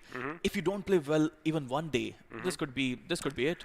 Oh, absolutely. You know, we talk about having good days, we talk about having bad days, and now, you know, early we used to talk about if you have one bad game, then, you know, it's going to be problematic. Now, at least there's a little bit of leeway. You can have one bad day, and of course, all of this, all these spotlights that are shining upon us, the casters, and, well, the players as well, is only possible due to this bad boy in my hand. I am, of course, talking about the iQOO 9 series, and just to make things clear, I have the 9 Pro, while this gentleman has the 9. But the thing is, oh boy, I do love that back. You want to exchange? You know what, actually?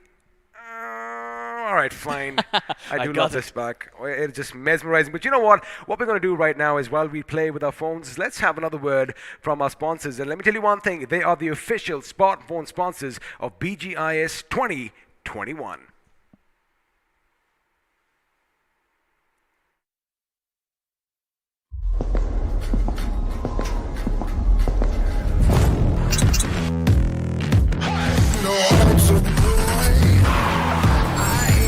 Yes, man.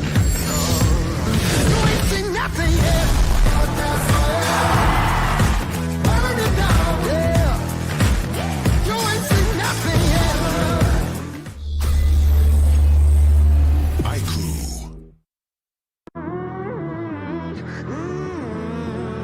Well, you thought that I was done. You ain't seen nothing yet. Walk that wire, start that fire. Burn it down, yeah. You ain't seen nothing yet. I go harder.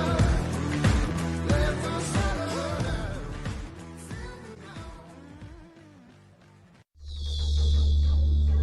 iQOO. You know what? Oh, wait a second. What do you want? I think I want that back. Oh, hey guys, we are back once again, and well, sorry you guys caught us like that. That was very unprofessional. unprofessional. Let's rewind. Alrighty. Hello and welcome back to the iQOO Battlegrounds Mobile India Series 2021. And as Hope has floated away, the mischief himself has come in because Floki is joining us. My name, of course, is Angad, the Experiment Chahal. And once again, I have the 9 Pro in my hands. Mine. I've got the 9. You stick with that. I think that kind of suits you a bit more. But again, welcome back. And, well, the action is just going to be heating up because the next map, Floki, is going to be Sanhok. And I do believe this might be one of your first Sanhoks. Absolutely. I mean, this is my 3rd Sanhok at the moment, so I do believe that... oh, yeah, well, I mean, that is true, but I do believe that Sanhok is... I really didn't know. What was the joke there? It's all right. It's already gone because now you're going to make Moment it sound. has passed. Moment has passed. But again, the moment that is going to be coming up on your screens is going to be Sanhok. But before that, we love all the viewers watching. We love the fact that you are having a good time. You are being entertained. But let us do something for you because now we are going to display the giveaway winners on our screen. And well, Floki, please do the honors. Absolutely. We've got Chiranjit Di Burma, we've got Saurabh Datta, Anup Negi, Shub Bhateja, and Om Prakash Kumar as the winners for merchandise giveaway. Well, congratulations, guys. Do make sure that you tag us on Instagram and let us know what sort of merch you get your hands on, because this guy's got his grubby little hands on a bag already. I don't, so I'm very curious to find out. Also, if you do have a bit of extra BGMI merch, by all means, you can send it our way as well because, God, man, I mean, can you just stop it? I get the merch before you do, all right? That is how it's going to be because I need to fill that bag up. Fine, I'm just kidding with you. I'm going to give you all the goodies. But again, what if your name is going to come up? Because, well, we do have Vinod Prasad joining us. We have Jelani Gamer YT. Niranjan is going to walk away with something. Aryan Kumar Mahakur. And, of course, Dhruv Bora. Congratulations once again. And I wonder what these guys are going to get. Well, I'm curious to find out as well, so do make sure once again that you tag us on Instagram and let us know what you guys got your hands on. But yeah, I do have to say, so far the matches have been looking very, very interesting. The merch aside, I think the games itself are worth coming here for. Also, we do have 5 more people that we do want to give away all this BGMI merch to. We have Vikrant Kajuria, we have Nimit, we have Neeraj Kohar, we have Tanish Bansal, and of course Suraj Dubey. And again, if I did butcher your pronunciation and in any way, I do apologize. I am learning just a bit. But again, Floki, all these winners over here, making sure they do everything right. They made sure they filled their forms right because we did see a little bit of a mishap coming into the semi-finals. As far as the quarterfinals are concerned, a couple of teams did go out only because they didn't fill those registration forms properly. Now again, with all this aside, let's come back to the matter at hand. It is going to be Sanhok. It is going to be chaotic. It is going to be just, there's going to be blood flowing. But before that, before the carnage, we do have these 9 series in our hands. Let's actually tell them something else. Absolutely. Well, these 9 series are the phones that you stand a chance to win if you do go onto the iQOO website, register there, just fill out some simple details, and maybe when this phone launches, you get to find one waiting in your mailbox. And if you want to do that, you need to head over to the iQOO website and fill out those details. All you got to do is, first of all, search iQOO 9 on Google. If you want, you are going to have the website pop up. And then basically, all you have to do is just click one button. It is that easy. One button, fill out a few things, and well, you might just win this bad boy in my hand or the one in his. Either or, both these devices are good. And if you want to feed that monster gamer inside you, well, this is the device you want to get your grubby little hands on. Now, of course, we are going to talk about Sanhok once again. Before that, let's just remind you which all teams are going to be battling it out in the battlegrounds down below. Absolutely. I believe it's going to be Group A going up against Group C once again, although I could be wrong about that. We've got Reckoning Esports from Group A, All Hood Esports, OR Esports, Only Glitch, Team Chicken Rushers, the Sabari Gang, Team X Lions, and Celsius Esports making their mark in Group A. I think what we're going to do is we're going to give Group C a little bit of a breather. Let's get Group B into the mix because the Hyderabad Hydras, they are on a high. 7C Esports on a high. Tactical Esports will join us as well. Team X-Pac, the winners of the last game. Enigma Gaming, UDog India, R Esports, and of course Soul. And let me tell you one thing, although Soul was, kind of wiped out a bit early in Erangel, man, Viper, even though all the odds were stacked against him, he did go out swinging. He did fling that one grenade because it could have been easy for the opposition to, just turn their attention to him, put a few bullets down in his noggin, and well, that would have been all that she wrote. But again, that was last game. We live in the present because what's going to happen now is Sanhok is suddenly going to come alive with some life. It is. And of course, we might actually see a little bit of snakes in the distance. You might actually hear some hissing, so you make sure you have your flutes ready. But before that, let's have a look and see what the tropical island looks like as we have a nice little bird's eye view. And I wonder if we are going to start things off at the Paradise Resort. Yeah, well, it doesn't look like that is going to be the case. Instead, I believe we're going to be starting at one of the camps over here.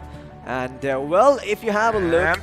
Camp Charlie, there you go. Well, but I do have to say, overall, the map of Sanhok this time around should be very, very interesting. Purely due to the fact that Skylar's Gaming is not here. I see what you mean there, but again... a couple of shots fired at me. Go ahead. But the thing is, somebody else might just take the place. So anything can happen as Oh we man, go from you're the right, quarry. there is EXO. There is EXO. There you go. You have EXO. You have a lot of big dogs over here. And, man, I didn't know that you were into controversies like that. I love it over here. Of course, all of this is in good fun and good banter. But for now, as we do take a look at some of your favorite positions here in Sanhok, I wonder if you all know where we are, because I know exactly where this house is. Floki, I'm not going to put you under the spotlight right now, but what I am going to do is, well, I'm pretty sure everybody knows where that is. The ruined temple atop the mountain, atop the infamous cliffs, and, well, that's a new addition there. The Black Hawk is finally down. Absolutely decommissioned one. That would be so fun if you could actually use that helicopter. Just imagine there's one waiting for you every single time. Every single team would just be dropping in near Camp Alpha. Well, doesn't seem like that's going to be the case, though. You might be able to do so in the not-so-distant future as far as BGMI is concerned. Oh, well, keep your eyes peeled up, folks, because the next update might just introduce a couple of helicopters into the mix, but... Damn, you're that is just- optimistic. that's very, very optimistic, of course. It's speculation at its finest.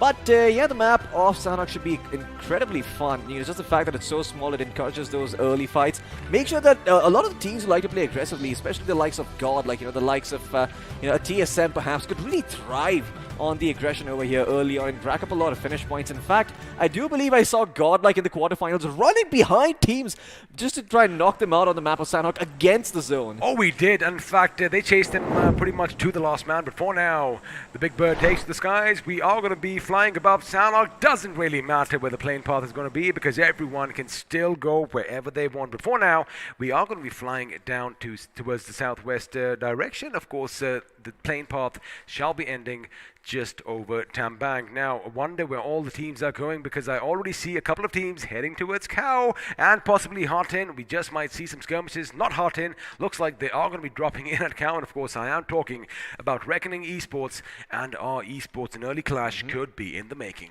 Absolutely, but Mongdai being completely ignored is a little bit unusual over here. Doesn't seem that any team wants a piece of that real estate for the time being. While we do have a couple of teams going towards the southwestern and northwestern islands, it does seem that the northeastern part has been somewhat neglected. And well, the circle is going to form dead center of the map. Every single part of the map, well, mostly every single part of the map is still going to be under play.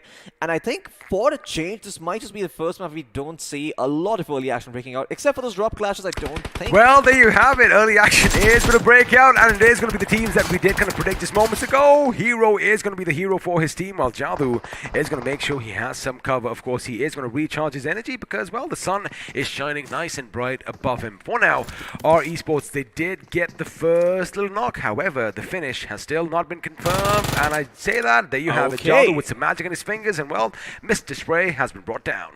Well, I didn't imagine that he could actually connect those shots with the Uzi at that distance. That is incredible coming in from Jadu. Once again, working his magic out in the sun. Of course, charging him up over here, but no first aid kits, no bandages. He needs to find a way to heal himself back up and maybe even put on a vest or a helmet. Well, he does have a vest, but yeah, definitely still needs a backpack and a helmet to work with over here. The rest of the members from our esports just going to go around grabbing whatever they can find. Reckoning esports going to be doing the same, cutting their lots of shot early on. They did lose Mr. Spray, but it's not the end of the world. They still have a fair amount of options available to them. Let's see what they decide to do next. Now, keep one thing in mind. Godlike is not playing this game, which means a little well-known place known as Painan. I wonder how many in the chat know of that place. Is going to be unoccupied by that team, but looks like the Supari gang have moved in, and sooner or later, they could be a team that could be moving in their position in a bit of a tactical fashion. I'm, of course, talking about tactical esports. Now, the thing is, are they going to go in for the fight? Because as soon as teams find out that, somebody's over there, in a map like Sanhok, you don't want to lose your members early on, because numbers in this map definitely have more weightage than the others. Absolutely. I mean, tactical esports, especially for a team like them who are a little bit more patient in terms of their aggression. What the hell's happening over here? Claus and Sagi out in the open over here. Well, I'm not too sure what Claus is up to, but I think he will be deterred thanks to the nade coming in from Sagi, keeping him at bay there. And Sagi will be able to get himself back towards safety, as it does seem that he is a little bit further away from his team up on those northwestern islands, as all his entire team is up towards Hartin.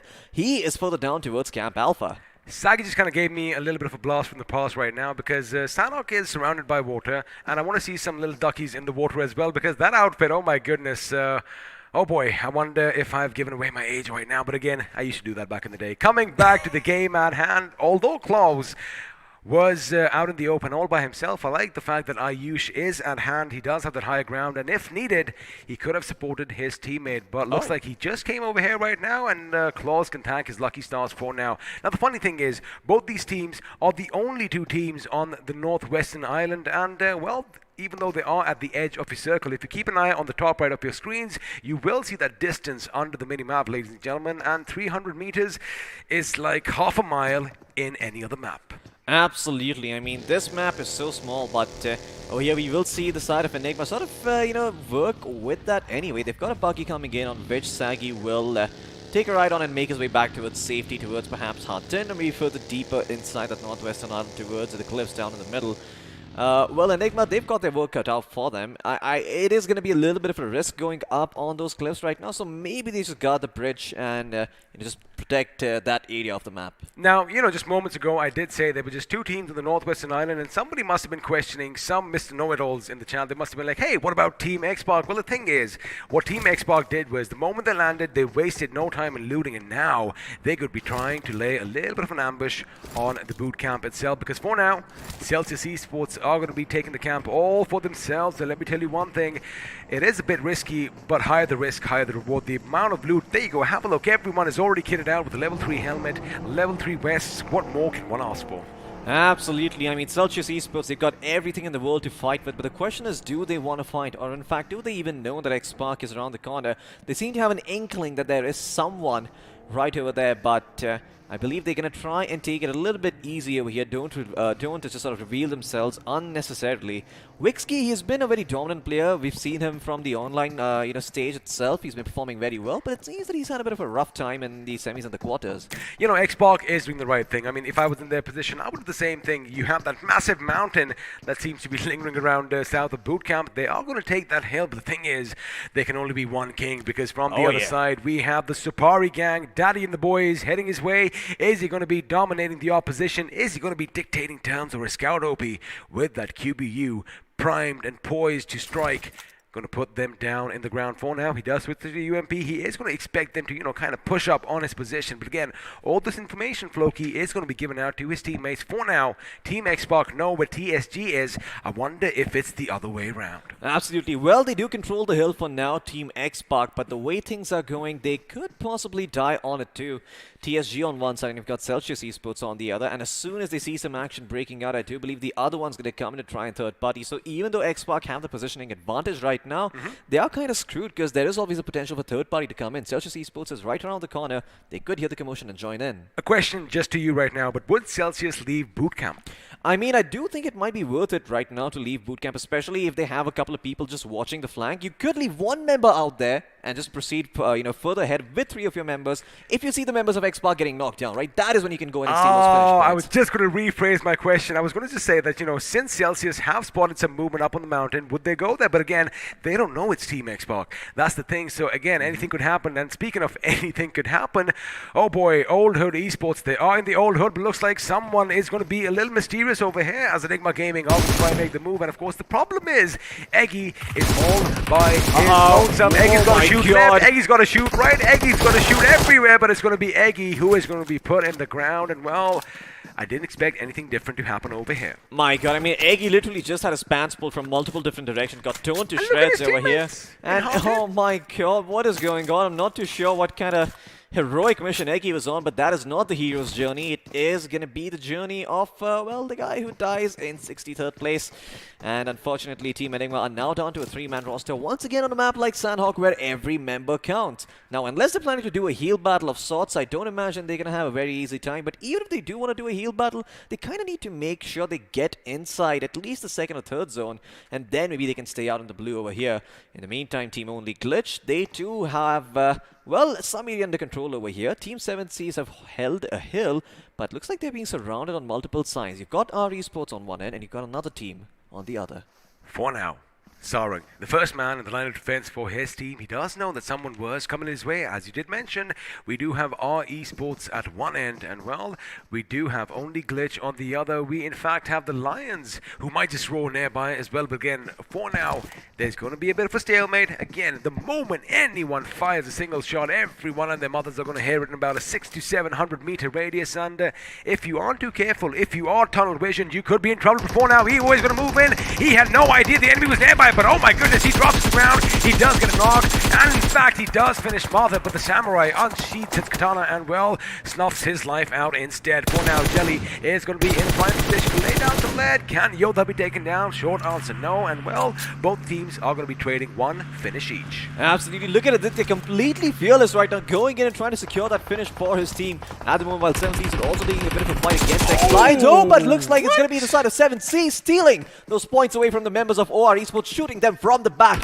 exploiting their position. Well, OG, it does look like he managed to find Simple, so he will get at least for one finish to his name, but I think all the others went to the members from 7Cs. They did indeed, and of course, 7Cs out of their element, they are going to be atop this green, luscious mountain, and again, like I said, there can only be one king of the hill. The best thing for them is the summit is, well, pretty long, and you know, it's kind of like a flat top, so they can still share for now. But now, if you missed any of the action, let's have a look and see what just went down, because the instant replay is coming up. There you have it, just as OR come down, shots fired from all sides, and as you mentioned, Wexy gets one, and well, the others go Spray God's way. Absolutely, I mean, that was a little bit unexpected over there. Look at that, Spray God just securing those finishes. Almost looked like he got the both of them, but it was Wexy getting the other one in the nick of time. OR Esports, in the meantime, once again could be in trouble as 7C still gatekeeping them, preventing them from moving ahead from this formation of two rocks.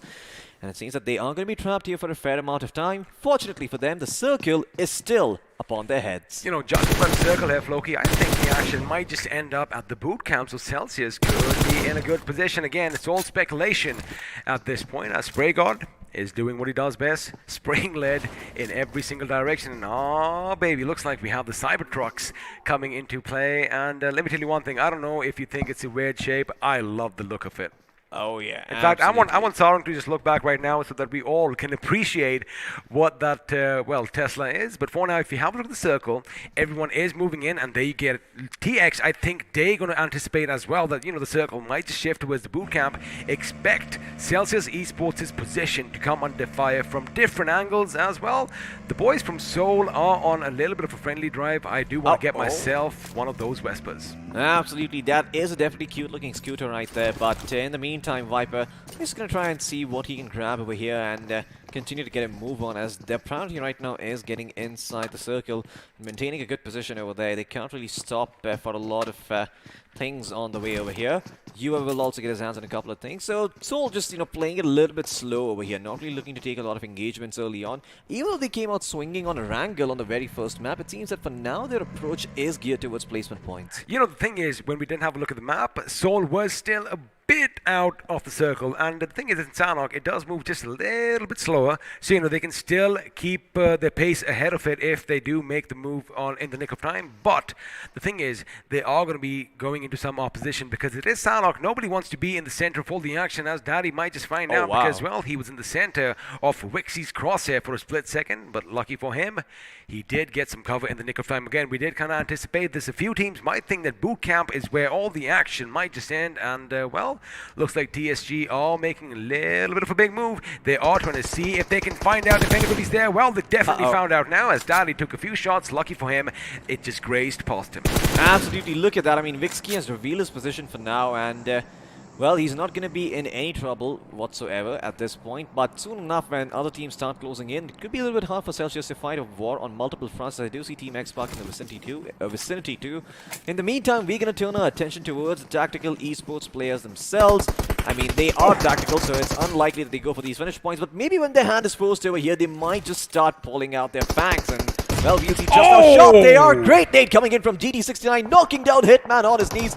the Grenadier himself. In fact, Levy's going to come in with another nade from the other side over here. Create a lot of problems with the side of Tactical as they're not being allowed to push and occupy any position whatsoever. Clutch will eat a little bit of damage. It looks like the finish will be secured by Levy 9.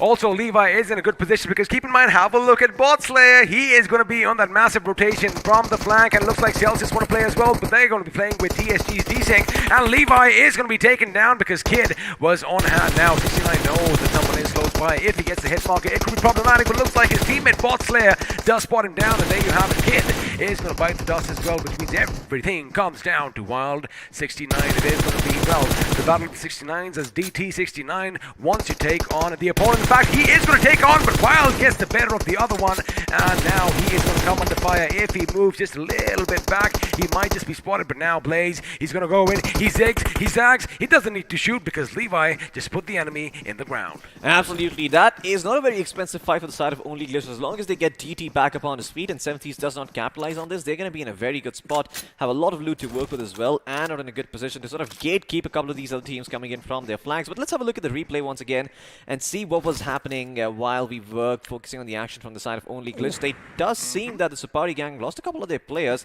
and in fact, Celsius, they did manage to confirm one of those knocks into finishes, so kudos to them for finding those extra points. Also, I was just going to bring this up. Have a look at the circle. It looks like action might finally just end up at the boot camp. I'm sure a lot of you people watching at home do want to see all that carnage. You want to see your favorite drop spot being contested by, well, your favorite teams. For now, our esports are heading in a collision course. 7C esports are going to be nearby, and in comes Reckoning esports from behind. In fact, they do have some vehicles, but looks like Hero, he does spot something in the distance. Maxi, he does realize that, wait a second, these compounds, they are Occupado, and well, he goes up elsewhere. U-Dog's Fearless is going to be fearless because he is going up against a god we know as Prey God, and well, he has been put 6 feet under now. 7C could be in trouble. Reckoning esports at one end, and well, U-Dog at the other. Absolutely, I mean, boot camp is about to turn into a whole bloody mess over here as multiple teams try and come into the fray and claim that piece of land for themselves. Fearless, in the meantime, is going to try and play guard for his teammates over here, even potentially looking out for some knocks, but there's no one behind that tree. He probably saw a ghost and got a little bit spooked. In the meantime, 7C esports, they might just have their hands full over here. Experiment as well. Look at that. Spray God's already taken out. And it's going to be down to Aladdin, Prince, and Sarang to try and hold on to their position and defend it from the onslaught of teams that are coming their way. You know, meanwhile, while all these teams are fighting and losing their heads around them, Reckoning esports, they're just driving their vehicles through them, and well, no one seems to be bothering them. But for now, who are going to be bothered are the boys from Seoul, and just as I say that, they are going to be reduced to, I do believe, a 2-man squad, and now Rox is going to be bleeding on his knees. A grenade has been flung. Jadu, does he have the magic in his fingers? Yes, he does, because Rox is not down. He is back up, and now finally the UMP does all the talking, and well, Hero and Jadu make quick work of Soul Rox, which means, well, Soul down to a 2-man squad. Oh my god, I mean, this just hurts to see if you're a Soul fan every single time on Sanhok. It's one of those guys getting knocked out, and well, Soul always fighting with a 2-man roster is not the best sort of situation they were hoping to find themselves in. They were hoping that they could all stay alive in the end, hold hands, and maybe get that sweet chicken dinner. But right now, Team Chicken Rushers seem to be primed for that position, as they are all just lying about and waiting for a false move. Now this is where they need to be careful, because again, it does seem like OR Esports, they are oblivious to the fact that the enemy is so nearby, and boy oh boy, when there are snakes in the grass, you better watch your step, because if you step incorrectly, you could be taken out. But looks like Jelly, he ain't having any of that. He's like, you know what, I do kind of suspect something could be atop that hill, and well, he is going to make sure he gets out. A little bit of scooter action overhead. They're just testing the brakes, making sure. In fact, we might just see some donuts being made over here. We might see a few circles because he is revving that scooter. But looks like he does have his hands firmly clasped on that front brake. Again, if you do know your vehicles, you know exactly what I'm talking about. OR, again, remember, they did lose Evo to the similar situation that we did describe moments ago. Hence, they are going to be a bit hesitant while making the move. But again, Floki, I do believe the Chicken Rushers might just rush in behind them. And, well, it could be GGWP for OR. But for now, U-Dog in there. Do have a good position. TSG have a good position. In fact, most of the teams have some sort of fortification or cement for cover. But the thing is, in about a few seconds, oh boy, there's going to be mad dash towards the boot camp. Absolutely, I mean, I think the biggest thing working in the favor of U-Dog right now is that pretty much nobody is going to want to leave boot camp, so they get to pick and choose their engagements over here. I said a bit too early. I mean, boot camp will be abandoned soon enough if these teams know what's good for them. That circle shifts a little bit further towards the distance between Painan or the rather the land between Fainan and Bootcamp. And the area is going to be completely open. Just a couple of compounds in here, and whoever gets there first is going to have the advantage for the late game. Now, let me just remind everyone that a particular team did win last time, but looks like OR are going to go up against CR. We did kind of anticipate this fight, and Notorious, well, his notoriety is going to go down just a little bit because I guess the Snake could not strike in time, and, well, the Charmer won the battle this time. Now, OR, they do know that the enemy's nearby. They do have 3 finishes, but I was going to bring something up just moments ago.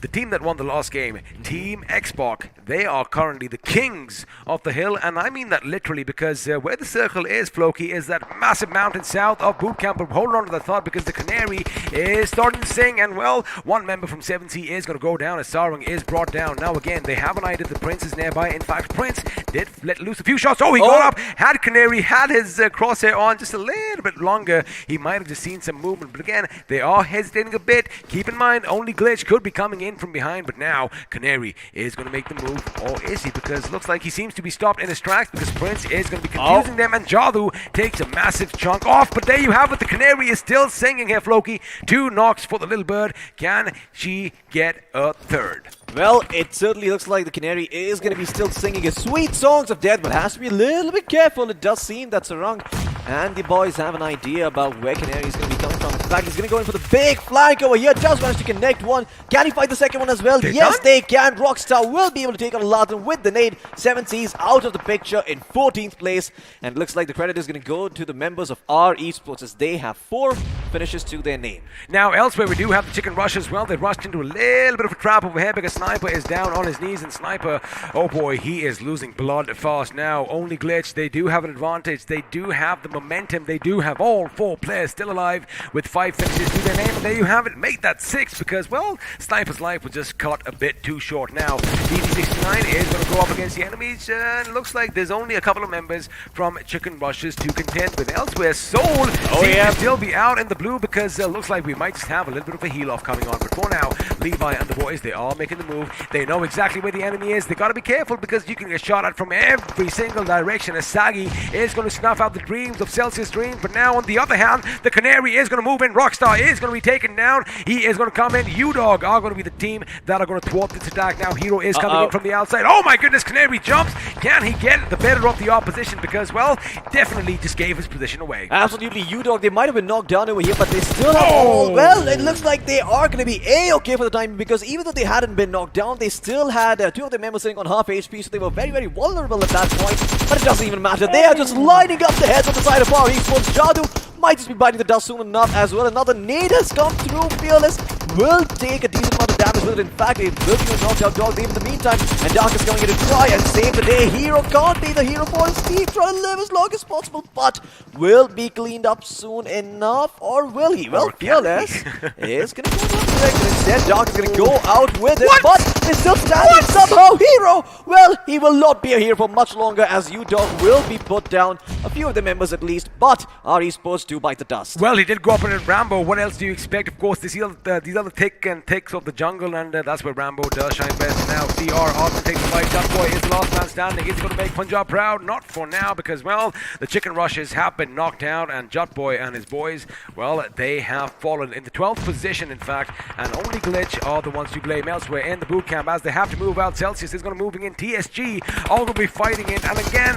amidst all the chaos, amidst all the action, one man from Enigma always seems to survive, and this time it's going to be Avi right between the enemy itself. We did see that in Erangel last time around, but it looks like Ultron from atop is going to make sure that Nickel is going to be put 6 feet under. Now, this is it. Their work is cut out, but again, they have that massive king of the hills from up top. It's not going to be TX, it's going to be U-Dog raining down death and destruction. Absolutely. Even though U-Dog have lost one of their players, they're still standing strong and fighting hard over here. The Safari gang biting the dust, but now they set their eyes on the other members from the side of Team X Spark. The big boys are the ones on the menu over here, and Fearless, much like his name suggests, will be moving forward. He's got the cojones of courage, and he will try and put them 6 feet under too, but the circle is going to be shifting once again, and I'm not sure who's going to favor them. Oh! Boom goes the petrol can over there, the gas can as we like calling it, and well, looks like it might have just been well placed, and Team Xbox again, they know what they're doing. They are atop this hill. This is their location. It looks like Carry is going to come in. Ultron is going to fire. Carry could be taken out. In fact, both the members take tremendous amount of damage. He might just go with the UMP. He gets one. Is the Sultan going to be taken down as well? Because Sultan is making sure he patches himself up. The first aid is going to come in.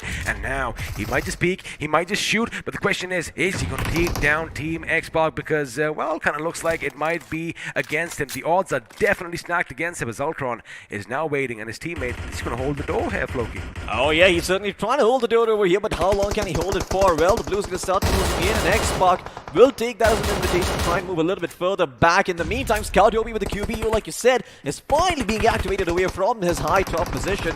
But in the meantime, Ultron is trying to get back towards safety. U-Dog stand in his way, but Rambo will be taken out. Fearless also low, will be knocked down by Mavi, and only Dave survives, and in the end, he also gets taken out, and U-Dog have been put 6 feet under by X-Pac as he's starting to make a comeback over here. But as soon as I say that, it looks like I might have said too soon, because Team X-Pac will lose 2 of their members. Ultron and Mavi both on their feet, crawling about, Scout in a 1v1. Can he save the day? He's got the UMP. Yes, he will do that. Ultron and Mavi should come back up on all twos. Again, I was just going to say that, you know, there's only one King of the Hill, and looks like Team Xbox, they want to hold on because they just took out U-Dog. They just took out another team, and with that, I'm pretty sure all of these sports are going to be just a little bit too disappointed now. Ladies and gentlemen, we are down to the final 4 teams because another one just bit the dust, as only Glitch are going to say bye-bye to us, which means 11 players are still alive, and looks like you were right. TX are going to get the revives. Now, the thing is, they do have to move downhill. Fine. Reckoning Esports, they do have that compound. Fine. But there's another team that is going to come from the other side. There you have it on your screens now. Love the bird's eye view as Hyderabad Hydras. Oh boy, they do have the number advantage. They do have the advantage on the side, but Skrills with some spotting skills does spot Jelly in the distance, and well, OR Esports, they bid us due. Scout is going to do what he does best with that QBU. Absolutely, he finds one over here. He might find some more as they're all still sitting on top of that hill, just trying to make their way towards safety in cover, because they now know there is someone on that watchtower. Scout still firing off those shots, but doesn't spot anyone. Is sort of firing blind at this point. Will go back on into the blue, take a little bit of damage, but well, looks like Ultron is back up. And he is feeling hungry. Looks like he will line up too. What a great spray down coming in from that mine. Hyderabad Hydras might not be long for this world, and he will put them 6 feet under. 2 of the members being taken out, a third one still standing, but for how much longer? Carry and Striker for the win. Everything for their team resting on their shoulders now. And Team X-Pac Mavi, he's prepped a nade for them. He is going to prep a nade, but you know what? He's going to switch to the UMP. He's trying to find them. This could be problematic. The blue is going to be problematic for them, because from the distance, I was expecting this. Reckoning Esports is going to be laying down the hurt, and from behind, Hyderabad Hydras could snuff his life out. That is exactly what's happened. It's going to be Carry who gets the better of Mavi, but Ultron finally gets some redemption for his team. Now Striker is going to be in the distance as well. If Ultron is taken down, they are going to go out in the 3rd position, but wait a second. Scout OP, the man who is just a bit too overpowered, is going to try and help him, but Ultron, he's got to be careful. He's got to make a move, because behind them, Striker is still going to be in a position to strike, but now Ultron, he comes out. Is he going to be taken out before, or is Ultron going to get that prime position? No, he doesn't. Team X-Pac out in the 3rd position. Oh my goodness. We've had a back and forth over here, and that is all she wrote. The play zone doing what it does best, and well, Reckoning Esports, they do walk away the winners in this game. Floki, we said it, you know, Reckoning were in a good spot. They had the compound. Team X coming in from one side, Hyderabad at the other. That little clash was bound to happen. I mean, there was so much third-party action going on over there, right? You had Reckoning Esports coming in, Hyderabad Hydras as well. So close. I mean, he almost made it inside the blue zone. You can see the little Mario hop he did to try and get in there. Unfortunately, got cleaned up by the zone. What Team Xbox didn't anticipate was that the Hyderabad Hydras would still be back in the blue, because Mavi and Ultron, they gave their backs away. Yeah. And as soon as Mavi was taken down and subsequently finished like this, that is when Ultron, you know, shot at him. But then from afar, Reckoning was like, hey, we can see you. Let's take a few shots. And well, they did work. But Scout coming in, almost getting all those knocks. Had he just held on a little bit longer, we might have seen back-to-back chicken dinners from Team Xbox. But you know what? Who took the chicken dinner away? Well, it was a day of reckoning, because Reckoning Esports, they came, they saw, and they conquered Sanhok. Absolutely. I mean, Reckoning Esports, great performance by them once again, playing their cards right, being a little bit more patient this time around, and I think the patience really paid off over here. Team Xbox, they got back into the primal race that they're known for, right? They went out hunting for the Hyderabad Hydras. Who the hell does that? They had 3 members standing, not 4, and they went in for it. Let me tell you, TX, 12 finishes for them, 6 of which came via Ultron. Now, of course, it was Sanhok, so the action is like this. Quick, it's a blink and you miss it kind of situation. We got you covered there because the highlights are popping up, and well, we had action breakout right from the beginning. Absolutely. Well, it was one of the Reckoning Esports members who got taken out earlier, as Mr. Spray was the first one to bite the dust. Eggy, this was just Poor Eggy. this is just bullying, man. This is just don't play that. That shouldn't even be legal. Ah, man, that's just so unfortunate for him. He just goes forward and gets his head blown off. But, to be fair, he was far away from his team. Devil's advocate, I see you grinning. Also, props to the other team for, coming out together so that they're not isolated one by one. But, of course, you want to root for the underdog because he was the underdog in that situation. One man going up against four. Absolutely. I mean, I'm not too sure what that play was by Eggy. I believe he just went on a bit of a sack mission himself. They thought it was worth it to send a one-member forth to try and get some information because they were sort of playing blind, right? They had no idea where they can go in from. Had they gotten themselves some information, maybe that would have been a little bit different. But yeah, in the meantime, I mean, this is another team that I kind of want to point out a little bit. Tactical Esports, yesterday, very, very strong. 2 chicken dinners. The next 2 games, not as much. And it seems that even now they're yet to find their footing. Sanhok just wasn't their map, though. So I can maybe forgive them for that. You could probably forgive them, or maybe some other team is just reading them a bit more tactically. They are reading them as an open book because, again, you can only do so many things at one time. And like we mentioned, yes, they are playing tactically. We are going to make a lot of plays on their names. Yeah. But the thing is, they have to go in for those finishes as well, Floki, because 14 at this stage is pretty much nothing when teams are getting that on average from just one round. Absolutely. I mean, that's the thing about being a bit of a one-trick pony or just having one thing to focus on over here. You fail to recognize situations where other things to do might be more beneficial, like going in for those finish points in that position, or maybe trying to be a little bit more aggressive over here. UDOG India, though, man, what a play coming out from them, just eliminating the side of our esports over here and only losing they for their entire troubles. I mean, just great stuff all around by them. Sure, they don't get the chicken dinner, but once again, really good for their spirits because they were in the bottom 8. They were in the bottom 8, and in the distance, of course, you can see that one lone member from Seoul. Unfortunately, I don't believe they finished in the top 8. Could have been the 8th position, but that means, well, they're just going to get that one point from placements, and it's not going to be enough for this game. Now, Celsius, again, yes, they might have left it a bit too late in the boot camp, but again, it's 50-50, right? Because had the BGMI gods sent the zone towards them, oh boy, they would have been doing what TX was doing, and well, this is what TX does best, pretty much bully their opposition, isolate them one by one, and well, slowly squeeze at the throats and well, suffocate them. Absolutely. I mean, all the esports also tried doing the same, but unfortunately got taken off fairly early on. And this is the moment where I believe Team X Park did really shine. Sure, Sultan. I mean, Sultan almost gets the 1v3 over here. It was really good. I believe he's going to at least confirm one finish for himself, but then Scout's going to come in and take him out over here. And that is actually what sort of saved Team X Park over here. If he had maybe 5-10 HP more, you know what? He actually would have taken out the entire team because Scout lost at least 75% of his HP while this man was still on a pixel. So, kudos to the man, and I'm sure we are going to see a lot more from Sultan in the not-so-distant future. But for now, Reckoning Esports, your winners of this game. Not a loud game for them. They only got their finishes and all the action towards the end, and I do believe they only have 5 finishes to their names. Absolutely, which does mean that they will be getting themselves a total of 20. Not the end of the world, but once again, Loki. Good enough, yeah, absolutely. Okay, I mean, I thought he was saying good enough, but yeah, thank you. I mean, my math indeed does pass the mark. I did indeed qualify from 2nd grade. I did not fail. I did not slip the teachers any money. Cool. Don't worry about that, but yeah, I mean, with those 20 points, I believe Reckoning should be at least able to maintain their spot in the top 8, albeit they might not be able to push up a little bit and get to the top 4, top 6. It could be, but the last little jump, the last little ditch effort from Striker, he almost crossed the finish line. In fact, his hand just went through the blue and that's it. Yeah. He just evaporated. That's basically what happened. And it's like when Thanos snapped his fingers. Basically, that's what happened. Just imagine that. And well, it was a good outing for Hyderabad Hydras again. As compared to yesterday, quarterfinals, they did brilliant. I mean, when you win your group with 99 points, I mean, nothing is pretty much unstoppable. But you always have, that one little problem. And it looks like the semis might just be that for them. Now we know who won that chicken dinner. But Floki, let's have a look and see how everybody else. He's doing a few calculations. The point table is coming up. Let's see if his calculations are correct. Well, it seems that Team X Park is going to be taking that first place spot with 22 points total. They might not have the chicken dinner, but they certainly come out swinging over here. Reckoning Esports in a close second with 20 points to their name. But in third place, you got Hyderabad Hydras with 15 points, and only Glitch as well with 15 points to their name. Once again, Team X Park finally putting out the performances we know they've always been capable of. Again, the thing is, with the big dogs, you just got to give them a little bit of a push, give them a little bit of a shake, so to speak, and I guess that is what Spiro and I did today earlier, and Team Xbox, they heard us loud and clear. In fact, my message box is kind of filling up with a few messages, some good, might as well. some good, some not so good, but again, that is part and parcel of the game. But now, let's have a look and see who is going to be crowned.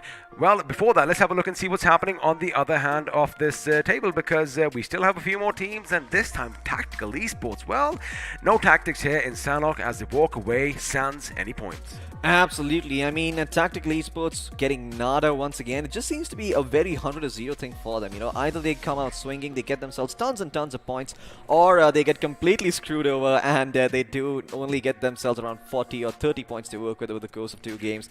Once again, this just does goes to show that, perhaps being a little bit more aggressive can be a lot more helpful, especially for teams like Godlike. They did rack up those finish points earlier, and it seems that if they were here on this map, they would perform out of their minds too.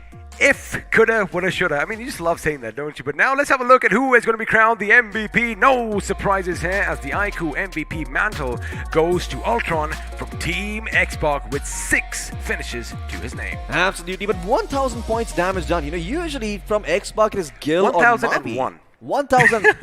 That one is important, absolutely. But yeah, Ultron has been rather quiet on the side of Team Xbox ever since we have seen them come into the picture over here.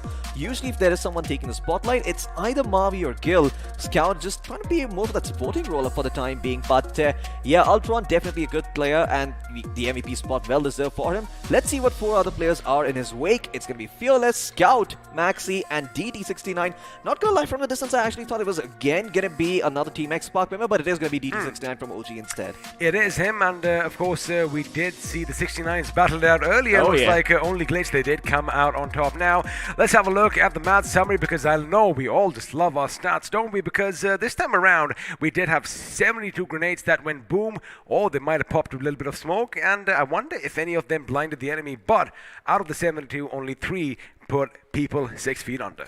Absolutely. I mean, not that many grenade finishes this time around. But once again, I do believe it was an X-Pac member only, right, that ended up using that stun grenade against one of their opponents. I could be wrong about that. I did see a flashbang being thrown. I remember that from the corner of from my mind over here. But we've got the finish damage shots coming up on our screens as well. And well, Team X-Pac, they reign supreme in that department. They did indeed. 42 points of damage, 12 finishes for themselves, pretty much standing head and shoulders above everyone else. And like I said, once you anger the big dogs, once you poke and prod them with that hot iron just a bit too much, well, the bulls start rampaging and they just might tremble you, or rather, they might crush you under that little stampede. And that's what's happening with Team Xbox. Looks like if they keep this momentum rolling, I love saying this phrase, I'm going to say it again, they might just be like a runaway truck with the brake lines clipped, because again, it's going to be nigh unstoppable. Let's see if that is going to be the case with them, or since they are going to have to sit a game out, will that momentum be thwarted? Well, it does seem like a 5-minute break should be welcome for them. I mean, they have been playing 2 games in a row. I do imagine a break would be nice. The momentum is probably going to be thwarted, though. You are right about that. It's going to be a little bit of a reset coming in. But hey, who knows? Maybe if they start off, with a bang once again, get the first pick, get the first finish of the game, they could get right back in the groove. Correct me if I'm wrong. Their group is going to play the next game in Miramar, which means it's going to be their last for the day. Oh, yeah. So they could still... Wait a second. Did they just get back-to-back? Oh, they didn't get back-to-back chicken dinners. They but got they did back-to-back come first out place. in first. They did get back-to-back first place positions. Let's see if they can make it a treble. Now, before that, once again, we love doing this. Oh, yeah. Let's put 2 people up against another and see who is the better one, because you all love that masala as well. The player face-off is going to be popping up on your screens, and this time it is going to be between Scout OP himself and, well, the one man who is Fearless from U-Dog India. Absolutely Fearless from U-Dog India once again. I mean, he lived true to his name. He was the one going forward, taking those fights, finding those knocks, even converting some of those into finishes. But Scout, he was, charged with a more important responsibility. He was the eyes on the other side, on top of that watchtower, and there were lots of times where he held his ground, he held his trigger, he did not fire, even though he had a clear shot, because he knew his teammates were engaged on the other side. And I think not only that, but the fact that he clutched it out earns him a spot over here. And overall, I mean, while the stats might might tell a different story. I do feel like Scout did a much better job than the stats might tell. You know, I mean, the Scout that we knew from the old days, you know, he had to do everything on himself. Now, I'm going to hold that thought because now let's pit two squads up against one another because, well, you guessed it, the squad face-off is coming up, and there you have it.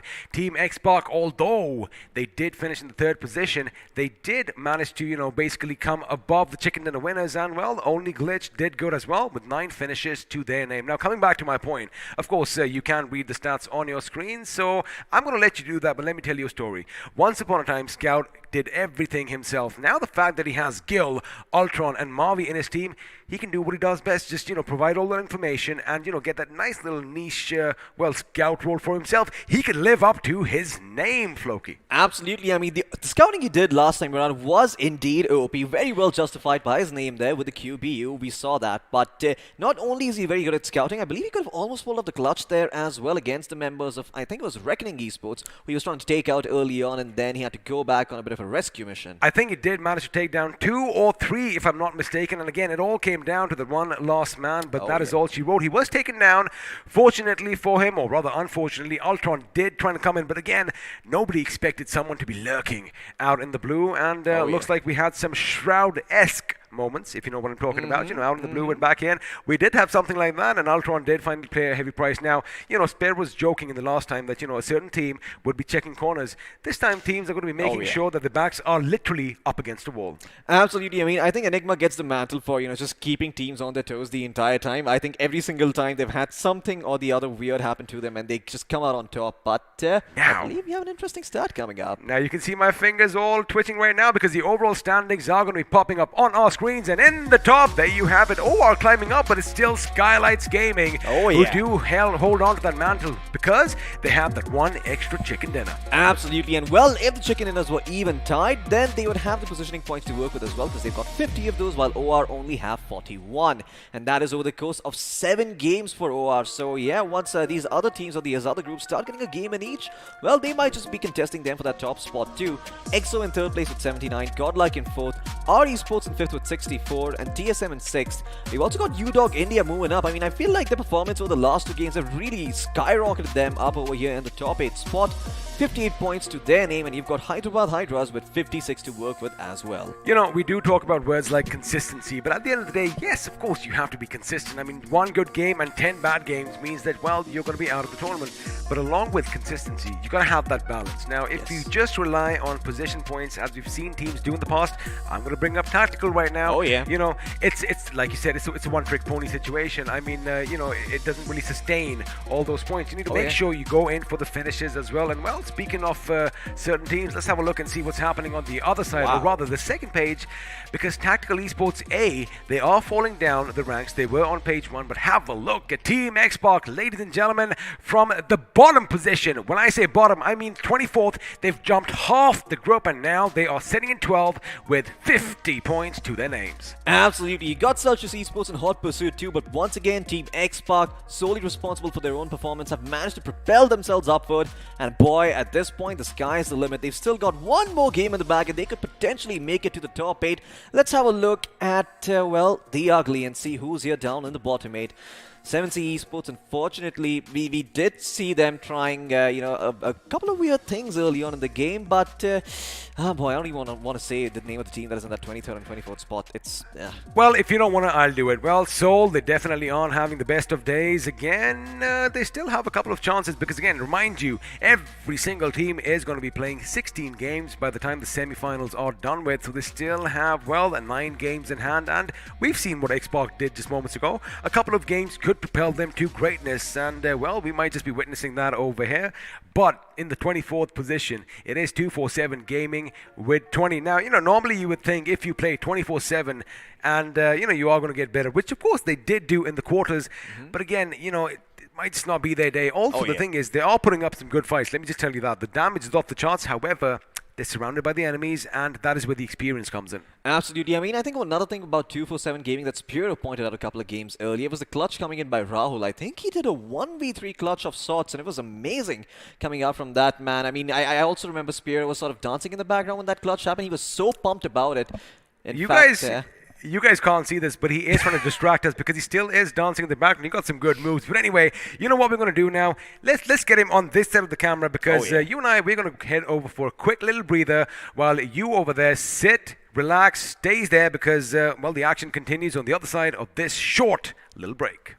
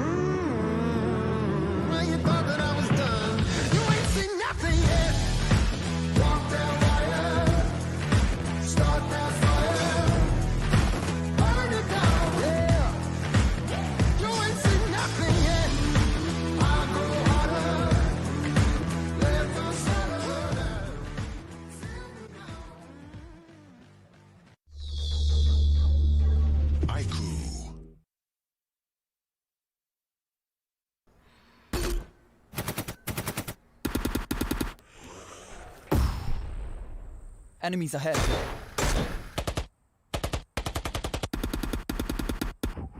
No more non-stop gaming. Introducing Battlegrounds Mobile India with OTP control, 3-hour limit, and other gaming checks. Battlegrounds Mobile India. Game responsibly.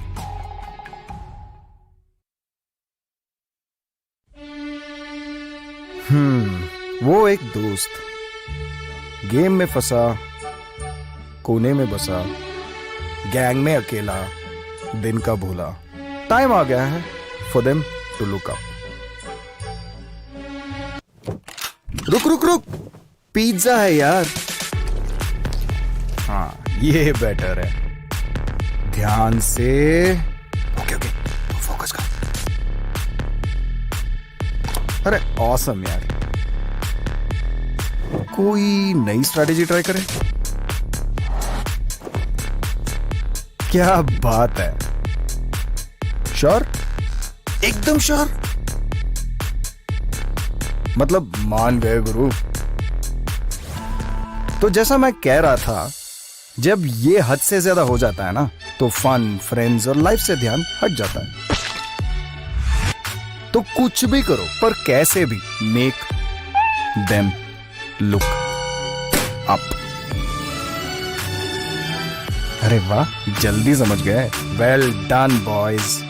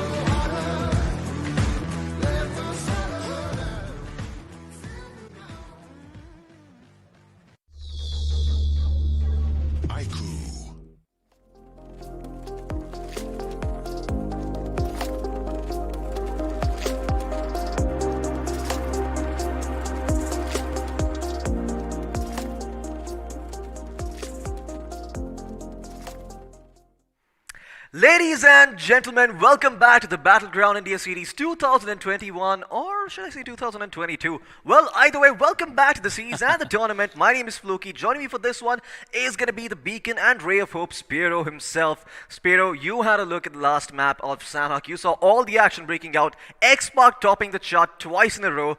Can they do a three-peat? Well, they can, but the question is, are they going to? That is the main question right now. But talking about the performances, I think iQOO 9 series, the best in class, I have to say. The best processor of India, Snapdragon 8 Gen 1.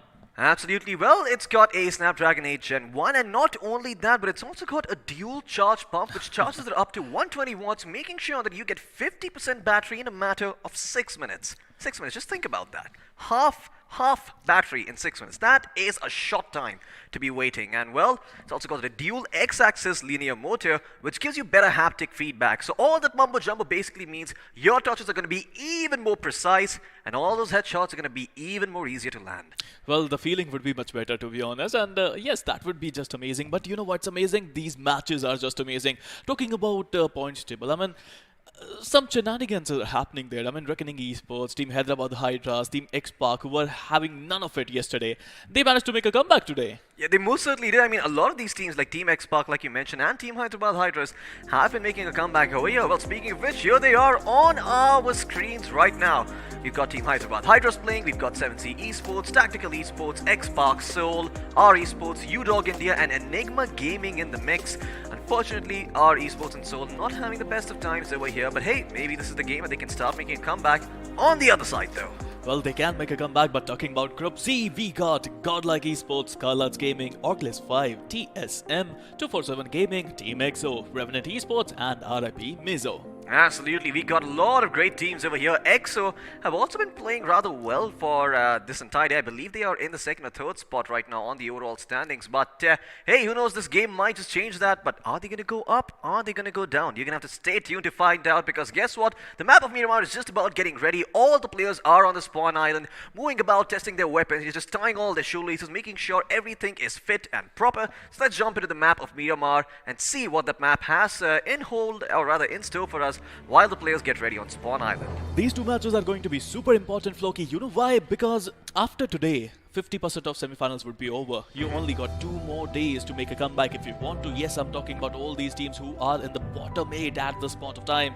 They need to step up. They need to do something. They need to find hope. They need to be hungry, just like X-Spark was. I mean, XP was like, X-Spark might, do they have the hunger? And I think he just got to know the answer. Oh yeah, I mean, X-Spark certainly do, right? They got themselves 2 first place finishes, 1 chicken dinner. Sure, they don't get themselves 2 chicken dinners, but as long as you're outscoring your opponents, as long as you're ahead of them in terms of points, that chicken dinner factor is never going to come and play.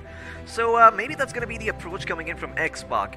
Now we are approaching the end of day 2 over here, Spear. We've got Miramar, and after this, you only have 1 shot on Erangel to set things right before we call it a day. And I think if you don't start performing right now, it might be a bit too much pressure to start playing out of your minds the 3rd day itself, because you have to remember, all's well that ends okay, but for everything to end well, you must start somewhere. I mean, somewhere along the way, you need to pick up the pace and start putting up the numbers that you need to make it to the next level. Again, you have to be positive, right? I mean, 1 good day can make you a really good team, it seems. Absolutely. You know, 1 good day. Abhi, not even half, half of the matches are done. 2 matches are still remaining, I mean. So, a lot of teams are already there. I mean, Team X-Spark, they managed to break into top 16. Team Hyderabad Hydras, Team Reckoning, they managed to break into top 16 as well. So, it's going to be so important. But right now, it's all about Miramar. Oh, yeah. I mean, Miramar is one of those cuter maps where, well, we were speaking of, sniper action earlier in the day when we first started off. We saw a person getting knocked out with a Winchester and being finished off as well. In fact, I remember who it was, but I'm not going to tell the audience because I don't want to put that guy under the gun. Well, my co-pilot, the plane has taken off. Where are we going towards? Well, it's going to be so important for a lot of teams. Let's have a look at the plane path. It's starting near Montenegro, going towards El Hazar. And the northern regions of El Hazar are going to be super accessible for a lot of teams, but you know what's not accessible? It's going to be Puerto Parecio, maybe some ruins, maybe La Cobreria, where you have to glide a lot if you want to reach there.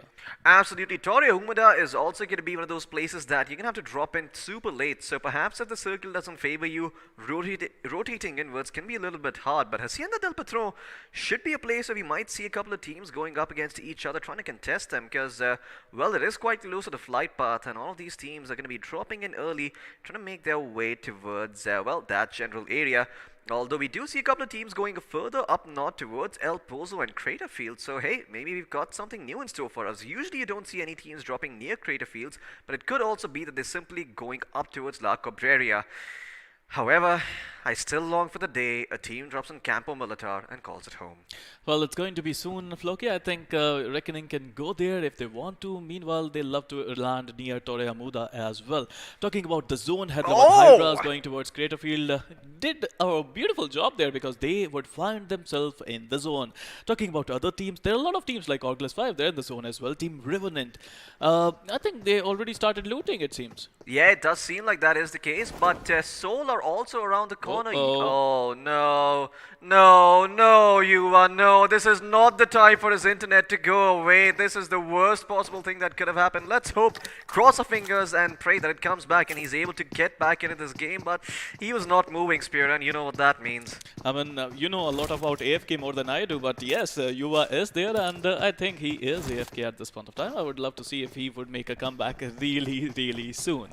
Yeah, I mean, most certainly. Everyone is hoping that Yuva is able to make a comeback over here and, you know, just hopefully play out for the side of Seoul. But I see the digs that you're taking at me, AFK. I know. I try to pull my weight every night, man. I try my best, but I'm still learning. You gotta go easy on me, man. I promise you. You know, when you come over to my side, I assure you I'll give you the same treatment you're giving me. I will carry you two, and we're gonna have a good time. But, well, I know you guys did catch that, but he was about to give me a fist bump, and then he pulled away, so you can just see what kind of a person he is. But there you go. Thank you, Spirit. You finally gave me that fist bump. But you know what? Enough talking about everything that has been happening. And in fact, it seems that we have some weird hybrid amalgamation of Team X Lions and Revenant over here. I'm not even sure who's playing anymore, but it's Team Revenant that is in the mix over here. It is not Team X Lions. They were not in the group if you're paying attention. Haha! It's just a test to see if you were watching since the very start. Well, absolutely. Team Revenant, if you talk about them, we got Austin Vortex, Top Dog, Encore, and Paradox. This is a brilliant team, and you know what their USP is? Their USP is being consistent. All of these teams, I mean, Revenant is a kind of a team that you will see on the final day, you will find themselves in top 5. It's that sort of a team. I see. Well, okay. Well, Revenant, it seems like they still haven't been activated just yet, but you know what happens when you corner an animal? It starts, well, getting a little bit aggressive. He knows he's not going to go down. He knows he's going to go down, so he might as well go down with a fight. Give himself a chance. Maybe he loses an arm, maybe he loses a leg, but if he can't come out on top, he'll certainly try. That could be Revenant over here. But, well, we saw this Winchester doing some very, very good work early on. Let's see if we can find that same success this time around, too.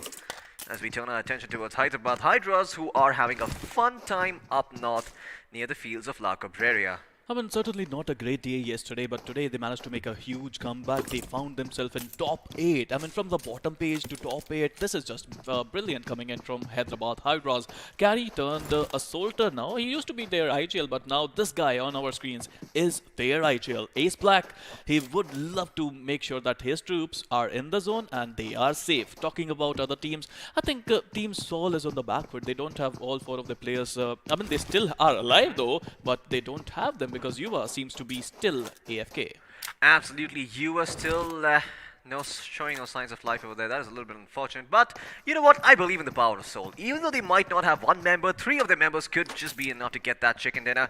I know it is a little bit of wishful thinking at the moment, but hey, you know, maybe sometimes the BGMI gods, they do listen and they do make wishes come true. Enigma, though, could have been in a world of trouble. That 70 esports members, they have an eye on them, but it doesn't look like they will be able to connect their shot. Sagi trying his best with the Scar, but at that distance, the shot's just not going to land. That minibus will take a lot more than a couple of pot shots to explode, so unlikely that they are able to get that finish. Enigma found themselves really lucky there because, I mean, 7C were not ready for them. They were not expecting that some team would come in too early. They were too early for their own good, it seems. Meanwhile, 7C, they got a decent amount of loot at this point of time. Sarang, he already got a level 3 helmet. but level to West, and they're off to a decent start. Talking about Team Godlike, the way they are playing Floki, they're just changing the game completely. They have no respite for anyone. They're just rushing every single one of these teams. Absolutely. I mean, this team doesn't seem like it cares too much about its own life. They're just going to be going forward and being a little bit reckless, much like Godlike Esports on the screens right now. No fear on them whatsoever, but they are trying to make sure they're able to get inside the zone once again, because they do like to drop in towards the Hacienda del Patro, and once they get themselves inside that circle, well, that's when they're going to start playing a little bit more aggressively, see that original Godlike gameplay that they were known for. In the meantime, we also got Team R Esports, Team X Spark outside that area that Murado could get stuck, but no, they will be able to get it towards a good spot. EXO coming in from Los Leones, you got Tactical Esports from Puerto Paraiso. You did say it was going to be a bit too far, but doesn't seem like that really deterred Tactical Esports. Could come back to bite them later, we'll see. In the meantime, you got also going to be in Impala, and that about sums it up for all the teams outside the circle. Everyone else comfortably in. Well, talking about TSM, they're yet to show their true colors at this point of time, Floki. I would love to see if they would be a little aggressive. Maybe they just want some decent points first. After they get a decent point, after they are in the top 6 or top 5, maybe then they will unleash themselves onto the semi-finale. Oh, yeah. Talking about all the players, I think we have Shadow, Equinox, Blaze, and Ninja. All 4 of the players are filled with confidence, and their gun game speaks for themselves. Absolutely, it seems that TSM are, well, just going to be going around looting up, and nothing really to stop them at the moment near, well, the power grid, so they should be about fine, but that is an interesting choice of vehicle, and Yua is back, folks. There he is. He has connected. He is in a buggy. He is going to go towards his teammates and get his hands on some loot, a couple of weapons, a couple of helmets, vests, backpacks, you name it, he wants it. And it seems that finally, Soul will have all 4 members up and running. Hell, he's already got everything he needs. He's got himself 2 weapons to work with. He just needs a backpack, a vest, and a helmet. Well, absolutely. Now he got a vest. Now he got some first aids as well. So it seems like Team Soul is back with all 4 of the players still surviving. Talking about survival, there are 3 teams. If you have a look at the right-hand side of your screen, you will see 3 teams who are still outside the zone. UDOG India, R Esports, and Tactical Esports. Oh yeah, I mean, these 3 teams are going to tank the blue a little bit, but the point out of the bright side is that there's not really going to be anyone stopping them from looting those areas up, so they get a lot of loot to work with, and eventually they get to move in towards the center of the circle, or rather towards the zone itself, as well, a lot of these teams are going to have to make their way there.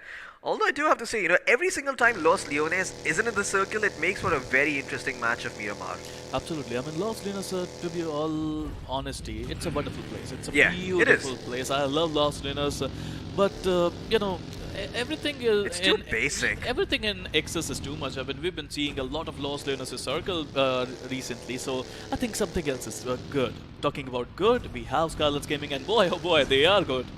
Oh yeah, they most certainly are good. Skylights Gaming, in fact, they're so good. They're sitting atop of the points table so far. Let's see if they can continue to maintain their throne, maiden gold, or if they're going to be punched down a peg by a couple of these teams in the midst over here. As they are also looking to rotate in, and I have to say, it takes a lot of skill to drive your vehicle in Miramar without, losing a lot of momentum. Not a lot of these vehicles are geared for this area, except for maybe the buggy and the big fat SUV. So we'll see if any of these teams do get their hands on those vehicles. In the meantime, the circle, drum roll, will shift towards the center. And, well, that cliff finish will remain a distant dream. That is never going to happen. Well, look at the number of teams who are already in the zone. There are a lot of teams who have a decent place. There are a lot of teams who got decent value out of their first rotation. But look at Tactical Esports.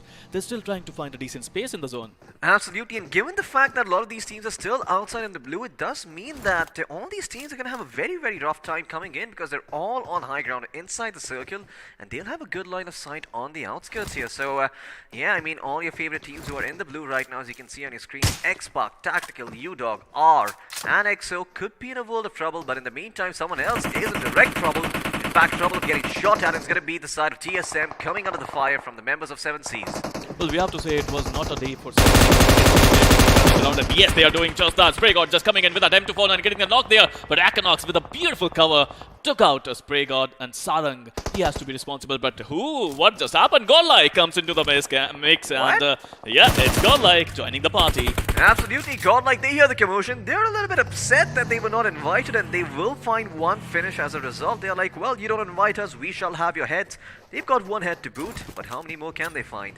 That's the bigger question to ask, as Godlike Also gonna play it a little bit slow, just trying to feel things out over here. A nade being tossed by Jonathan, but it's not really gonna do all that much. It does land on the terrace, tells him that there is no one playing on that rooftop area, and that's all he's gonna be able to find on the back of that nade. Godlike, a little bit spread out at the moment, as they do seem to be, trying to hit together. And the unit, Neo's gonna be the first person in there, but will go back inside cover. Will be able to keep himself alive over here in a bit of an awkward spot. Will try and make a run for it. Instead, crouching down, proning, making sure he's not exposing himself a bit too much. And he has to be careful because he doesn't have a lot of meds to work with. Just 3 first aids and 5 bandages. But the cavalry is coming, so Equinox, he needs to be careful because he knows that if they're fighting Godlike, they're going to rush them. They don't need points, they just need revenge, they just need annihilation, they just need destruction. And yes, that is why Equinox is going towards a different area. He's changing his position, but the car got stuck. Maybe he got stuck here. Oh yeah, Equinox could be in a world of trouble. He realized that he couldn't turn in time with that vehicle to try and get out of it. Oh, there we go. Those driving skills finally coming in handy as TSM will be able to get their last member out of there. Equinox will be joining the rest of his squad in those vehicles now, and Godlike will be very, very happy. They'll be like, alright, well, I guess we get this compound and power grid to ourselves. Well, they won't be happy. They don't want compound, they want revenge, they want destruction. But yes, I think they got a decent compound now. They have power grid to their name. But TSM, I would love to see what are they planning. Are they planning to flank Godlike? Are they going to go to a different location? Let's see, let's find out. Meanwhile, Clutch God still trying to chase them. Oh yeah, I mean, Clutch God just does not give up over here. I mean, I know what sort of fate he suffered early on, but in the meantime, we're going to be having a look at the airdrop. It's got a Groza, it's got 7.62 ammo in it, all the level 3 stuff to work with, and on top of that, it even has a ghillie suit for the desert. That could be big. If Seoul could get their hands on that, they could potentially be setting themselves up for success later on, but we'll see if they do get their hands on that, as we'll turn our attention towards them, who are, well, trying to keep this out of 247 Gaming in the meantime. We've also got the circle closing in about now. Lots of things happening, so try and keep an eye out for everything. As the circle will shift further down south towards Monte Nuevo and La Trilera. Not a finish that anyone saw coming. Oh boy, I mean, I think Tactical saw that coming. I mean, they're in the center now for all purposes. That is amazing, right, Floki? I mean, a few minutes ago, they were just struggling outside the zone. We are like, Tactical is way outside the zone, and now they found themselves in the center of attraction. Meanwhile, talking about other teams, we have UDOG India there as well, Team EXO. Eventually, they are also rotating, and they found some competition there in the form of UDOG India. Oh yeah, I mean, look at that. UDOG still firing from the vehicles for now, but looks like Sensei is going to return fire. We are trying to instill some morale in his troops. He will be fired upon. This can't finish off. That's not just yet. Rambo trying to get himself back towards cover, but Sensei will not allow it. Denied, he says, as UDOG are down 1 member, and Team EXO, well, they're all rallying up behind their Sensei. Right over here, they've tasked with trying to find the member responsible for all this aggression. He's not peeking out just yet. His vehicle is going to be blown to bits over here, and he's probably going to have to go back towards his teammates if he wants to rotate out quickly enough. So Sensei creating a lot of trouble for the side of UDOG over here, apart from that one finish that they found. They have to be careful. Their backs are not cleared, Floki. If you have a look at the minimap, you can see a green dot coming in. Yes, the AR coming. Our esports is now here, and the cavalry just got knocked down by EXO. Park Immortal. I think he's looking to get the first finish down for Team EXO. Actually, the second finish down for Team EXO. Let's see if that need is going to connect. Absolutely. Well, Immortal will reconsider. We'll put the pin back in and stick it inside the nade, because that is exactly how grenades work. And in the meantime, it seems that elsewhere on the map there has been some action as Revenant are taking out the members from Enigma, but we're going to turn our attention in this direction only because this is a fight that is about to brew. Oh, Immortal, that nade could do so much work over here, but what? Fierce will knock down Immortal. What the hell just happened there? Fierce himself is also damaged, so he's going to have to heal himself back up with the help of the first aid. Sensei has also been knocked in the meantime. Our esports, they could capitalize on the situation, Spiro. This could be problematic for EXO. This could be a big blunder coming in from Team EXO. Meanwhile, Punk is trying to give a really good cover there, but I don't think that would be enough. They are going to rush in. Fierce, you know what's happened? I think the nade hit Immortal, and then both of them got damaged. That is unfortunate. I believe that might have just been a stroke of bad luck, but now our esports are looking to capitalize on that. Look at Hero trying to go in and be the hero for his team. Nate's come pouring in from Canary and Rockstar, both trying to rock the show over here. Fierce, he is burning in that molly. He is losing life, but he will be able to stay alive for a little bit longer. Oh, that nade comes and blows into smithereens, puts him out of his misery, as Rockstar will be the one responsible for his early death. And Now Jadu is going to turn his attention towards Sensei, knock him down on his feet once more. As EXO, with only 2 players standing, they have got a lot to do over here. But this is the position where 247 Gaming clutched out before, so just maybe EXO still might have a stroke of luck by this side. Well, I don't know about luck, but they have Punk. No, not anymore. Now they have only 1 player remaining for themselves, and that is the immortal guy. Immortal. But he's burning as well. And yes, he's burning. He's on fire, and that's it. That's over. Team EXO with 1 small blunder, and now they are out of this competition. My god, that is such a painful way to go up for the side of EXO. They mess up that nade, they mess up that throw. And boy, our esports, they come out swinging and punish them. Immortal. Turns out he is not immortal after all. Fire is his biggest weakness. He burns to a crisp, charred meat for dinner. Unfortunately, no one around that is into cannibalism. Maybe he's Martian. Maybe fire is oh yeah, could but, be. Talking about Hyderabad Hydras, we got Manti, Carry, Ace Black and Striker, and they have a decent spot in the zone, it seems, Floki. Absolutely. They've got themselves a very, very good spot in the zone for the time being. Of course, the Hyderabad Hydras, you cut off 1 head, well, 2 will grow in their place. But, well, if they're spread out like this, I'm not too sure if that analogy is going to hold true. They have a 1 line of sight towards the members of Skylines Gaming, but I do think there is Revenant closing in on their position. Oh no, Team X Spark in the meantime might be in a world of trouble. Where is everyone else? Why do I only see Ultron? Have they lost their members? No, I don't think they have. Ultron is going to be knocked down over here by Sarang. GG. And looks like Sarang has also an idea of where Mavi is. As Mavi has lost a little bit of his HP. And we'll see what Sarang decides to do. Oh, in fact, he's going to find out the other members on the side of Team X Spark. They're both going to be knocked down. Gil will bite the dust, and so will Scout OP as he's trying to get back towards that vehicle, but he will be blown to smithereens over here, leaving only Mavi to his own devices, who will try and play for those placement points now. Ah man, not the way they imagine themselves going out. In fact, Mavi might not also be long for this world, because look at that buggy. Just a couple of stray shots his way, and he could be blown to bits. Well, I can see smoke, I can see fire, and yes, Mavi, his buggy is almost 90% damage there. He has to be careful at this point of time. Meanwhile, talking about 7C, they are certainly, they were not having a great day today, but in this one, they managed to get the better of Team X Spark. Absolutely, Team X Spark once again not having a very good showing over here on Miramar. It doesn't seem like this is their map. Erangel and Sanhok, though, they went down very well for them. Maybe next map is the map where they can start coming out swinging over here. But in the meantime, Godlike Esports going to turn their attention over towards Enigma. Enigma have got 2 players inside this compound over here, and are we all the way in the back? If Godlike wants this right now, they could end up getting themselves a lot of knocks. Rex is going to go down on his feet. There's still 1 member standing right next to him, though, and we'll see if he decides to go in for the rest. So he spots out Neo over here, but Neo, aggressive as all heck, just not letting go of that fire button with the UMP, providing a lot of cover fire for his teammates, allowing them to move into a bit of a forward position over here.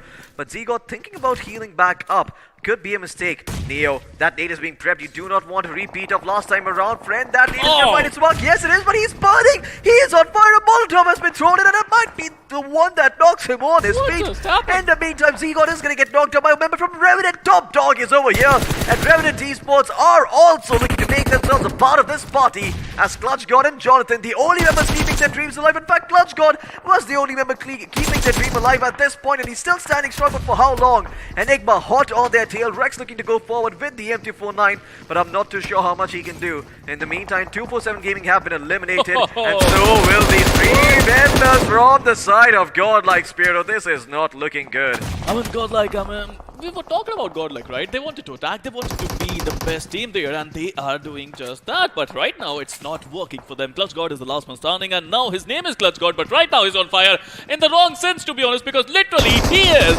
on fire. The smoke will come in, but there's their smoke, there's fire, and the fire would come in the form of Enigma V with that M249. He would take out Team Godlike.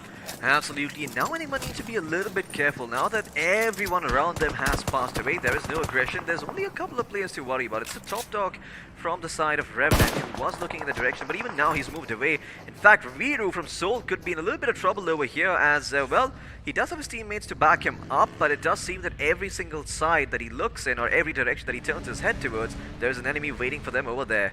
Viru going to be going forward, parking his vehicle and scouting things out for his team, but has to be a little bit careful over here. As if he turns around the corner, he might see something that he does not like. In the meantime, our esports, Rockstar Hero still standing strong, but how much work can they do? Well, not too sure. Let's turn our attention towards Tactical Esports. going to go up against members of August 5 out on the buggy. Looks like they will be able to find a knock over here. But in the meantime, Clutch has to watch his side. Someone shot him from the left to do over there. But looks like Clutch will still be able to find another knock and perhaps another finish to work with too. In fact, Soul is coming in and taking out the members of Corip on the other part of the map, and Ninja John is also going to join them. But Tactical Esports, they're unable to finish what they've started. They've put two members down on their feet. Can they find those confirmed finishes? Well, Hitman's going to go forward, try and burn that to a crisp. Bomber will be taken out over here, and it looks like Hitman might need to cover his position, so he's going to drop a couple of smokes. That's a good one coming in from Hitman. And I mean, he was waiting for his teammates to come in. He was not going alone, and that's a good start. That's a good strategy coming in from Tactical. But meanwhile, they're on the back foot as well. Team R Esports, Team Hyderabad Hydras, both of them are coming in, and Team Tactical who wanted to rush Team Orglas 5. Now they are on the back foot because right now they are in a sandwich situation. Oh yeah, I mean, you've got R Esports on one side, you've got Orglas 5 on the other. Elsewhere on the map, you've got Skylights Gaming being shot at by the side of Revenant. Once again, Top Dog just being so annoying from this position. This is the second time he's managed to knock someone out and confirm the finish from that same spot. And now that he's out of healing, he might reconsider his options, but it doesn't seem like he's too well, scared or too intimidated just yet, so he's not going to move. Mavi, is he already going in for a bit of a heal battle coming in? Yes, he is. The first aid kit is going to be popped. The med kit is also going to be used. It's going to put him back towards 100 HP. But the question is, what does he do next? No bullets to work with. I think we all know where this is going. I mean, is he just gonna stay here? He's not even trying to enter the zone. I think he found someone. Would he be able to find the finish as well? That is the question in my mind. Meanwhile, talking about Team Soul, they need this one. They need this opportunity. They have all four of the players still surviving. They are in top 11, but they need to get some more points. Meanwhile, our esports, they just got eliminated by Hyderabad Hydras. Yeah, I mean, the play zone knocking out a lot of players over here. I mean, this tournament, it's so action-packed, and even the play zone wants a part of it. The 1 crore rupees prize pool, obviously very, very tempting for it too, as it is the 17th team over here to keep an eye out for. In the meantime, Hyderabad Hydras moving up ahead against the side of Revenant. Revenant in a world of trouble, as I'm not too sure we just saw there. But Mantiopi will be flinging a nade in Tactical's way. Is it going to connect? Well, it might just, but it does not matter because Manti is going to take matters into his own hands with the Scar. And that ghillie suit, man, is doing so much work for him. A little bit of a missed flash, I believe that's what was thrown out of smoke there coming in from the members of Hyderabad Hydras. But Mantiopi, man, he's got the weaponry for this. He's got an M249 and a Scar to work with. He's got that long range capability. We'll see if anyone from Tactical falls. And he's feeling it. He wants to rush so badly. But meanwhile, Orglas 5, they join the party. Tactical Clutch is taken out by a walk from Orglas 5. Tactical now only with the 2 players still surviving. Would they be able to get a lot of value out of Miramar? That is the question on my mind. Meanwhile, Austin Vortex, they got another one. While 69 just got knocked there, and Hyderabad Hydras, they want to enter the action. But meanwhile, Scarlet's Gaming, Gamla Boy got the better of Hyderabad Hydras. Ace Black, it seems. Oh yeah, Ace Black will be able to get himself, well, something to work with over here. Can't say the same for UDOG India, who have been eliminated right now in 8th place, getting only 1 placement point to work with. And in the meantime, I believe that was the first aid kit being dropped over there for his teammate. But in the meantime, Enigma Rex could be in a world of trouble. I believe he got a knock on to one of the members from the side of Skylights Gaming. It was Gamla Boy who went down, but he should be able to get back up on his feet. In the meantime, Mantiopi, look at the liberty this man can take because of the ghillie suit. Right now, he is just moving left and right with no fear whatsoever. No one has spotted him out just yet. And looks like the members from the side of Hyderabad Hydras will follow in close pursuit. Soul Esports, well, looks like they will be responsible for eliminating the side of Tactical, as they have found themselves in that 6th spot. They've got 4 placement points to work with. How much more can they find? Vito will take out Mantiopi. Hyderabad Hydras might have bit off more than they can chew. 2 finishes should be going their way soon enough, and Soul might be racking up those points here. This is, I think, one of the best performances Soul has put up so far. Well, this is Soul, and they are rising. All 4 of their players are still surviving, and it's now going to be a 4v2v2v2v1 battle coming in from Team Soul. They can get the chicken dinner here. They can make up all those points that they lost in the earlier games. Meanwhile, Latchers Carry still surviving. The last one standing for Team Hyderabad Hydras, rushing in with that level 3 helmet that is already damaged 100%. Absolutely. It seems like Carey is going to be going forward with the M249, trying to make sure he can find some picks to work with over here. In the meantime, Soul are also trying to wrap around and get some more real estate for themselves. They've got the bad advantage and they will push it. Look at Rocks in the distance taking out the members from Skylights Gaming, as they too will be eliminated. Soul, this might just be their first chicken dinner, yet they're in a 4v2 situation. They can smell it in the air. Chicken is cooking. They want it hot in the pot. And now Rex will be knocked down. Eggy's gonna be the next one as well. Oh, Viper looking to there you find go. it. He will be successful. Soul will find their very first chicken dinner of the semi-finals. They are back with a vengeance. Well, that's why they say Seoul is rising. This is New Seoul and they are playing really well. You know, it was not a good day for Team Seoul. Yesterday also it was not a great day for Team Seoul, but now every single one of these teams are making a comeback. That's why they are experienced and that is why they were invited in round 3. Absolutely. I mean, Seoul once again proving their mettle over here. Great performance by them on Miramar. You know, I mean, I have been sort of just trying to make sure that I don't speak too much about Seoul because the performance up until this point, I have to be honest, it hasn't been up to the mark. But this is the turning point for every single Seoul fan out there. This is what you've been waiting for. Waiting to see these members pop off. Rocks, Yuva, Viru, Viper, all of them surviving until the very end, Spiro. And boy, did the results show. I mean, not only Seoul, I mean, they are also rising. Hyderabad Hydras, again, a brilliant performance coming in from their side. It was not a great day yesterday, but today, the way they played, they found themselves. I think they will get a spot in top 5. But right now, let's relive the moments of Miramar. Absolutely. Let's jump into the highlights and see for ourselves what went down on this map. It all started off with the members of 7 Seas getting themselves a couple of knocks on the members of TSM.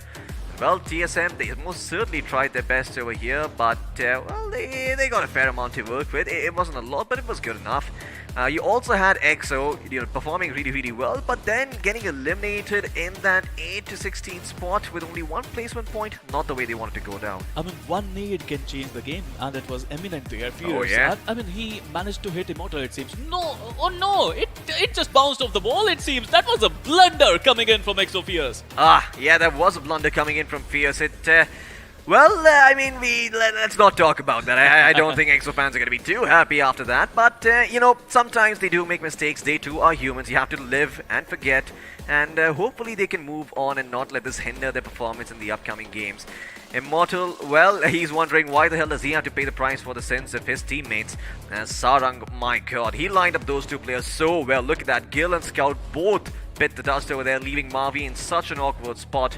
And 7 Seas, man, these guys, they're very, very clever. These guys are devilish when it comes to the way they play the map and they utilize opportunities. They try and wait for the perfect moment before firing. Once again, not a very aggressive team, but a team that is clever with how they use that aggression. Absolutely. I mean, look at Team Enigma. Team Godlike was trying to push them, but it didn't work for them. But I have to say it, Floki, it is so important after making all the mistakes. Every player has a chance to turn the outcome of the game by making the right choices next, and they can do that. Absolutely, they most certainly could do a lot of work over here, but X-Spark, they're gonna need to step up soon enough. They've done well for 2 games, you know, not gonna write them off just yet. They still got 1 more game to go, so yeah, they might just be able to pull through, but hey, they're gonna need all your energy, so make sure that you spam some love for X-Spark in the chat. I know Soul's getting all the love right now, but hey, you know, I mean... Come on! Yeah, I mean, Seoul deserves it. Not gonna lie, I'm not saying there's anything bad with it, but I'm quite sure out of all these teams, both need the support. Let me tell you, every single of these 24 teams are getting the support of the crowd. You know why? Because everyone is playing their part, everyone is trying to perform.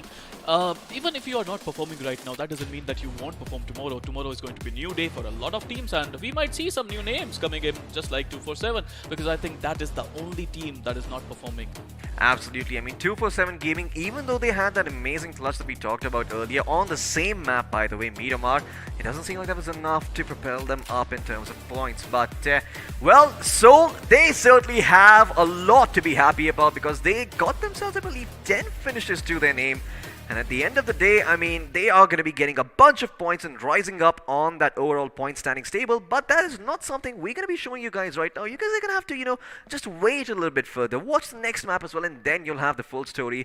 However, we will have the point standings for this game at the ready. So if you're curious to find out what that looks like, well, let's jump right into it and see who's at the top. Surprise, surprise! It is Seoul with 25 points in the chicken dinner. That's a good one coming in from Team Seoul, but number 2, we got Enigma Gaming. Again, Enigma. Yesterday was not that good. Today, they are flawless. Coming in with 9 finish points, they got a total of 21 points. Number 3, we got Hyderabad Hydras. I think with this performance, they might find themselves in top 5 after this game. But of course, we're not going to show the overall standings after this one, so we have to keep guessing, my friends. Number 4, we got Skylers Gaming with only 1 finish. They managed to get 9 total points. That means they will still be on top of the table, it seems. Oh yeah, it does seem like that, of course. You know, this is all speculation, so if you've done your math, you know for yourself. But if you want to find out otherwise, you're gonna have to stay tuned in. we've talked a lot about these teams in the point standings. Let's have a look at one individual player and see who it is that deserves the iQOO MVP spotlight as we jump right into it. I have it is gonna be Veer from the side of Seoul taking that iQOO MVP spot. Spiro, do the honors. Well, he got 4 finishes to his name with a damage of 798, 2 assists, 1 headshot, 136 is going to be his thingy. But at this point of time, we got 2 players from Enigma, 2 players from Team Soul, and 1 guy from Team Tactical. That is going to be Wild 69. Absolutely. Last time around, it was the battle of the 69s, but DD69 reigned supreme. Wild is like, no, I am the superior 69, and he goes forward in the next game, manages to get himself that 4th place spot with 3 finishes and 393 damage done. But Viper being on there as well, man, it feels good. It feels like I'm back in time over here. But let's have a look at the match summary for now and see how many grenades were popped. Out of the 58 that were popped, 3 resulted in heads being popped. Well, look at the number of healing there, 8,980 healing we got, but the best stat right now is going to be longest finish distance, 326 meter. Boy, that is long. Oh yeah, it most certainly is. I mean, on the map of Miramar, that is to be expected, right? I mean, the long distances really allow you to set up for some long-range fights. Last time around, it was the Winchester getting the knock. I'm not too sure what was it this time around. Let's have a look at the finish to damage chart, though, because I'm quite sure that is a chart that's going to tell us a very, very good story about what happened to these teams, you know, while we were observing some other fights. Very even affair. A lot of these teams have a fair amount of damage done, but not everyone was able to convert them into finishes. Well, not a lot of tall buildings, to be honest, but there are a lot of buildings. So we got Team Soul with the damage of 1,815. For 10 finishes, they performed really well. We got Enigma as well. They managed to deal a lot of damage. Team Tactical, Team RE Sports, Team Revenant as well. I mean, look at the damage there. They got 1,404 damage for only 3 finishes. Absolutely. Well, they've got a lot of damage done over here on the members of Revenant, on Rip Mizo, on TSM, on Soul, on Enigma, but at the end of the day, if you don't convert those damage into finishes, that damage does not mean squat. And guess who did the best job of converting that damage into finishes? It was the members of Soul with 10 finishes to their name. Once again, Soul having a bit of a breakout performance over here, but they need to keep this up if they want to make sure they make it to the grand finals over here because, well, Spiro, I have a bad feeling that if they don't keep this up, there are other hungrier teams down there in the bottom 8. Look, I'll tell you about Team Soul. The thing with Team Soul, the legacy of Team Soul is they're always going to make a comeback. And I think they are starting. This is a mini comeback. This is not a comeback, but let's see. Tomorrow is going to be a beautiful day. We still have one more game to go, and let's see if Soul is going to play in that. Absolutely. We have come full circle today, folks. We started off on the map of Erangel, and that is how we're going to be ending things as well. But we've got a couple of more interesting stats for you, of course, before we go there. But I do want to talk a little bit more about Soul, right? Because if you're a Soul fan out there, you've been watching them since the quarterfinals. Yes, you know, there was a little bit of controversy in the end, but Soul, they did manage to make it to the semis. They weren't really performing up until this point. It took them, I believe this is their 8th game to play out of their minds. I do believe this is their 8th game. So finally it seems that Soul is awakening, Soul is rising, like you mentioned. But if they want to make it to the grand finals, they need to continue rising, Spiro. They can't stop because I do feel like there are teams, like I said earlier, who will be very, very happy to take Soul's spot. Well, of course, it's their second birth, as you said it. But yes, we'll see. We'll still have 2 more days to go. Let's see how they're going to perform. But eyes on a lot of teams, especially, you know, teams like Reckoning, teams like Hyderabad Hydras, teams like RAP Mizo. They're also playing well. They're also making a comeback today. But you know who else is going to make a comeback? Our crowd, our chat is going to make a comeback because they can win a lot of goodies if they can predict the winner. Absolutely. Well, if you have a favorite team and you want to tell us who they are, do so by clicking the link down in the description below. Fill out all the details, and guess what? You might just have some merch waiting for you when all this action is done and dusted. And that's not it. We've even got another giveaway going for you guys. In fact, we're going to be giving away one of these phones right here. So if you want your hands on one of these bad boys, make sure you go over to the iQOO website, fill out all your details over there, and you might just be getting your hands on an iQOO 9 itself. This phone, it is a beauty. I have used it myself, and I can vouch for this phone, saying that if you get this phone in your hands, you're going to have such a seamless experience playing BGMI that you're never going to want to switch devices any further. I mean, this is it. Well, again, don't forget to go on the website and click on that notify me button to take a part in the giveaway. But again, like we all know this device is so amazing. I love this color, by the way. I think I'm gonna keep this one. I'm not gonna give it back to them. Oh well, iQOO, if you're watching, you know what you're supposed to do over there. Slip a little sedative in the night when he's having his dinner, and when he's sleeping, just take that phone away. But yeah, one thing is for sure, Spiro. It is that no matter what happens, you can participate in the other giveaway that you want, but the merch is not going to go to you. I will make sure I remove your entry from that list. Well, Floki, we'll see about that. I know you are the god of mischief, but that's okay. I'm hopeful about it. Well, alright, there's mischief going up against hope. You hope you're going to get yourself the merch. I'm going to try and make sure your name gets out. We'll see who ends up winning over here. But I think what everyone else is very, very curious about is to see who's going to win the map of Erangel. We've got a lot of good teams in contest over here. But before we actually talk about that, let's have a look at a couple of players and pit them against each other in the player face-off. As, well, I know who I want to see. Let's see if he is going to be there in the player face-off. I believe Veer should be in there. Nope, it's going to be Viper going up against Eggy. It might not be Veer, but it is a Soul member, and I'm all the more pleased by it. Well, yes, it is going to be the Viper of Team Soul. He got 3 finishes to his name, but as compared to Enigma Eggy, who got 4, I think Enigma Eggy also played well. I still remember quarterfinals of Floki. He used to be the sniper for his team, but right now, I don't think he's sniping anymore. Yeah, I mean, it doesn't seem like he is sniping anymore. In fact, he's the one going forward, taking all those fights early on like we've seen earlier.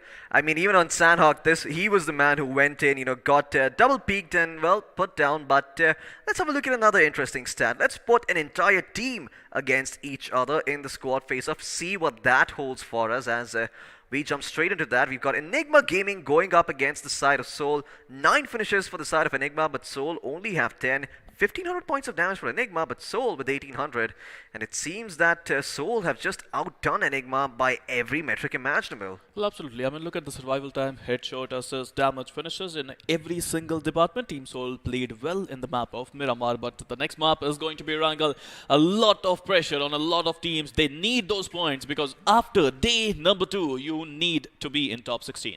Absolutely. I mean, if you're not in top 16 after these couple of days, well, you're not going to be making it to the grand final. So you need to make sure that at the end of it all, you manage to get yourselves to that top 16 spot so we can see more of you in the grand finals. At the end of the day, that's what it's all for. It doesn't matter how you perform here. Even if you end up in the 16th spot, you can still walk away with 50 lakh rupees in the grand final. So eyes on the prize, baby. That's all that really matters for now. Although it does feel good to get that first place spot, have that aura of intimidation walking into the grand finals that, hey, everyone's got to do their homework, everyone's got to know what you're going to do next because you were the guys who performed well in the semi-finals, so it follows that they will also perform in the grand finals. What do you think, Spiro? Let's say you're a coach for any one of these teams. Do you want them to perform in the semi-finals or do you want them to perform in the grand finals? Would you let them slack a little bit in the semis?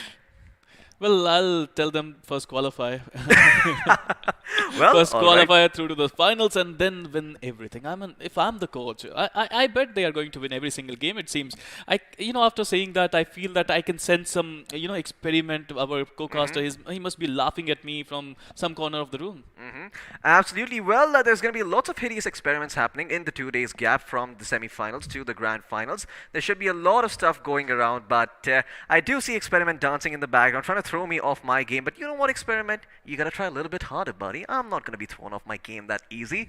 But yeah, I do want to say that, in the 2 days gap that we do have between the semi-finals and the grand finals, the teams at the top, they need to change their play style, right? Because everyone's going to be having their eyes on them, and they're going to be trying to figure out what is it that they're doing because they don't want to have that repeat in the grand finals. Look, it's simple. I mean, we are at the semi-finals right now. Talk about a lot of teams. A lot of teams are trying their level best. But talk about teams like Godlike. Talk about teams like Skylights Gaming. Are they showing all their stats? No, they're not. They're hiding their strategies for the grand finale. So it's eminent. If you have the points, if you are in top 3, if you are in top 5, you can play however the hell you want to play because you're not going to win anything if you are in number 1, number 2, number 3, number 4, number 16 as well. It's all about reaching the grand finals, and if you can do that, then you can show your real strategy.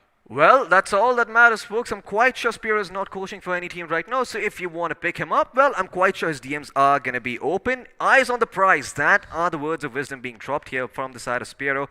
And I do want to say, I mean, I agree with that philosophy completely. If there is ever a time to underperform, but just make it, scrape your way together to the grand finals, it is now. Even if you just barely manage to make it on the very last game of the day on the semifinals, in that 16th spot, I'll be fine. But better perform in the grand finals, because that's what really matters. But this entire tournament, it would not have been possible if we didn't have the gentlemen on your screens right now. The iQOO Series 9, yes, they are indeed gentlemen, because that's just how good these phones are over here. I have to compare them to the likes of James Bond and all the other gentlemen in your good old movie days. But yeah, the iQOO Series 9, it's one of the best phones out there. Try and make sure you grab yourself one of these. In fact, I'm going to stop talking, let them do all the talking by themselves, and let's see what they're up to over here as we jump into the promo for iQOO Series 9.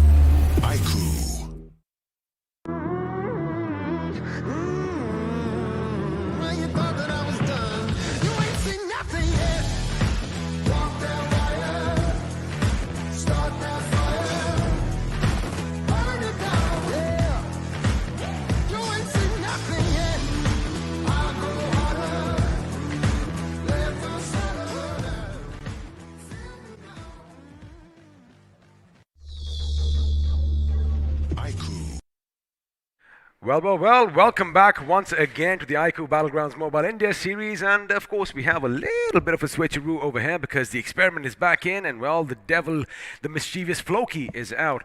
Sparrow, last game. Let me just say one thing. I was watching it in the stands, well, the stands in my mind, and looks like the entire ground was shaking because I'm sure all you fans out there are going to be ecstatic that Seoul finally did come in and win a chicken dinner. And let me tell you one thing, it's about damn time.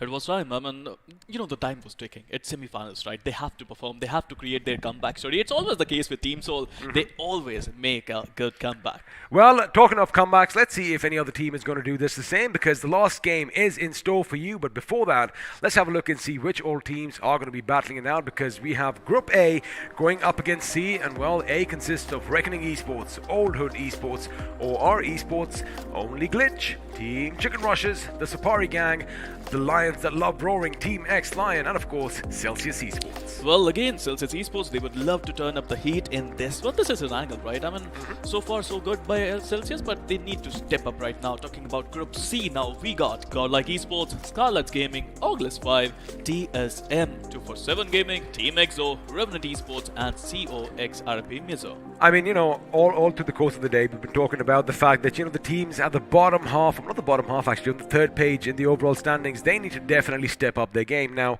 of course, initially we did see, the boys from Team X-Spark finally having some electricity, coursing through their bodies. Finally, they were singing out some bolts, and they did get the job done. And, one chicken dinner, and one they did end up in the third position. However, they were first overall. Seoul making a comeback, which means for teams like, again, I was going through the chat, looks like Mizo Ram is here in full force, because CO Rip Yes, Mizo, they definitely have a lot of fans out there. And again, you never know, if you keep typing all that love, your team might just get that little bit of emotional connection, and they just might get a chicken dinner too.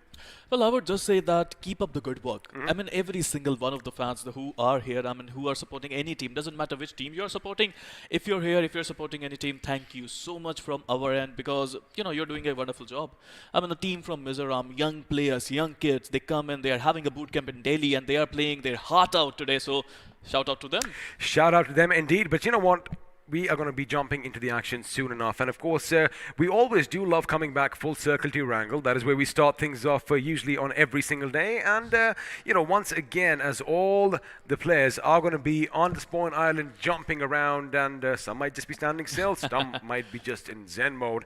We'll do one thing. We're going to have a look at the beautiful map of Erangel once more before, well, it is covered and it's filthy with all that hot, steaming blood. But where are we going to kick things off? Well, we're going to go in the studio and... oh boy, just take it all in, Sparrow. Well, another mini Erangel we have in our sites, but here you go. We are visiting Shelter at this point of time. So, ladies and gentlemen, strap your seatbelts in. We are up for a bumpy ride in Erangel. Oh, it is going to be a bumpy ride, and although there is a place called Shelter, sooner or later there's going to be no shelter for any of these teams because, well, somebody is going to try and come and snuff their lives out. Elsewhere, we move to the south at the Sosnovka military base. Of course, I wish these rockets could still be used. However, they are decommissioned, while the radio tower, oh boy, it has definitely seen better days. Still, one of my favorite spots to drop down in Erangel. You know what? We used to call it Seven Sisters. Oh yeah. See, again, the thing is, it doesn't matter what you call it, as long as you can let your teammate know, hey, the enemy is there. Where's there? There. Can't do that. Up. There you Down, go, up, down, whatever. forward. You need to be precise in your call-outs, and of course, by all means, call it the Seven Sisters, call it the Seven Stories, call it the Radio Tower, call it the Empire, call it whatever you want. Well, as long as you are getting those points, everything is fair in Erangel. Talking about other sports, I mean, these churches are going to be super important for a lot of players. I mean, I believe we are going to witness some really crazy action because players are warmed up already. This is the last game of the day and they are feeling it. They are definitely going to be feeling it. Of course, for some, they do have all that momentum pushing them forth. And, well, although Seoul is not going to be playing this game, I'm pretty sure they are going to be happy. They did end the day on a high. Now, speaking of a high, we are going to be jumping right in the action in about 5 seconds from now. So, you know what? The casters are going to stop talking. The game is going to start. The beauty shots are going to be out of the way because for the last time on day 2 of the semifinals, that beautiful C-130, the big bird, as I like calling it, is going to take to the skies. And, well, my co-capitan, where are we flying to this time? Sir, yes, sir. Talking about Erangel, the plane path will start from Quarry and going towards Talbot. This is going to be a western northern kind of a plane path. If you want to go towards Norepnoy, Miltapa, or even Lipovka, it is going to be so hard for you to glide there. You need to get some assistance in the form of vehicles if you want to go there. I mean, I do that, to be honest with you. I have so many options. Again, for people, some like jumping in the thick and thin of the action. Some people like taking a bit easy. And some people just like splitting their parts altogether because, wait a second, have a look at what's happening with the Augulus 5. Now, Bomber did not get the memo. He's like, oh, where are we going? Georgia Paul? And then Killer was like, nah, come down to Primorsk, mate. There's a little more action over here in store for us. I think they are doing their homework, XP. I mean, every single game... I mean, these days, a lot of teams, they have analysts, they have people who are studying other teams for them, and they are giving them call-outs, like, you can go there, you can go there, you can be in a split, and that is what if I feel Orglis 5 is doing. I'm gonna be saying a little bit of an old joke. Oh, back in my day, we never had any analysts and all that, and nah, it's all good. I'm still young at heart, and thank you. Back in your day, you were a great sniper. There you go. Still am, Sparrow. Still am. But now, as the plane path is going to be towards the sand, well, the circle is going to form, and I'm sure a majority of the teams are going to be happy because, lo and behold, most of them are in the new circle, which means we might see some early clashes coming out. And speaking of early clashes, Levi from Only Glitch is going to go up against the Revenants, and Top Dog, woof woof, is he going to be barking loud, or is he going to be blown to smithereens? Well, for the moment, he is lucky not to be in that blast radius. Well, that was a very important need coming in from his end. Meanwhile, talking about Top Dog, he got a couple of weapons. He got one shotgun with M16, if I'm not wrong. Let's see if he can use that M16 to perfection. But here you go. He does not want to be aggressive. He does not want to be adventurous. He wants to be passive. He does want to be passive, or maybe he's just waiting for the rest of the church to maybe, come in and be like, hey, I think, we should play it as a team because at the end of the day, it is a team game. And, if your nerves are a bit shaky, if your hands are, of course, a bit shaky, well, speaking of shaky, sometimes what happens is 2 cars can become 1, as OR is going to find out, and Chris is like, you know what, you guys deal with this, I am heading out. He is going to let them basically just have some fun with the vehicles, and his teammate is coming in. If they have a gun, it could be problematic. Oh My goodness. I'm Now, done. OR Esports, they thought, you know what, we're going to have an upper hand, but now Evo finally gets that beautiful Tesla out from that buggy, but looks like Krish is long gone as he flew away to a distant planet. Meanwhile, look at the finish on that beautiful silver Tesla. Meanwhile, on the other hand, only glitch. They would glitch out Team Revenant Top Dog. You know, look at the difference there. He got M16, he got level 3 helmet, he got level 1 vest, he got AKM as well. I thought Top Dog was waiting for his teammates, but Top Dog woofed his last, and that's it. That is all she wrote, and only Glitch have the first pick of the game. Absolutely, and they're off to a wonderful start. Talking about Levi, Captain Levi, as I say, and he's off to a wonderful start as well. Meanwhile, talking about Revenant, now with only 3 players remaining, they need to get some points on the table. I love the fact that, you know, they are called Reverend Esports. I'm going to give a little bit of a reference of the movie. It's like they did leave Leonardo DiCaprio all the way back there, and well, the Top Dog did fall this time. He is not going to make it back alive. But now, if you have a look at the circle, once again, Georgia Paul hustling and bustling with life, but of course I don't think anything's going to happen right now. They aren't going to be taking any pop shots at each other yet, but what I do expect is something happening up north, because Cobra and Mizo are oh so close to the boys from Old Hood Esports, and sooner or later someone might just go whizzing past and well, bullets might be fired. And speaking of the two teams, Sultan, you are in quite a predicament. No weapons, no nothing. However, he does have a few compounds. What if they're already looted? Well, that's a good question, but I would love to see if Sultan is going to get some decent loot, because the Oh, he got a pistol. he knows how to use them. He knows how to use the weapons. I think already he has been iQOO MVP twice in this tournament. Oh, of course. I mean, you know, I do have my references, but of course, when I do call him the Sultan of Swing, I definitely mean it in the highest honor and the highest regard, because, well, Sultan is a one-man army in his own right. Well, talking about references, you just made a reference about a Revenant there. I mean, I don't think they are going to find a beer in this I knew you were going to bring it up. But the moment I said it, this guy just looked at me at my face, and he had that little smirk across his face, and I was like, I know what you're thinking, buddy. I mean, they lost Leonardo DiCaprio, but they might find some lions if they go towards the western side. Oh, I see what you did there, Sparrow. I do like that. Of course, they might just see some lions if they do head north, but the thing is, the lions are in their territory. This is their plains. They are going to be making sure the Serengeti is all theirs for the taking. But again, as we do see Godlike looting blissfully in Yasnaya Polyana, no teams are going to be opposing them just yet. I guess we might in fact see them go out on the hunt at some point or the other. And of course, as the circle is going to pop up on your screens, Cobra and Mizo are still going to be out there near Komeshki and Stolber. They're going to have to come down to the circle at some point or the other. But for now, looks like everyone is spread out far and thin. And well, I'm going to say boo to that, because I want to see me some action. Well, we all do want some entertainment XP, but talking about a lot of teams are still outside the zone, and they need to enter somehow, somewhere. They need to find a way to enter the zone. I love how I'm the reckless one and you're the voice of reasoning right now. Well, talking about reckless, you know who else is reckless? I think Godlike. The way they are playing today, they've been reckless today. They don't care about it. I'm counting on that. What I'm thinking is, if Godlike, they have enough loot and they're happy with what they have enough bullets, because, well, let's be honest, they love letting their bullets do all the talking. They might just go out on a hunt once again. I mean, if they hear some commotion in the distance, if they hear a little bit of a rat-ta-ta-ta-ta somewhere, chances are they are going to head in that direction. But for now, if we do have a look at all the teams on the right side of your screen, only one is still out in the blue. That, of course, is CO Rip Mizo, the team from Mizoram.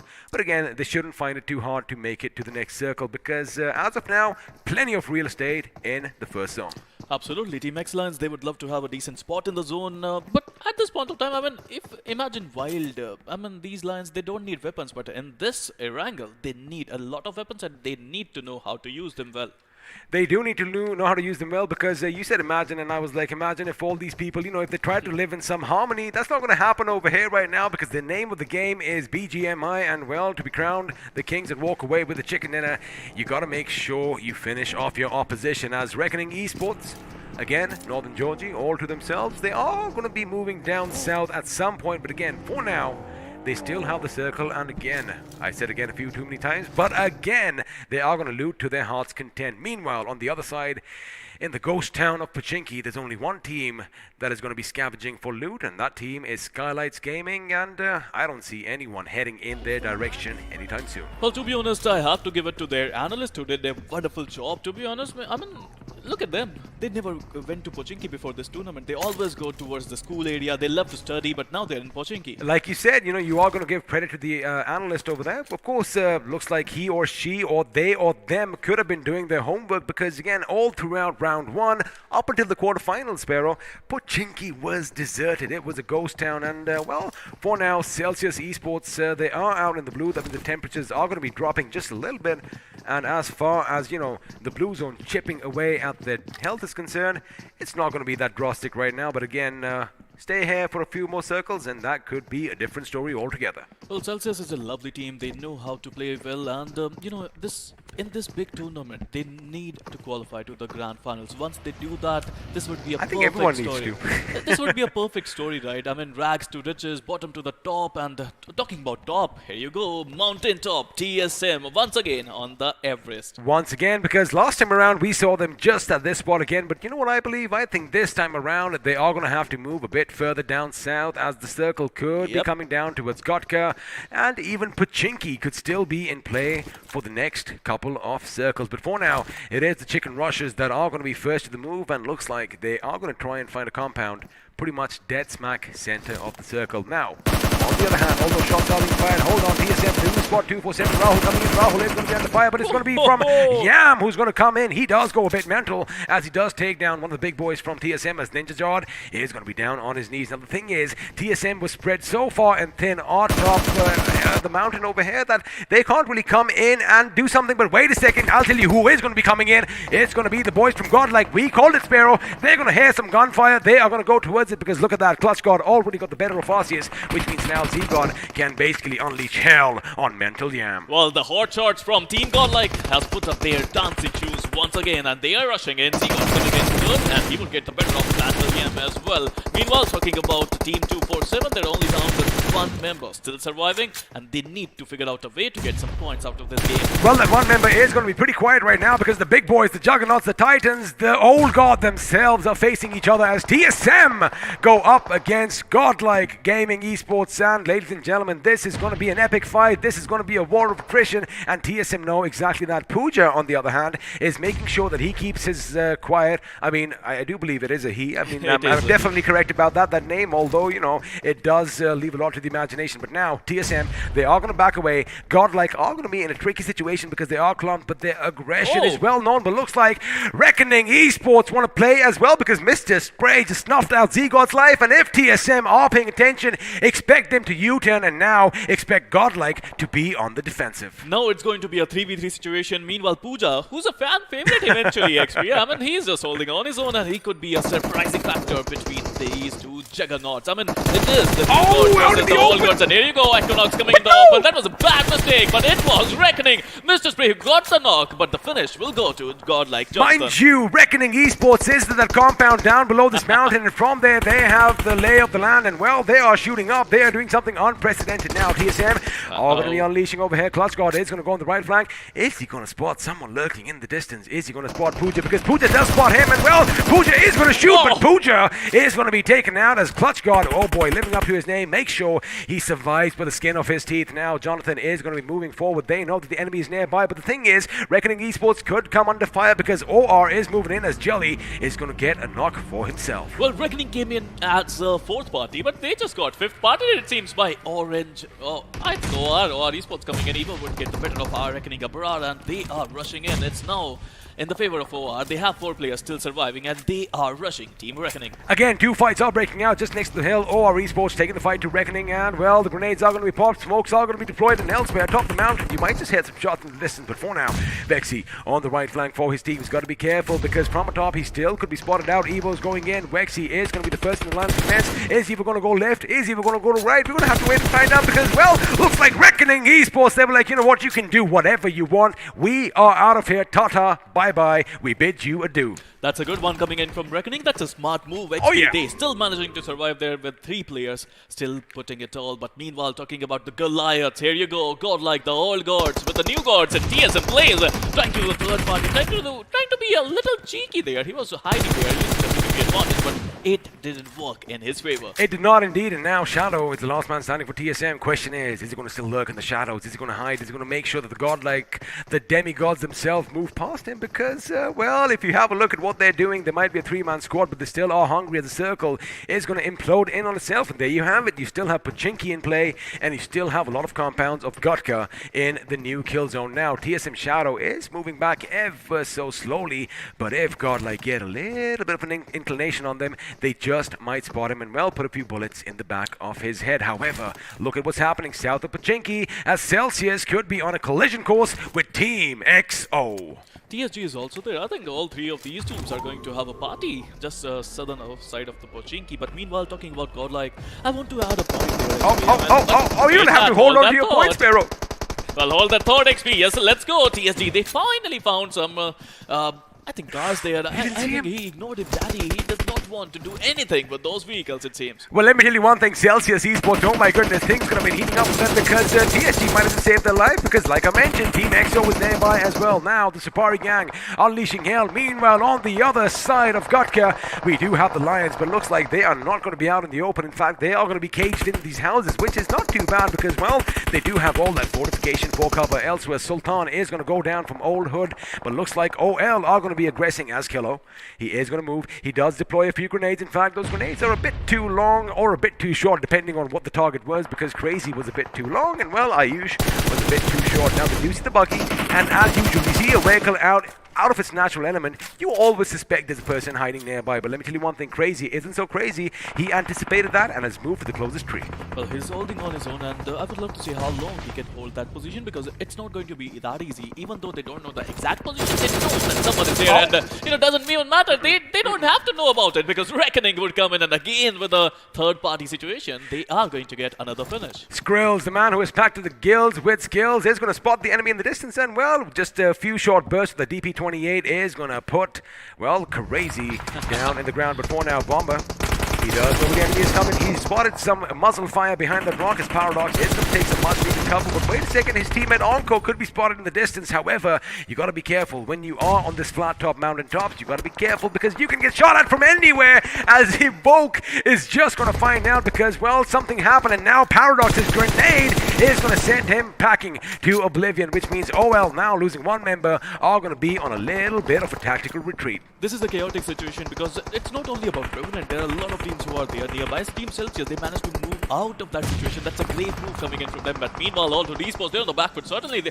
with only two players still standing on their feet and one on his knees, they need to press the revival button, and they are doing just that. Meanwhile, Team Revenant, they can push in, but here you go. Ogles 5 coming into the scene, and they want some really good points. Well, looks like Claus is definitely packing some presence as he is going to make sure that his teammate is going to be brought up to his feet. Ayush is going to be on the backhand. He's going to make sure that he does something. The circle might just shift down south, and, well, let's have a look at that. I am completely wrong. It has gone a little bit towards the north, a little bit towards the east, and, well, Korip, Mizo have the mountaintop right next to Pachinki, but there you have it, next to the airdrop. A lot of teams are coming in. It could be Skylights Gaming going up against OR. In fact, we might just see some Carmageddon in action, but for now, we are still focusing on the fight between Revenants because, well, we did mention the Oglis 5 are going to be on the backdrop, on the back foot rather, but it seems like OR and Skylights Gaming, they were going to collide with one another, but now Skylights Gaming, they got the upper hand, they got the compound, while OR are going to have to come in. But wait a second, I saw something. Godlike could be coming in from behind elsewhere. The Lions coming under fire as Jigsaw is going to put some damage in, and there you have it. Simple goes down, Samurai goes down, which means they were 4, but now they are 2 as Yoda the Warrior and his teammate have their work cut out. Bomber, meanwhile, is going to make sure he regroups with his teammates, but again, remember, Lions are surrounded by the enemies over here. Is Kilo going to be that little bit of an added force to put them in the ground here, Sparrow? Well, they're still surviving though. I'm an ex-Lions. They still have 4 of their players still surviving. They are doing the revival. They need to do something. They need to enter the zone. They need to win this fight. Meanwhile, Bomber, he's rushing in, and he is looking to get some really, really good knocks there. He will get simple, it seems, and I think it's over. Meanwhile, It's not over yet. because Yota comes in and gets the better of Orgles 5, Zixo, and Evo. Well, the Warrior is still standing, but now Bomba is going to take fire from both ends. Yodha on one end and, well, Madhav on the other. Now they are low on HP, but again, any single bullet if it connects, it could be problematic. The Samurai is going to be letting loose as well. One goes down, but Kilo is going to make sure he still holds the fort for his team. Now Yodha almost got a couple of shots on him, but keep in mind, Revenant Esports, they heard the commotion, and one of them seems to be turning their attention towards this position. Now Kilo, his position is going to be given away as Bomba is finally going to be snuffed out this earth, and there you have it. Visual contact has been made. The M762 needs to be reloaded, but like I said, Revenant's one man did avert his attention. The scope comes in, but from behind, ladies and gentlemen, it is going to be Paradox from Revenant Esports as expected, who comes in and unknowingly saves Kilo's life. But the X-Lions are eliminated in the 15th position with 2 points, and elsewhere we have OR going up against OG. Well, 17 minutes on the table, and here you go. We still have 14 teams, 45 players still surviving. Talking about Only Glitch, I think OR versus Only Glitch is going to be a really good battle, but if you look at the number of teams surrounding them, it's all about surviving at this point of time. This is an open area XP. If you fight right now, you are going to get third party. Well, the thing is, cars could be driving by, a Celsius go by, Team XO go by, and OG are having a field day. Levi with that AK is going to make sure he gets a couple of knocks. Question is, can he finish them? Because, well, they have been knocked out in OR's position, and there you have it. Because Jelly got the last man from that team, looks like they are going to capitalize on all those finishes. Orange Rock with 4 to the name, 4 members still alive, and now they have to make sure that they get all that delicious loot. Smoke grenades are going to be popped. Still, the two teams are going to be happy because I do believe Only Glitch got a few finishes in that little skirmish for themselves as well. There you have it. OR with 4, Only Glitch with 2, with one of the members who was down finally being picked up. Elsewhere, CO, Rip, Mizo, oh my goodness, the ground around them is lava, and they could be burning to a crisp. That's a massive grenade coming in. If it's good, it could be terrible, because another one is amongst their miss. Reverse, he is going to be caught in the blast radius. There you have it. Krish is going to be using all his superpowers, dealing out death, and now desync. He's going to cook another one, but Chris is still not done yet. He lobs another one here, Sparrow, and, well, finishes what he started. Meanwhile, Godlike coming into the party, it seems, and they managed to get a knock in. Krish managing to survive. Maybe he needs some Jadoo if he wants to survive this one. Meanwhile, Godlike, they are pushing in once again. I wanted to ask you this question, XP. How do you fight against a team like Godlike who does not have any fear in them? Well, you got to basically take the fight to them. That is what needs to be done if somebody wants to get the better of them, because for now, the Sapari gang, well, they are finding out the hard way that the demigods are heading in that direction. Now, of course, Neo and Clutch got at one, and have a look at Jonathan's flank. He is going to try and find a few angles from all the way down there. There you have it. He does get the angle, and, well, Krish has been sent packing. He is not going to be flying off anywhere this time, but now he spots somebody else. The hit markers come in. Could this be another knock from distance, as Daddy and Desing almost were caught up, but Nickel is going to make sure he lays down some lead, and now 3 guns are going to be trained on his position. This is when the remaining members of Godlike need to push in on their position and pretty much snuff out the lives of Desync and Daddy. There you have it. Clutch Guard does exactly that. Daddy goes down, as does Clutch Guard, but now this could be problematic because, well, again, Jonathan needs to get a bit closer to his team. They need to do something, but Jonathan is stuck there. He does not even have a vehicle at this point of time because that vehicle is damaged. Both of these players, they need to do something, especially Neo. He needs to come and rescue Jonathan, and he needs to rescue Clutch God as well. Meanwhile, on the other hand, looks like a few fights are breaking out as Skylights Gaming, they did have somebody moving on their position, but they did thwart that attack elsewhere. Nickel is finally spotted out. Jonathan, well, he might not have a car, my dear friend, but he does have those smoke grenades to obscure the vision of his enemy. And, well, when you have teammates like Neo to come and pick you up, oh boy, everything is tickety-boo and everything is right in this world. Now, Jonathan is going to get back, but again, you got to keep in mind, they still have the circle, they still have the hill on the other side. OR versus OG is still going to be blazing. OG have 2 members down, in fact, make that 1 member still alive as Bot Slayer is down, and Levi's going to make his getaway. Is Jelly going to let him do that because he knows exactly where the enemy is? He switches to the M4, but now they are going to make sure they play just a little bit safe because, again, numbers do count for something towards the end, and looks like the last man from OG, well, let's see if he's going to be lucky because turns out he is heading right in the direction of the enemy. Meanwhile, Team Reckoning just got eliminated, it seems, and if you talk about OR Esports, I think they're looking to get the #1 position in the overall points table. Erangel taking down Scarlet's Gaming. Meanwhile, talking about Scarlet's Gaming, they are still there, they're still surviving, they're still fighting, but reckoning. Oh, that's a good molly. I think Revenant Esports on the back of the TS2 Oh, that's a good molly. is looking to do something effective there, it seems. They are indeed, and it looks like Austin Bodex almost. Sparrow was burned to a crisp over there. Lucky for him, he had enough boost on him to make sure that does not happen now. Nickel, if he has a few grenades, it could be problematic, but forget it. I do believe Exo is going to be laying down the grenades himself, as Austin Box is going to be brought off his feet, and well, he is still going to be in a world of trouble now. Paradox and Encore are the last two members remaining from the Revenants. Are they going to be preaching? Are they going to practice what they preach? Or are they going to be sent packing? We are going to have to wait and find out, because for now, Team Exo, despite having only that one finish, well, make that two, because I do believe they did finally capitalize on the members of Revenant. Are Revenant still there? Yes, they are. They still have Encore standing amongst, well, the edge of the circle. Elsewhere, SG Somraj is taken down because looks like he was the only one taking the fight to Godlike. Godlike is rushing in and they need to enter the zone, but you know what? They don't care about the zone. They care about enemies. They want to tackle Scarlet. Look at the damage there. Look at the accuracy of that spray, and Jonathan is now rushing in. The beast is hungry and he has his prey in front of him. You know what they say, when you have a monster inside, what do? You unleash it, and that's what Jonathan is doing. And now Destro's trying to make his desperate getaway. Is he going to get it? Oh my goodness, that snowman played a bit of spoil sport, but now he's going to divert his attention to Pokar. He does lay down some lead, unfortunately.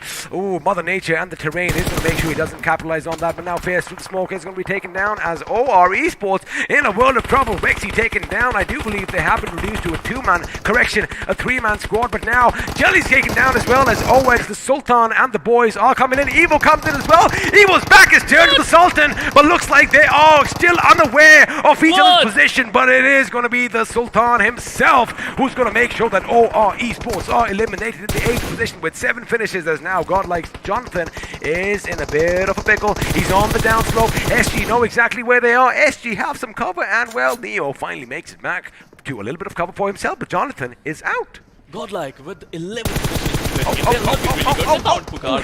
They're another time Scarlet's Gaming. They're just surviving by the by the looks of it. By the look of it, they are just surviving, but iQOO just took a massive grenade, all that shrapnel to his face. He is going to be disfigured, and now here comes Exo. Punk is going to be loading up yet another grenade. He does fling it. I think he has an idea what the enemy is, but the enemy is not over there because Sultan is still alive on his feet. Now iQOO has gone down. Sultan is the last man standing from the old hood, but he is a boy from the old hood, and you do not mess with the old hood in these situations. Exo need to move in as a team because, well, behind that burning wreckage, they just might find their mark. However, Skylights Gaming is going to come in as well. Is Sensei going to take him down, or is he going to be taken down instead? Well, shots are being fired. There you have it, Sultan, with that Uzi, with that high rate of fire, takes him down, switches to the M16, but Fierce was on point to make sure Exo eliminate his team. Well played, Sultan, I would like to say. That was a great effort coming in from his end, but right now it's going to be a really tough battle between 5 teams, 11 players. Meanwhile, Scarlet's Gaming still surviving. RP, Jacob Boy still surviving. The last man standing for his team, and Godlike with a couple of demigods there.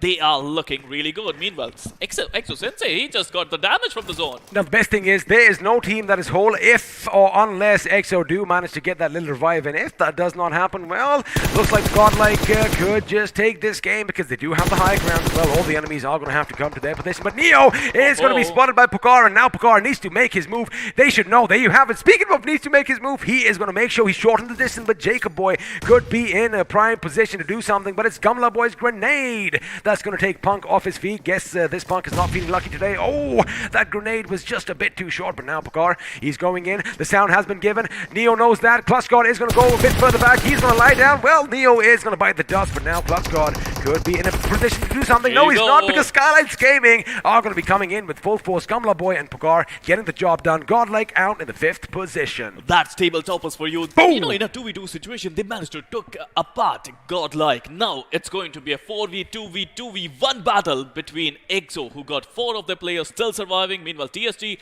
with, I think they got a couple of players there, so they can also wreak some havoc. Now, Sparrow, let me test your memory, because we saw something like this in the quarters when Team Exo EXO were in a similar situation, and well, they did take their time, but no, they are going to be patient because, well, when you have a sensei at the helm of things, all you got to do is take a deep breath, and well, everything is going to be fine. But for now, Nikhil, he does know where the enemy is. They have to make sure they hold on to their positions because, again, keep one thing in mind: we still have a member from Ko Rip Mizo still in play. Oh! Well, first of all, they need to check all the corners this time around because last time around they were not able to check the corners and they had 4 members still surviving. But here you go, some UMP stuff coming in. Lucky for them, there are no right angles over here right now, so EXO can do as they please. Pero I love your quick wit, by the way. But now Nikhil is going to get, well, the receiving end of that UMP from Sensei. That call went flying! Oh my goodness! That was the right amount of propellant. That was the right amount of, well, black powder in that, because had that call landed on Sensei's head, he would have gone crunch and EXO would have lost a man. But again, I love the fact the last game is so cinematic. EXO with 4 members still alive up against 3 teams with the only one having 2. Now, Skylights Gaming, have a look at this. They might have the upper ground, but the numbers advantage over here is just too much to handle. Now it's all about patience, and Team EXO, they know they have the zone advantage, they know they have the numbers game advantage, and they just need to relax, they just need to wait, and they are doing just that. Meanwhile, Scarlet's Gaming, they already got 7 finishes to their name. D-Sync is in front of it. Pokal has no idea. He literally has no idea that someone is there. I think he might know. I think he might know because, you know, he was kind of looking at that tree. He took a look at that, but he didn't see anyone. Well, good job on D-Sync for not popping out and making sure that, you know, he bides his time again. He might strike at the last second. Now, you're right, Pokal might not have an idea. Again, it is going to be a waiting game. Now, what EXO needs to do is spread out a bit to the left of your screen, but I guess when you have that little rock for cover, Fierce is in a good position. Now, sooner or later, all it's going to take is one bullet to let things basically, you know, I mean, even if someone looks at the buggy, if they are not, you know, sharp-sighted or if they are not good at spotting, he might just go unnoticed. You know, he's been there from ages now. Oh, yeah. He's been there from ages in the same spot, and he is getting a lot of value out of that position because he got a lot of position points for their team. Meanwhile, Scarlet's Gaming, Team EXO, Team TSG, Team RIP, Mizo, all 4 teams, they want the chicken, they want the points. Let's see which team is going to get the chicken dinner. Speaking of RIP Mizo, they've guaranteed 8 points for themselves. Let's see if they can go with 10. Let's see if they can go with 12. Now, this is dangerous. Team EXO are dangerously close. One good grenade, if it falls in the center of all those players, it could be problematic. Gamla Boy, is he going to do it? No, in fact, it's the other way around. The grenade is flung in his direction. But again, you know, I wonder if that little slow man might just give his position away. Sensei, he has no idea someone's nearby. And now D-Sync, he could literally desync EXO's entire game right now because, like I said, all it's going to take is one man to go down. He saw him. Oh, he definitely saw him. Now, D-Sync has seen the little helmet, but again, he's going to wait. He's going to bide his time because he wants the enemy to make all the mistakes because for now, he is happy to be part of this circle. I mean, look at that trigger discipline. Oh my goodness, buddy. This is just it. This is the high-tech level. This is a high level, but that Molotov just missed the target by an inch. By an inch. Meanwhile, Gamla Boy finding Jacob. Oh, there you have it. Pokal coming in, getting the better of Sensei. D-Sync would get eliminated by the zone. What has he done there? Well, he made a little bit of a blunder, but now it's going to be Pokal going up against Immortal. Immortal's mortality has been tested. He goes down. Now it's a 2-on-1 situation. It is only Fierce and Punk in front of him, and one good grenade could knock one off their feet. And well, the bullets could do all the talking. Oh my goodness, how the tables turn. Punk, in fact, almost getting knocked out. A second grenade could be devastating, but now he might just spot him. But no, Fierce is going to spot Pokal a bit faster because, well, he did see that little arm pop out of the grass, and there you have it. Ladies and gentlemen, Team EXO are going to get the last chicken dinner of the day on day 2 of the semifinals. Boy, they almost lost everything. I mean, look at that. I mean, imagine that. The smoke was there a second ago. The smoke vanished and he spotted Pokal in front of him. It's all about timing XP, and if not for that smoke, maybe that nade would have connected on Punk. I mean, he must have seen that little hand come a bit to that and like, oh, there you are, there you are. I see you. And he just took aim with his gun, and well, that is all she wrote. But what happened with D-Sync? I mean, what happened? Was he having some D-Sync issues? I think he was because, again, you know, he did take a few shots at Pokal, but again, SG's teammate Gamla Boy was on hand. Gamla Boy gets up, Gamla Boy shoots him, but then Gamla Boy's position was given away, and well, the Gamla finally did break. Now, of course, I do want to bring this up. You know, CO Rip Mizo, he was at the edge of the circle. You know, he had to move in. He did put up a fight, but the play zone snuffed his life out. However, I do believe they did manage to rack up 8 points for themselves from positioning. Not a bad outing in my book. Well, right now, let's have a look at the highlights section. I mean, I would love to see the action once again because it was a great game. game. But talking about RP Mizo, I mean, yes, they didn't get any finishes, but they got a lot of position points. I mean, you know, in the long run, it is going to kind of just boost their confidence because that's what it's all about. But over here, 247 Gaming almost getting the better of TSM, of course. The Ninja was, well, his life was cut short early on, but then in comes the team that we knew. We knew this was going to happen. We knew the moment Godlike left Yasnaya, they are going to be out on a hunt, and whoever fires a few shots, well, don't just expect to go up against one team, expect Godlike to be lurking somewhere close. I mean, how are you going to cope up with that kind of pressure? How are you going to face up against a team who does not even want points? That is what we are here to find out, my friend. Of course, this is the semi-finals, and, well... They're not playing for points. They're just wreaking havoc on every single one of these teams. I mean, when you have the big dogs coming in, they of course are going to bully everyone around them, and sometimes or the other, you know, they do get taken out as well. Now look at this game over here. Now we have a fight breaking out on top. Oh, Shadow. Oh, Shadow, lucky to still be alive, because keep in mind, he was the last man standing for his team, and that was quite a fall. And let me tell you one thing, his ankles might be broken, but his spirit definitely wasn't. Well, he managed to get some decent points for his team. Meanwhile, talking about Reckoning, they managed to get decent points. But they were not in any 4v4 situations. Every single finish came from far away for Team Reckoning. But this fight was just incredible. The way Team X Lions played against their opponents, that was really good. It was, however, they fell a bit too short this time, not making it in the top 7. But, you know, you do have some good days, and then you have some bads. Now, OR Esports, everything was going in their favor. Zigso almost getting the better, but then when you have Yodha, the warrior, and Madhav at one end, well, things could get a bit tricky. Now Kilo does spot the enemy, he does hit the deck. Madhav in fact is almost going to get shot, but remember one thing, from afar Revenant Esports come in and steal all those finishes as we had just predicted, and well, it was the Paradox himself who got the job done. Now of course the DP28 known for its accuracy, that buggy goes flip up against the tree, one man steps out, and unfortunately things were a bit too hot for Celsius. This was a bad move coming in from Celsius. There was a lot of space in the zone. They could have gone anywhere. They went to the center, and it was a bad decision coming in from their side. Might have been a good move had he not gone up against the tree.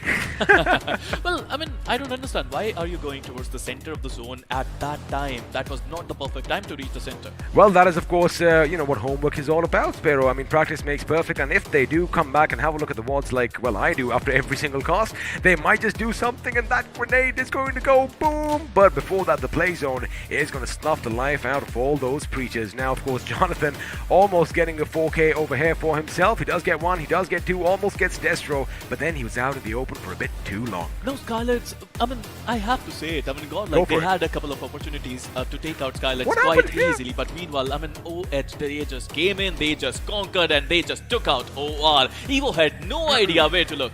He had no idea. In fact, his back was exposed to the Sultan himself, and well, with that, OR Esports did bid us adieu. And I just saw that Lithia kind of fell to his own demise, and that is going to be something they need to work on now. Team XO again, you know, coming in and just snuffing out the Sultan's life himself, but managing to keep sure that all 4 players were alive till the end. Again, they're coming under fire time after time after time, but somehow they still managed to walk away with that delicious chicken dinner.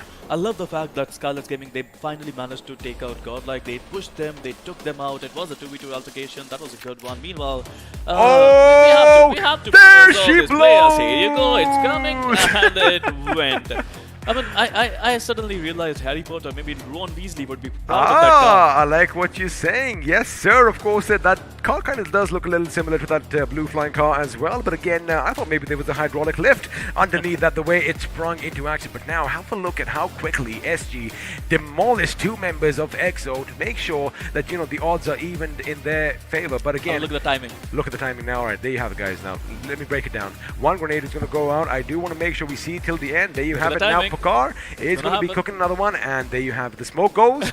Fizz is like, oh, hey, I see you. Let's lose a few shots, and well, Picard did go down. But again, let me say one thing. A good game coming in by Skylights Gaming this time as well. Let me rephrase that. Yes, they did get the second position, but they hit heavy and they hit hard. I mean, they've been consistent from last 2 days. It's semi-final. It's probably the biggest tournament of their life, and they are just playing like champions. Correct me if I'm wrong. 10 finishes for Skylights Gaming? Yeah, I think you're right. There you go. I just wanted to test him because, of course, we kind of have this information already. We might cheat just a little bit. But now, of course, congratulations to Team XO for getting the job done, getting the chicken dinner. And let me say one thing. It was about time because, again, you know, we saw them in the past.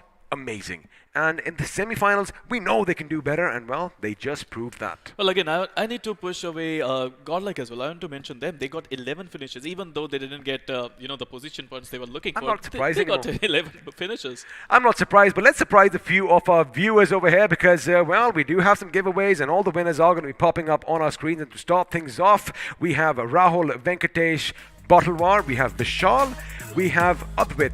I like that name. We have Anuj Srivastava and Aman. A few unique names, and it's nice hearing them. Well, few unique names, and they are going to get some unique goodies. I want those goodies. I mean, how can we get them? I mean, we had a little plan, but then that little mischievous devil himself, Floki, forbade us, and I don't know why we've been listening to him, man.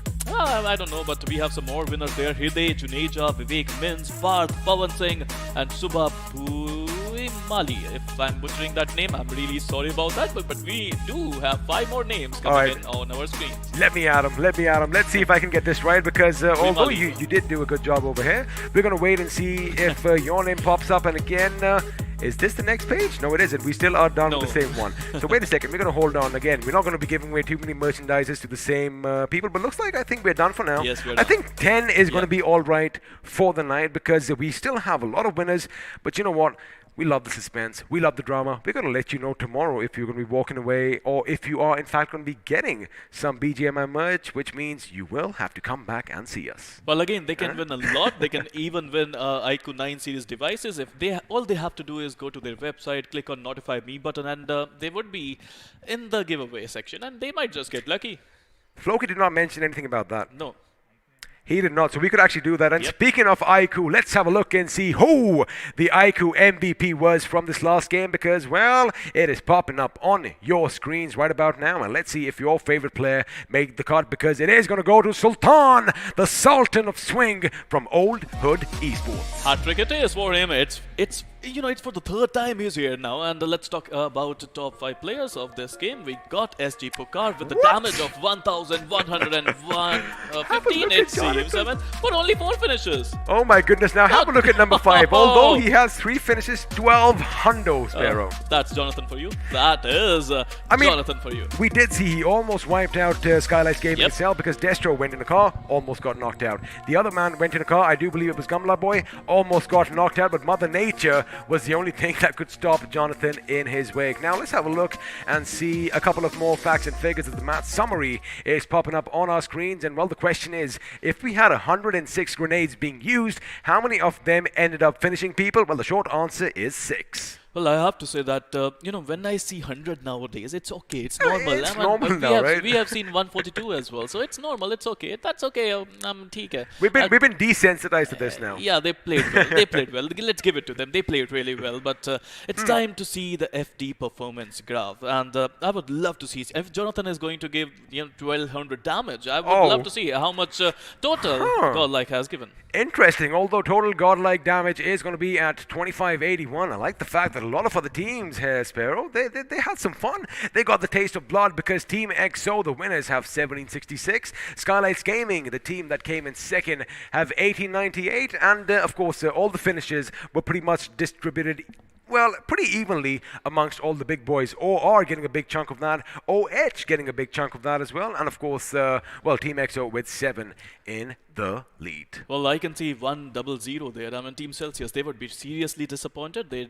didn't even, had a chance to shoot anyone. With the 00, looks like they froze over. Well, I mean, you can say that. They need to turn up the heat in the next day, and they will get 4 more games. They need to do something. They need to step up. They need to get those really, really important points. As does every single other team in the semifinals, because again, although 16 are going to be going forth through the grand finals, in my mind, in my opinion, these 24 teams that have made it through the thousands and thousands of teams, Pharaoh, are still the best that our country has to offer. And even though I say that, there are still some diamonds in the rough who just might come up in the not so distant future. But before that, let's have a look and see what happens when we put 2 players against one another, because, well, the player face-off is coming up, and this time it is going to be between Jonathan, I'm sure you're going to be happy, and Pokar from Skylights Gaming. I mean, both of these players, look at the damage that they have done. One guy, we are talking about Pokar, he got 4 finishes. We are talking about Jonathan, he got 3 finishes. finishes. Jonathan got 1200 damage. Pukar got 1115 damage. Brilliant performance coming in from both these champions. And you know what? This is going to be so interesting. Tomorrow when these teams will come up, these players will come in, I want to see a battle between Godlike and Scarlet Gaming. Well, speaking of that, let's actually do one thing. Let's put a few squads against one another as the squad face-up is now coming up. Let's see if it's going to be the two. It is going to be the two because Skylights Gaming, of course, are going to be pitted against Godlike Esports. Again, the damage disparity is going to be on your screens to see with Godlike just inching forward with that one extra finish. Oh boy, I want to see it more now. I mean, 4v4, a genuine battle between these two teams would be just amazing. But look at the assists there. They got 7 assists, the team Scarlet's Gaming, and 2 headshots as well. They survived for a longer period of time. They got decent finishes as well. So I think today it is Scarlet's Gaming who got more points. You know, well, I will say one thing, Sparrow. You are in luck because A, we have 2 more days of semi-final action in store, and B, chances are, I'm going to call it out. Chances are both these teams might make it to the finals as well. So let me rephrase what I said last. You now have 6 more days to witness some action between these two teams, and well, those 6 days will have 6 games each, 36 chances, and boy, oh boy, that is quite a lot. That is quite a lot, and yes, we are looking forward to it. But there are a lot of teams, right? There are not only 2 teams. There are iQOO who played really well. I see how you did that right now. Of course, You know what I want to have now? I want to see. He set me up for that one. I mean, he was like all about, I want to see this. I thought, I'll just give him a nice little prop, but then now he's going to shoot me down again. Sparrow, I like it. And, well, of course I like it. Come on, man. That's what it's all about. But yes, of course, Team iQOO is going to be the name that we are going to be chanting right now because they did get the chicken dinner. A much needed and much deserved chicken dinner. You know what? Now I want to see overall points standing, and I want to see which 16 teams after day 2 are in top 16. I mean, again, this is going to be so important. Let's have a look at points standing. You want to say something, XP? I was saying before the overalls, let's have a look and see how the teams did. You just called it. The point standings is popping up on our screens, and, well, all the chicken dinner winner is going to be on top, and the answer is yes, because of that chicken dinner, because Skylights Gaming, they are going to be tied with 22 with 10 finishes to their names. Number 3, we got a team Godlike with 11 finishes to their name. They got a total of 17 points. Number 4, we got TSG, the Supari Gang. This is unusual for TSG. I mean, they are used to have a lot of finishes, but not position points. You know what I've noticed over the last 2, maybe 3 games? Only the top 4 teams are doing well because everyone else except, well, Old Hood Esports in this case, the total points have always been in single digits. Absolutely. I mean, number 6, we got OR Esports who got 9 total points, and I still can't forget that moment, like Aditya falling down and finishing off for Team OR. But I'm so happy for RIP Mizo. Now this is the moment Sparrow has been waiting for, I guess a little bit more than all the viewers at home, because now the overall standings are going to be there at the end of day 2, and there you have it with 111 points. Skylights Gaming still in the lead with 2 chicken dinners to their name. Well, 111 is their total points, and number 1 is their position. Number 2, we got Team iQOO who got a total of 102 points. Number 3, we got OR Esports. They got 89 points. Number 4, we got Godlike Esports with 88 total points. But right now, let's address the elephant in the house. Before today, after day 1, they were in the last. They were in the last slide. They were in bottom 8, but now they are in top 5, it seems. Are we talking about the serpent if you cut one head off, it sprouts two? Of course, we're talking about the Hyderabad Hydras. What a jump. Oh, so you're a secret member, eh? All right, I'm going to keep that in mind. I'm going to let the captain know about that. But of course, our esports in 6, TSM in 7, the Supari Gang in 8. Again, jumping to the first page. Now, let's have a look and see who is going to make it to the top 16. And, well, a few teams are going to be happy. A few players are going to be happy. And, of course, a few fans are going to be happy because there you have it. Team Xbox is in the 15th position. Team Soul is in the 14th position, and both these teams are tied with 52. Team Reckoning Esports, Team Enigma Gaming, they managed to come into top 16 as well, so that's a wonderful thing coming in from all these teams, and we always say that, XP, you just need one good day to be in top 16. Again, have a look at from 10th position to the 16th, only 10 points separate all these teams, so, again, with 12 games coming up, which of course means that each team is going to play 8 by games, the way. So, 8 games in hand for each of these teams. Anything can still happen because, ladies and gentlemen, we have just hit the midway mark of the semifinals now. Oh boy, this is where you don't want to be. But you know what? If you have a look, except 23 and 24, 42 is still not bad, and they are still in, the distance just to make it. And they can still cross the finish line. They can still make the top 16, Sparrow. Why is it so close? I mean, the competition is so high. It's just amazing. I mean, look at that. Teams like 7C Esports, teams like RAP Mizo, teams like Orgless 5, they are, teams like Revenant Esports, X-Lions, Only Glitch, they are in bottom 8 right now. And, I can tell you one thing. After tomorrow, this table is going to topple a lot. Oh, of course, because, this time yesterday, we had Seoul, we had Team Xbox, Hyderabad Hydras. we had Hyderabad Hydras, Reckoning Esports. we had Reckoning, we had CO Rip Mizo, and now they are going to be climbing up a bit higher. So now I think it's time for 247 Gaming, for Chicken Rushes, for the Orgless 5 to make that little jump as well. And, talking about Rip Mizo, they are still on this page. However, they have jumped again. They are just in heading distance of that top 16, and anything can happen. What a day it was for Hyderabad Loved Hydras. it. I have to bring it again. You know, from bottom of the table, from last 8 to top 5, what a journey. I think they're yet to find Captain America who can stop them. Well, looks like a few Captain Americas might be running around because, again, talking about these drastic jumps, we did see Team X Spark. Now, let me just paint the picture. At the end of day 1, they had 1-digit points. I think they did have 7 or something. They have 5, I think. Oh, I'm going to have to check my notes. They did have 4 points. There you have 4 it. points, They yeah. did have 4 points. And, the thing is, look at them now, right? Yep. So anything can happen. And this, of course, is this massive stage, this massive pedestal that has been put in for all these unknowns, for all these lesser-known teams now to, Yep. come in and shine in the spotlight. And all of this was possible due to these two bad boys in our hands. And, of course, these are the iQOO 9 series, that being the 9 and this being the 9 Pro. Absolutely brilliant devices. I mean, I'm in love with this one. I want to take it home. Thank you. Take a good Hold picture on, of hold on. Take a good picture of me. But let's Damn, have I love that. let's have a look at some specs. I mean, these bad boys are just amazing, right? They got the Snapdragon 8 Generation 1 chipset, which is eventually India's fastest chipset. Now, the thing is, when you have a monster inside in the previous Legend, I know what you're talking about. How do you top that? Well, you get the Snapdragon 8 Gen 1, as you mentioned. And what else do? You take the 66 watts, put it to 120, which means you go from 0 to 100 in 18 minutes. And, well, that is just a little bit quicker. The Flash is going to be a bit disappointed about this. Well, I have to say, I mean, if you can charge your device to 50% in 6 minutes, that's just ridiculous. When they told me for the first time, I didn't believe it. Well, I let me had to just- check it out. let me see how- You know what? I checked it out. It works. I want to see how quick the processing is because you said 50% in 6 eight- minutes. In 6 6 minutes. yeah. Oh boy, okay, that is pretty fast. Alrighty, looks like it all checks out. And of course, if you want to get the best gaming experience, if you want to feed that monster gamer inside you, well, this is the device just for you. Now, of course, with all of this, we have come to an end of all the action here on day 2 of the semifinals of the BGIS 2021. And you know what? We are going to be going home pretty satisfied. You know what? The players would be so happy. Would they now? Well, they would be because they are going to play I'm happy. finals. They are going to play finals on iQOO devices. Oh, they are. Of course, this news did break out earlier because, again, when you have these games, I mean, if they're so good now, what's going to happen then? Well, they are going to be unbeatable.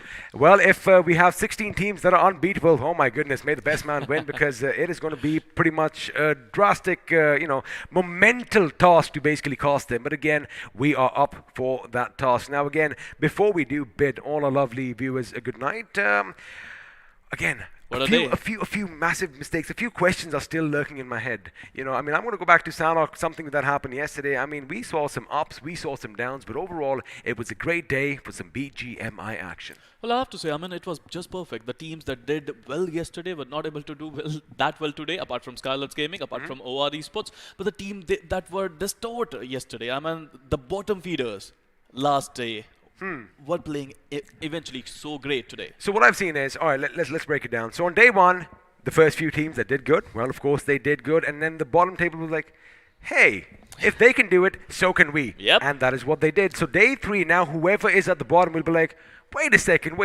We were above them and now we're behind them. If they can do it, we can do it. And, you did just mention one team moments ago. You did mention Skylight's Gaming. And, let's do one thing. Let's actually have a look and see how the squad did as a whole because, well, we are going to have a look at their performance. And, well, Sparrow, I'm going to let you do all the talking here. Well, here you go. Look at their stats. They are consistent. I mean, look at them go. At first we have 10 finishes from them. Then they managed to get in match 11 they got 1 finish. In match 9 they got 0. In match 8 they got 7 finishes. In match 6 they got 11 finishes. In match 4 they got 1 finishes. And in the end, after day 2, they are number 1 with 1 points on the table. Numero uno, and let's see if they are going to be increasing that because, well, that is what champions are made of. And when you do spread your wings, the thing is, you can fly high. Well, you can fly high, but let's have a look at iQOO, how they are coping up with the pressure because they are at number 2 in the points table. And have a look at that. I mean, oh my goodness, the amount of damage they've been dishing out. But the thing is, you can't just be dishing out damage because, Sparrow, we don't have points for that yet. We don't have, but we do have points for finishes, and they managed to get a lot of finishes. I mean, Team iQOO is a prime example of how a complete team should be. They're not over-aggressive, they're not over-passive, they are really good with their rotation, their splits are really good, and I feel that they are the perfect team. They could be the one. Ooh. If they win BGIS. Oh, well, even if you don't win the tournament, well, I guess you do have to win something to be crowned the perfect team. But again, the perfect team is going to be someone that is going to be firing on all cylinders at all times. And, well, Team iQOO kind of did just do that today. Now, the thing is, day 2 has been done and dusted. We are now at the midway mark of the semifinals. And, well, as you have noticed in the overall standings, the competition is still so razor thin. And you know what? That means day 3 is going to be all that more exciting. Day 3 is going to be so eventful for a lot of teams, but I think a lot of teams would be put under a lot of pressure after tomorrow. Those teams who would be in bottom 8 are going to be distraught, but they still have day 4 to come back. They still have 2 more days of action, and you know what? From Sparrow and I and everybody at the iQOO BGIS 2021, we are going to bid you adieu. Stay tuned because you better be coming back tomorrow, day 3 semifinals. See you then.